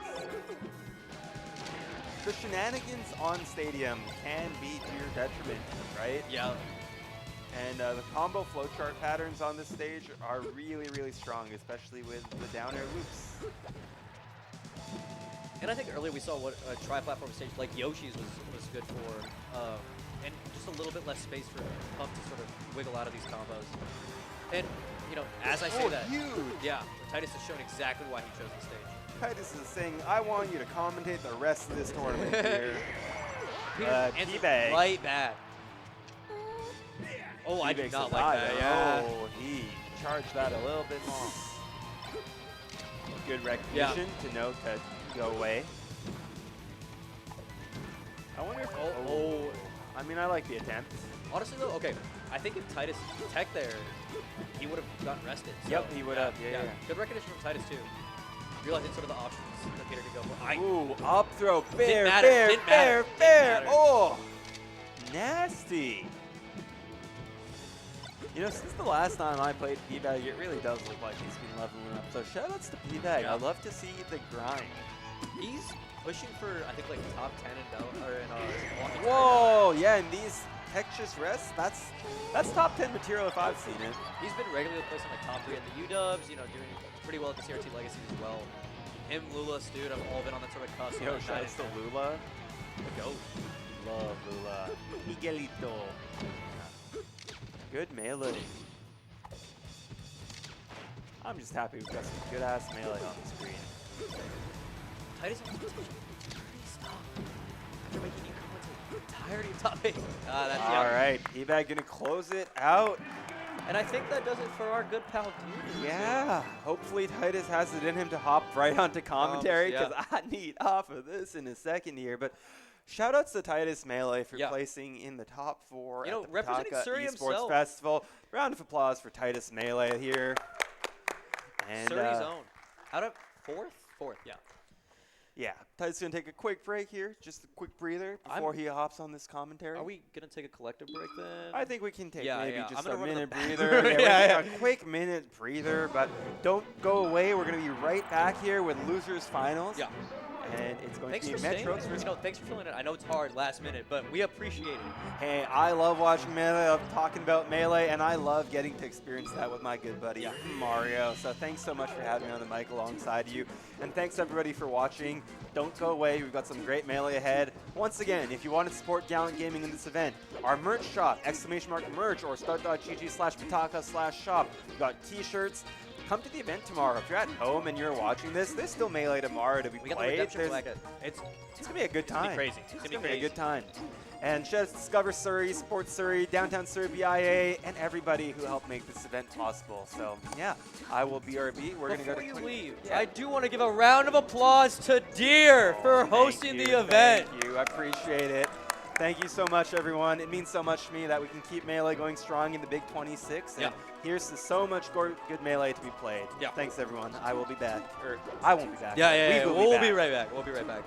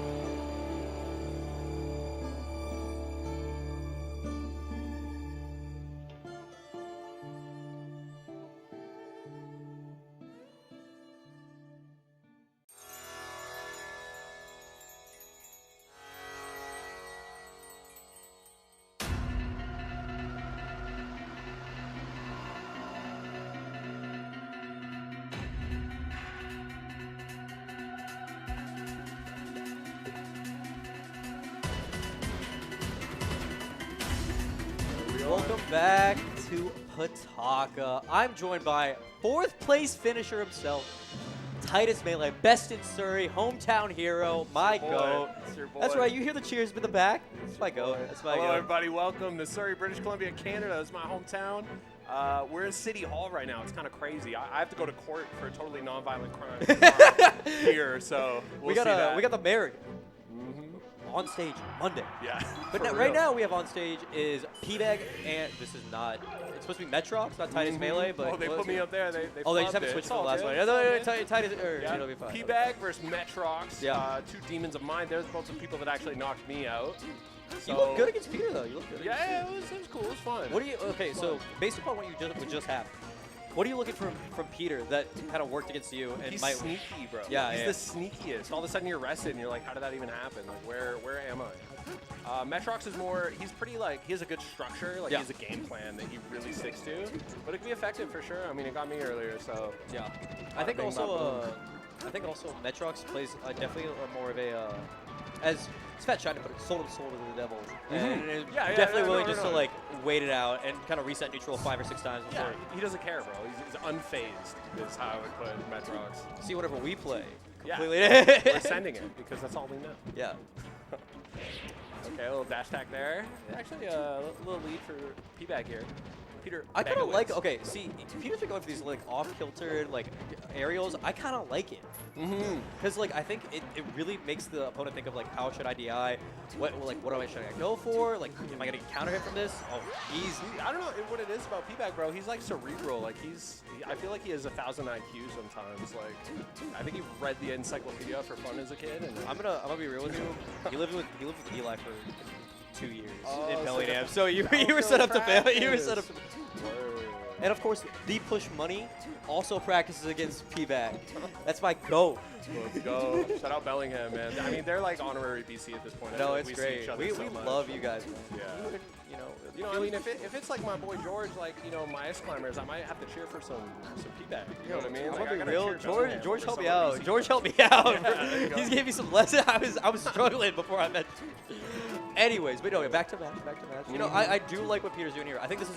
I don't know if you saw the winner's set, but Metrox was all over Peter, like definitely dictating the tempo. And I think this time, like Peter's just slowing it down, making sure that like things are going on in his direction. Yeah. And that's exactly what you want to see. He's not sticking his neck out there, hereditary style. He's staying safe.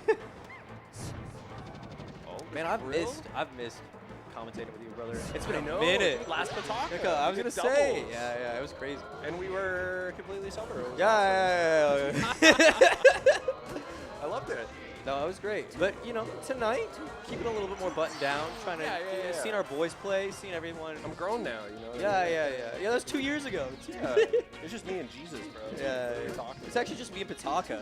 I don't know about you. Yeah, dude. You get any of the food? Yeah, the food here is crazy. chat. Insane. If you guys ever come to Pataka, you will be blessed. With We're right delicious- next to the ice skating rink too. Mhm. Shout out to Chris, my roommate, aka the Nunslayer, that the you beat Nunslayer. round that's one. That's a story right there. Shout out Chris. Um, Basically, there's a new player that was in our Airbnb, and they convinced me that he took a game off Nun, and I believed them for like 3 days. No, not that he took a game off. That he made Nun unplug his yeah, controller. Yeah, and walked out. Oh, up smash. There we Doesn't go. matter. But yeah, no. It's crazy. I think our collective scenes have been growing so much, and I think these two are byproducts of both of that. Yeah. Both these players are like so like good, and they've also had such a meteoric rise in the last like year and a half, 2 years. Yeah, well, we have a bit of an advantage in the PNW, right? We got trees, we got clean air, we got ocean, we got mountains. Yeah, we ain't no New York. We breathe are in real the air. desert, breathing in smog. Come on, man. SoCal, I Better can Call barely Saul. see in front of me. You know, it's rough out here. It's rough out here. Let's gotta get Canadian with it. Ooh, the We rest. also got hockey like no one else. I'm gonna be real. Bro, you're the most Canadian American I know. Come up here in a hockey jersey with the hockey boy hair, and I'm like, all right. Me never. Bro, Oh, dancing. I saw the read. The thing is though, okay, as Puff in this matchup specifically, you can just do that at like until 50, and Real. even then you might not die. Real. You can just send it. I don't see why not. See, us Falco mates, it's a struggle out here. What are we gonna do? Well- F smash? Oh, we die at 30. Well, we have like one brain cell between the two of us, so. Yeah, but that one brain cell goes crazy. It goes hard, though. It goes hard. It's got swag for sure. Oh, okay, the down smash. Nice CC into the drill. Oh, and the good grab. See, no, see, he makes it on that time, and that's what I'm talking about. And then goes for the rest. Let's that go. Let's go rest. P-back. No bias. No P-back, bias. No bias. No bias. wrapping it up. Trying to get the last Don't let game, Deer see you right now. Don't let Deer see. Yeah, Deer's gonna come by and Yeah, I think there's a jail in this building actually. No, he's gonna hit me with City the. Hall, He's gonna be so- like, I'm gonna sit outside. Kevin Deer, bro. Love that guy though. No. It's been such a good event, man. He's definitely, dude, I'll I'm so check it. thankful for Kevin Deer, bro, and all these I'm events thankful that for he- all of my. Dude, especially what year was it? We were so spoiled. We had like Egg Dog twice Yeah, here. what do you It's mean? crazy. That was my first year here? Yeah. 3 years ago, whatever. I got Beautiful. Egg Dog. I had no, I had 2 Egg Dogs. I had Egg Dog Scrambled. Invitational and Yeah, and the Scrambled. Scrambled, and the Yeah. Open qualifier for that, and Yeah. the Galen Millie And the Open. GMO, Yeah, yeah. and the Janary October. We were killing eating it. good. We're still eating. I mean, we're eating here. You know, people be like, "Oh, Melee's dying. Oh no, Melee's dying." It's like, bro, I'm here. I'm in a bracket. Bro, I see see my me friends online right now. pressing buttons. You know what I mean? Bro, Like, check we're out happy. Titus Melee on Twitch.tv. Oh, thank you, bro. Real. You will see me in the chat. Yeah. I just be crashing out. You and me I'll both. lose. You and me both. We be crashing out together. we see 3 people on rank. We're like, let's go, Peter. Let's go, Peter. I'll lose completely legitimately. Be like, yeah, that was lame. Just be like, it's my first games, you know. No. Even though they haven't noticed that I've been playing 30 minutes off stream, don't check my Slippy. Don't check my Slippy. Don't look. Don't look. Didn't even matter. See, Peter's just like that. He just up, it's dude. aura farming at this point. It's up. That's what I'm saying. This is a completely different tempo than it was in Winners. I feel like as the night goes on, you know what I mean? Like maybe they ate some food. We're getting a little tired. Well, like, also I think especially if you play, I don't know if this is how it is for you, but if I play someone that I'm relatively even in with in skill, if I play them in winners and losers, I have a fire in me. I have yeah, like right. You just want to take them. You want to send them home. I'm like, tops off, Donnybrook, drop the mids. Let's see it right now. Yeah, dude, winners like you win and they still get to stay in the building. Like, Yeah. send them home. Yeah, like, get out of here. Your bus is coming now. Bro, your team's gone. Yeah, They've been dude. gone. Yeah, dude. Yeah, you guys just throw in the towel and get a good draft pick next Yeah. year. I'll pull the goalie right now just to beat you up even more. Dude, I'm gonna say it. Blue Puff, best Puff. I'm saying it. Okay, look at okay. it. She's cute, bro. The only argument I have against it, not the most successful club. Yeah, who's blue that's good? That's what I'm saying. That's what I'm saying. I mean, other than P-Bag. Yeah, well, we don't talk about P-Bag. That's a call following. We were talking about this earlier. Yeah. P-Bag is an enigma. And the Real. ethos of P-Bag is just a cult following that was created not by P-Bag himself, but by everyone around him. Bro, it's crazy. We got Oregon, P-Bag. we got Washington, we got BC. So, chat, if you don't know, basically P-Bag, I don't know what it is. Do you I want don't know if he's like the the real story? mascot or Do the you want the benefactor. real story? I do want to know. Yeah, Okay, why okay. do people yell P-Bag at Bellingham, Canada events? BOBC 4 or 5, I can't remember. Spark plays P-Bag, winners Okay. round 2. He goes, P-Bag, that's a funny tag. And he's like, oh, that's my name. He's like, oh. And ever since then, everyone's just like, let's go P-Bag. That's so funny, dude. Shout out Spark, bro. Probably double-fisted milkshakes. Bringing it back to even. Our Yes, Lord and Savior, close. Peter Bagdovitz. Oh, never mind. I like the- I this- commentated, so that's on me. That's on me. The split of characters was neat this top 8. It was like Falco, Sheik, Puff. 3 puffs. Fast 3 China, Puffs. Oh, Fire. yeah, Fast Shiny, my boy Patrick. Shout out Patrick, man. Be in that hot wire Oh, Discord. Metro. Talking all the sorts Okay, of okay. mess. I love seeing that whenever you're even at like 120 and you're mad that you lost your stock. You're like, You just come back on the Angel platform. yeah, It's yeah. bro, You're like, I'm right there. I'm right Yeah. there. It's like, stop and think. It's like, no. No. I'm going in. No. It's like I know what I'm about. I know who I am, okay? I was born with a W in my hand. And I hold it every day of the week. You and me both. It's fused to my hand, actually. It's like skin grafted on. That's just the world at this point. Oh, the cheese. Okay. The cheese. Oh, the jump rest. He jumped in everything. He was scared. Pops. Oh, he can't kill. He can't kill. That should have been upset. Oh, no, dude. Get a little percent. Give her a couple back airs. How did he give an up smash? Oh, He's scared. It's that P. Oh, that's a what P-Bag. a sneaky grab. Oh, the double pound! I'm peeking. Sorry, that's my bad. That's my bad. Sorry, production. That's on me. That's a double pound.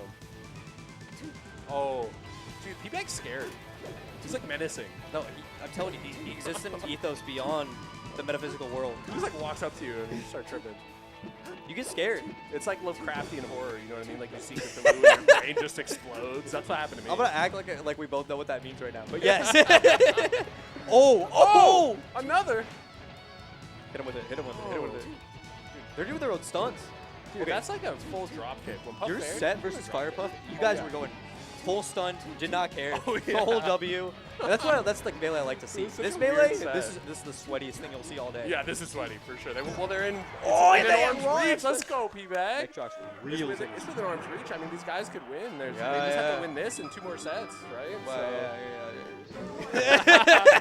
Mario's I gotta like, get bro. out of here, man. You know who's Catch in, me at You karaoke. know who's in winner side? His name is where you're going. Yep. Yeah, in the grave. Yup. Ooh. Okay. Shout out to all the Graves brothers. All two Yeah, of them. shout out to my Three of boy them. Aiden, Yeah. bro. Iron Aiden. That's my dog. Iron Aiden, He their played younger me brother. for Shout out to hours and Push hours and hours when I was brand new and so bad. It was so vicious. Okay. Chilling. Okay. Big lead for Metrox here. He's got to win 3 games in a row, but I mean, this is a good start. I mean, we saw what happened last time. See, what's happening is Mario is trying his best to be unbiased, but his boy is on screen. I'm not gonna lie, bro. That's my dog. And you just saw what happened. You just saw what. And he did. No punish. No punish. I mean, both these guys beat me. I hope they both lose, man. I hope that I beat. possible? Honestly, I hope I beat everyone here. I'm not gonna lie. See me in Thug Finals Yeah, right bro. now. Yeah, you're gonna get your 3rd life, like Luke Pinata last Pataka. If you know, you know. If you know, you know. Shout out to Unruly the GOAT. Yeah, Yoshi, yeah, Yoshi's a dream, bro. Yoshi's a fever. Bro, Unruly would be Has so he gone good. to anything He after BOBC6? I don't know, dude. He's too cool. He's too cool He's my for all GOAT. of us. I love Avi. He's the man. Avi at the pre-local, completely different beast than Avi I at the swear, major. bro. He's the secret best, dude. Oh. The up tilt ground. It gets a grab. Okay. I'm not gonna lie. If P-Bag makes it to Eli, Eli's gonna hate me. It's grand. Yeah, it'll be coming up. Peter Bag of Wits. It's a cool name. It's like kind of like a Willy Wonka-esque figure. You know what I mean? Like, I want to get the golden ticket and go to the P-Bag chocolate factory. Yeah, Spark. Yeah. It's just a good name, man. All of Washington in your DMs right now. You say take that banner on my GOAT. Shout out Washington, bro. Shout out all the Bellingham people, man. Shout out to Abbotsford. Abbotsford. No shout outs to Abbotsford. Bro, they got the Canucks. That's just where I'm at the Bro, moment. they got the Canucks. True, They got the big hot dog. Abbotsford Canucks. They won that year, too. Yeah. Okay. Yeah, ask Chris about that. He got that real ball knowers know. Only so many people know ball. I think both these people on screen know ball at the moment, but one of them might know a little bit more ball. Than One of them does have the lead. You know what I mean? Like, And one of them might thinks be P-Bag. One of them thinks LeBron is the GOAT, and the other one is Rice. You know what I mean? Like, And the other one's P-Bag. what are we talking about? Yeah, P-Bag knows Jordan's the GOAT. Okay. P-Bag knows that Kobe actually better than. I can't say that. Dude, No. Kobe most skilled, Jordan greatest, LeBron he's old. You know? Wow, you played a long time. It's like Bro, Hungry this is Box's top 8. This is just your stream at this point. This is just me and you in your stream chat Yeah, for like for 45 real. minutes. For real. Okay. Back throw? Back throw. It's okay. They did nothing. True combo. That's my go. That's It's my okay. go. We might be messing around right now. The next set has a Falco. We're going to be analytical as hell. I'm whipping out frame data. I'm calling Mewtwo King on the phone. Yeah, but look at P-Bag. What a man. P-Bag's chilling. Metrox has to... See, the thing about Metrox's structure is so good, but when he's behind... It was crazy. It was a 3-0 in Metrox's favor. Yeah. It's been a 3-0. Metrox came here in winners, but P-Bag looking good right now. P-Bag came in with a vengeance. P-Bag said, I want to mess up my former roommate. Bro, I and just win realized this Metrox with the headband looks like Rambo, bro. Maybe he's about to go full with Sylvester the Stallone. fit is crazy. Yeah. Okay. Me and Deer were talking about this. Fits recently, crazy. Also, it's the last time. Sorry, I gotta lock it. I gotta lock it. Okay, he's bringing it back. Go. We Yeah, got sign the 2-1 left. Let's here. go, Metrox. P-Bag ain't nothing. P-Bag ain't nothing. It's Metrox just all a of a bag. sudden is A beat. entering Ultra Instinct. That's not me. That's not He me. got That's not me. arrested. That's not me. That's not me. Yeah. That's not me. No, but okay. Fits recently. Melee fits, stocks, massive. Did you see Shunsuke Ogawa? Shout out to the Shout out GOAT. Shunsuke, man. Let's go, P-Bag. Yo, this is a PG stream. Yo, shout out to Metrox making it. I think Yeah, that's top third 3. place. That's what's up. W, Canada. All right, and now let's see America duke it out. And then after, we're going to go take Greenland. Yo, chill. Where's Deer? Deer, get him away from it. What, man? It's facts. I speak nothing but facts. Anyways, we're at Pataka. It's been great. No, it's been great. Yeah, Yeah. it's like South Asian Festival. You know what I mean? We got butter chicken over there. It was- tikka masala. it all the looked good good. stuff. It looked It's good. fire, bro. Smell good. You'll taste it later. We're here playing Melee, man. The game we love. 20 years plus. We've been at this. You know, not you or I, but you know, Dreffin. 20 years deep.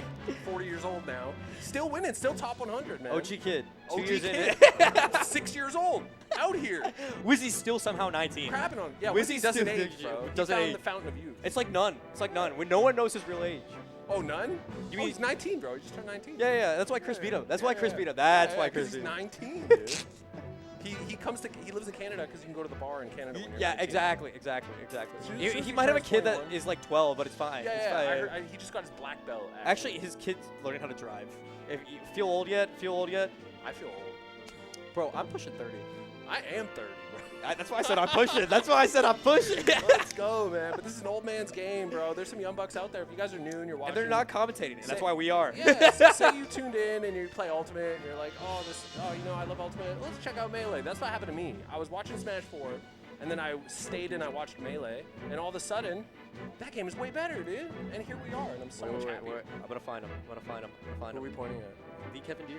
Wait, Oh, wait. What a Don't. man. There he is. There he is. Look at him. The man, the myth, the legend himself. Handsome beard. The one who made it here. Or us. Dude, to commentate. last to year, rip. he flew in Fiction to be his doubles partner, and then they won. And So then we Kevin commentate. Deere- No. Not only did they win, we commentated. Yeah. And then I can't dox nothing, but so some election things happened, and Kevin was very happy about it. Yeah. Oh, Yeah, We're not yeah, gonna yeah, talk wait, about wait, it. yeah. Anyways, basically what you need to know is Kevin is the new Prime Minister of Canada. Yeah, he's the goat. Are they And, hopping in? uh, Oh, they're just hopping in. they're getting into it. Oh, Okay, yeah, okay, let's go, okay. let's go. We're getting to the games. All right, this is Grand Finals, Pataka, 2026 now. Real Bellingham players know this was the after hours both money matches for 5 years. Bro, this is like Old Country Buffet at the Bellator Mall, bro. Yeah, Like, where's this is all Shane? you I need can my eat, coach bro. Shane out here. Yeah, he knows. He saw this. He saw this at 3 a.m. every night for like 2 years. Everyone else Where's is going Janice home. at? They're Janice like, also saw "Nah." this at 3 a.m. for 2 years. It was I crazy. know. Oh my Yeah, god. so allegedly these two people lived together at some point, for, right? for like a year and a half to 2 years. So there It might was be some crazy. like Yomi levels, some hella mind games. You know, he's like, I know you always do this, but not this time. Jab. Oh. Sometimes you gotta jab the puff when they rest, man. Sometimes it's not disrespectful. It's just funny. Well, no, sometimes if it's your homie. Yeah, the puffs. I did it to Fire Puff. He was in on the joke, And you were homies. Yeah, and then he you almost started- lost. He was doing rollouts. Like I don't even know what that was. No, that was kind of crazy though. It was. It was Shout a out fun Fire set, Puff. dude. Yo, get the Dude, Fire- coach. you guys don't even know. Oh! Fire Puff 12, life of every party. The last stock, Eli. I'm gonna fully just make Eli throw this. So this is, you know, Graves obviously beat Moki, obviously super talented, crazy Top 50 Bellingham player in the legend. world, you know. Obviously, I'll say it 30 more times. Yeah. What has P-Bag done it before? Has he done it? Done it in I'm not person? gonna diss my boy Graves like this, but it has happened. It's happened. It is happened. So it's on the table. That's what's up. I'm not saying Eli might not have slept in 3 days, but Was he just up pressing buttons, bro? you never. Well, okay, so the. Oh, real. Oh, let's go P-Bag! Let's go P-Bag! I'm not peeking the mic. Let's go P-Bag! I ain't peeking the mic. Oh, wait a second, Graves. Oh, No, he's no, aggressive. He's going all the way up there, bro. He knows. He's following him to heaven. P-Bag, I stole that from Graves and the uppie. I have stole the uppies from Graves. Okay. Oh, Into the what? shine Into in. what? Into Oh, what? but he Into slips out. Is that a little SDI or is it just a funky up air? Who knows? Back here? Again? Okay. For the gets fans? out the way. Oh, the falling up air. That was cute. Oh, boy, where are you? Where No! are you? Oh, he's back. There he is. There he is. That looked over, bro. We all wanted it. Oh. Now, whose mental does that affect more? You know, Go. is P-Bag like, oh, I shouldn't have dropped that? What? Or is Graves like, what am I doing? Yo, the gods want Graves to win, and all the Bellingham. Oh, the Nair. But he gets the Tech onset is tech crazy. on the Oh, plat. Please. Okay. Oh, that there's big. Gets up, regular get up, crucial. Oh. Okay, it's on the shield. Please. Oh, P-Bag up, bro. P-Bag, bro. Go buy it. You know Go what I buy thought? I thought Peter Bagowitz was like a really rich guy, and the reason you guys all had like P-Bag jerseys He's just is 'cause shilling he was out paying money for for us. everything. That's what I thought. I thought he was That's the crazy. Monopoly guy, but from Bellingham. You know what's something crazy? That is the first game that Eli's dropped today, and it's to his boy. That's his boy. And I don't Honestly, impressive stuff from P-Bag. Like he was. No, gaming. that was crazy. Definitely he was gaming. He's locked in. I told you after I saw the Metron set, I knew. Yeah. He had a fire. Well, I like the up tilts. Up tilt is just it's so safe. Okay, It's so I gotta big. ask you this because I do not counterpick puffs here anymore because I die in 20. Let's go, eh? I like the shine off the top. It feels like I cheating. can do it on Battlefield though. On Battlefield, yeah, you can. Battlefield, Pokemon, yeah.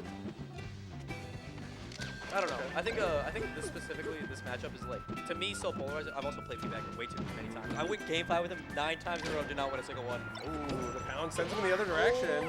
Does he have enough pound? Randall coming through Randall to help out. with the save. The homie. Oh, the shine there on the platform, but he teched it.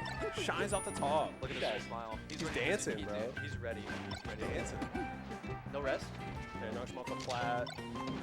Go. Oh, just force him into the corner. It's like, what's up? I'm here now. Deal with it. Oh, you're dead. Yep. All right. So. Dude, your Yoshi's theory is totally busted, man. You look crazy right No, now. okay. Every said that in front of all these people. I've said that 3 times, and I saw you win 2 games on Yoshi's against these players. Dude. I just have the wrong reads. Man. I Yoshi's don't is know cheating for Falco. Oh, boy!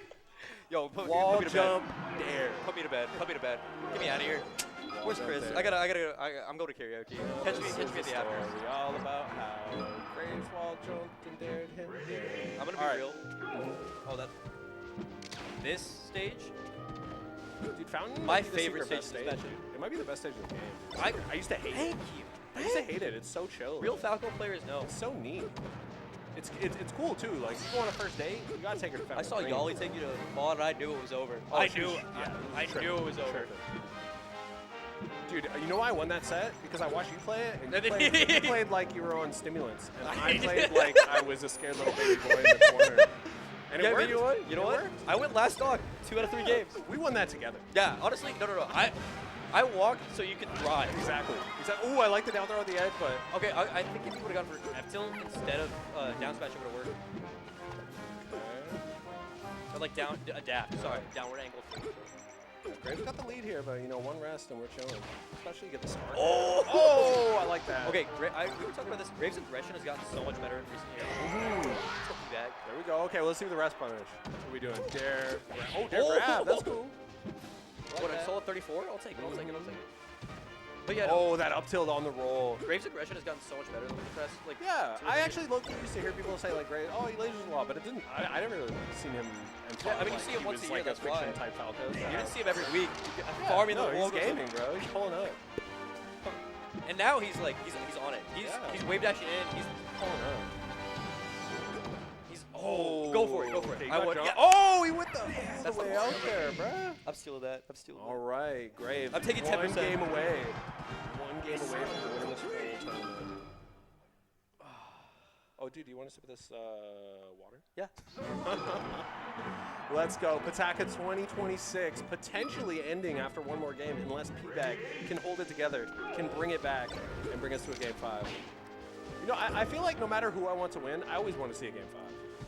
I hate to say it, but I am gonna do the winners interview because these are both my boys. Oh, yeah. No, 100%. Do it. You don't hit those. No, I don't hit those. We don't hit those. Oh, but that back air, P-Bag when hits Peter those. hits those. See, when I think P-Bag, I know it's his name, but I think of little Mario, you know? Just Get me the screaming. P-Bag. No, not you, Mario. The game Mario. Ooh. Off top. You know, Fountain's real tall. Speaking but of George from earlier, Blue George Pinata? is the only person to ever say that he has heard me through the headphones. Oh, really? Screaming, let's go P-Bag. Let's go, dude. He was like, it's a debuff. It's a debuff for Dude, me. at last Pataka, I was screaming P-Bag because I like George, but I don't like the ice climbers. So like, I'll cheer for you guys. You know. Oh, Catches him. Oh, Mad. okay, Why are you okay. side beating, bro? The ledge No. is a couple inches above you.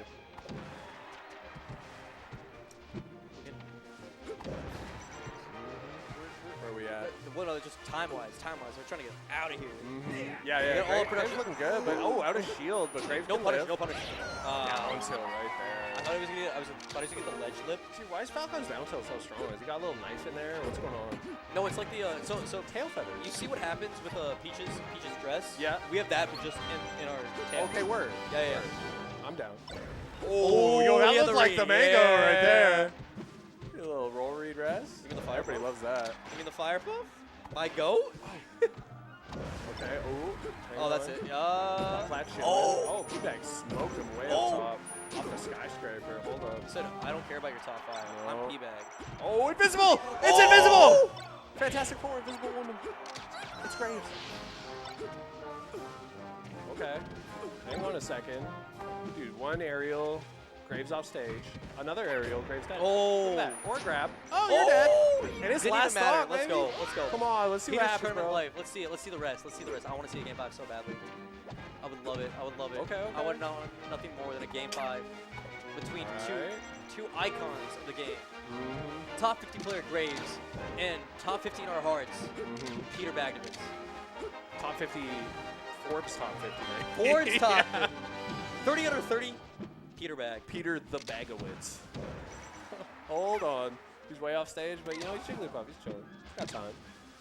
And P-Bag. You see that movement? Yeah, to his credit, he's done like 0 planking, which I appreciate. No, it's because he knows that it won't work against you. Because he's gaming.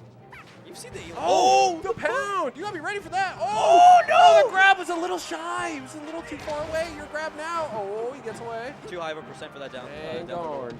There's the up air. It's a rest! We got a game 5. Let's go. We got a game 5. That's all I want. Yo, where's our crowd at? We got 7 Let's people. make some on noise the- for Let's get some- we got a Pataka. game 5 last game Yeah, of this could Saturday. be it. Unless P-Bag wins, then we got another set on our hands, bro. We're potentially in the building. 1 foot in the door, 1 toe. We're in the building. Oh, I'm feeling a might play a little bad. Okay. Oh, P-Bag's chilling in that corner. Okay. Dude, if Peter does it, I might cry. Yeah, we'll have to pop off. It would be the exciting thing, right? Like, I'm down with either of them winning. Because on one hand, Falco. On the other hand, underdog. So I'm with it. Yeah, but the other hand, Peter. Bag. Oh, sit the wrong way. Oh, Please. Drill. Oh, wow. Power coming in. Oh! There's the F smash. He's up, dude. Eli, quake up. Shook it. Yeah, we got it. I like that. Peter spawns it off. He knows he didn't need it. He didn't need it. He's trying to make it even. He's for a Eli. one-hit kill. He doesn't need it. Okay. Although a that danger of grab. Pokemon Stadium is Puff, right? You get trying to talk through. Yeah, you honestly, okay. If I'm Peter, I am trying to get as much now before the transformation ends. Because what's the best transformation for? all of them, they're all so good. Fire. Oh! Let's go. Oh my God. He's on him. Holy. P-Bag, look at him. He's dancing. Yeah, no. I play this out. No, why are you going in? Pick this out. It's not good for you. Oh, right into the down. That was No, sick. I see the game so different. Yeah. Everyone down. Everyone doubted me. Bro, you're built differently. One piece at a time. I get out. You Okay. have to go in.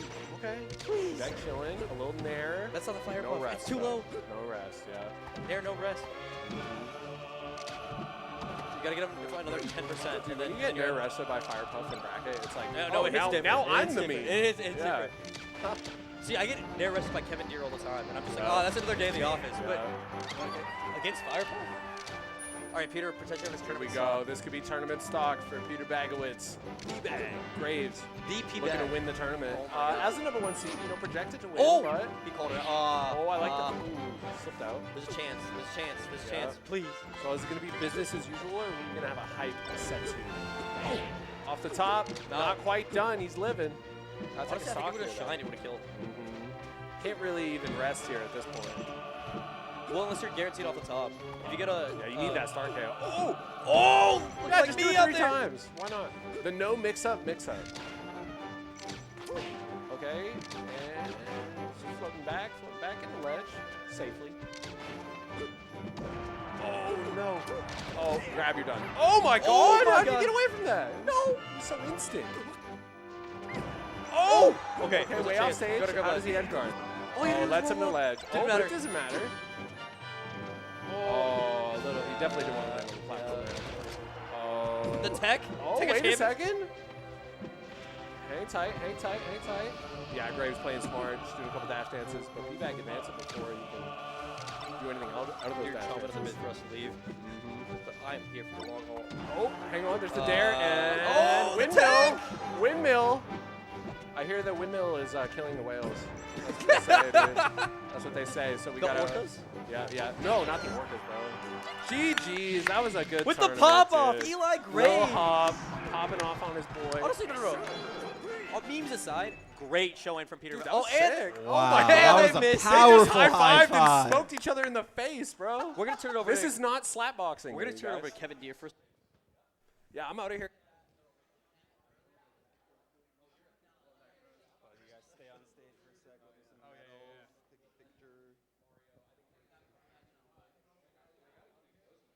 2026 Pataka. Yeah. We're in the building. So thanks so much for commentating with you, bro. I'll see you after. We'll get some food. Fourth, man. Yeah. Yeah. It's your boy. All right, man. I'll see you in We'll the get out of KO. here. Shout out to the boys. Shout out to the pod. Let's go Melee. Woo! Oh my God. All right, everybody, we are here at the finale of the Pataka Esports Festival. Let's give it up for some good melee. That was an amazing top 8, and these two handsome gentlemen, this handsome gentleman, P-Bag, who I can now call P-Bag. Can I be one of P-Bag's friends? Absolutely. I am now one of P-Bag's friends. Congratulations on your second place at Pataka. And to this even more handsome man, congratulations to Graves. Not even hit more. Congratulations on winning the Pataka Esports Festival. It's a pleasure to have you both come up. And yeah, thanks everybody who joined us today. What a good vibe and a great time. And it's not over yet. We have a whole other day of gaming action tomorrow. So if you didn't make it today, come by tomorrow, play some Melee, play some other games. And yeah, these two had a ton of fun coming. Everybody here had a ton of fun at the event. So if you didn't come this year, pull up to an event. And if you want to see more of these, continue to shout us. Oh man, I'm totally losing all my thoughts. I've talked too much on the mic today. Thanks everyone for coming. Get home safely. We'll see you tomorrow. Another great day ahead. Have a great night, everyone.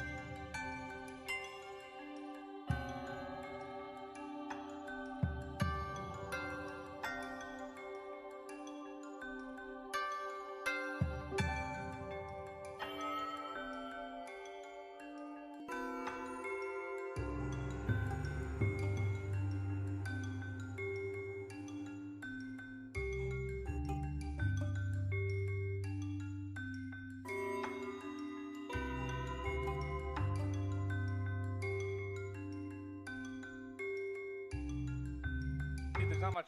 There's nowhere to go up from here. Right? you But you gotta get the 2 out of 3. You gotta retain the crown, man. You gotta retain the crown. You know, we've been talking about all night about, you know, how the PNW as a whole has really been on the come up recently. That's true. We have Salt, we have you, we have Aura, Civ, Chango. Not to mention the players getting better. We got Stewed. And you did go a curious game 5 with Peter tonight. Yeah, not curious. It's been long due. Well, what I was saying was the 3 a.m.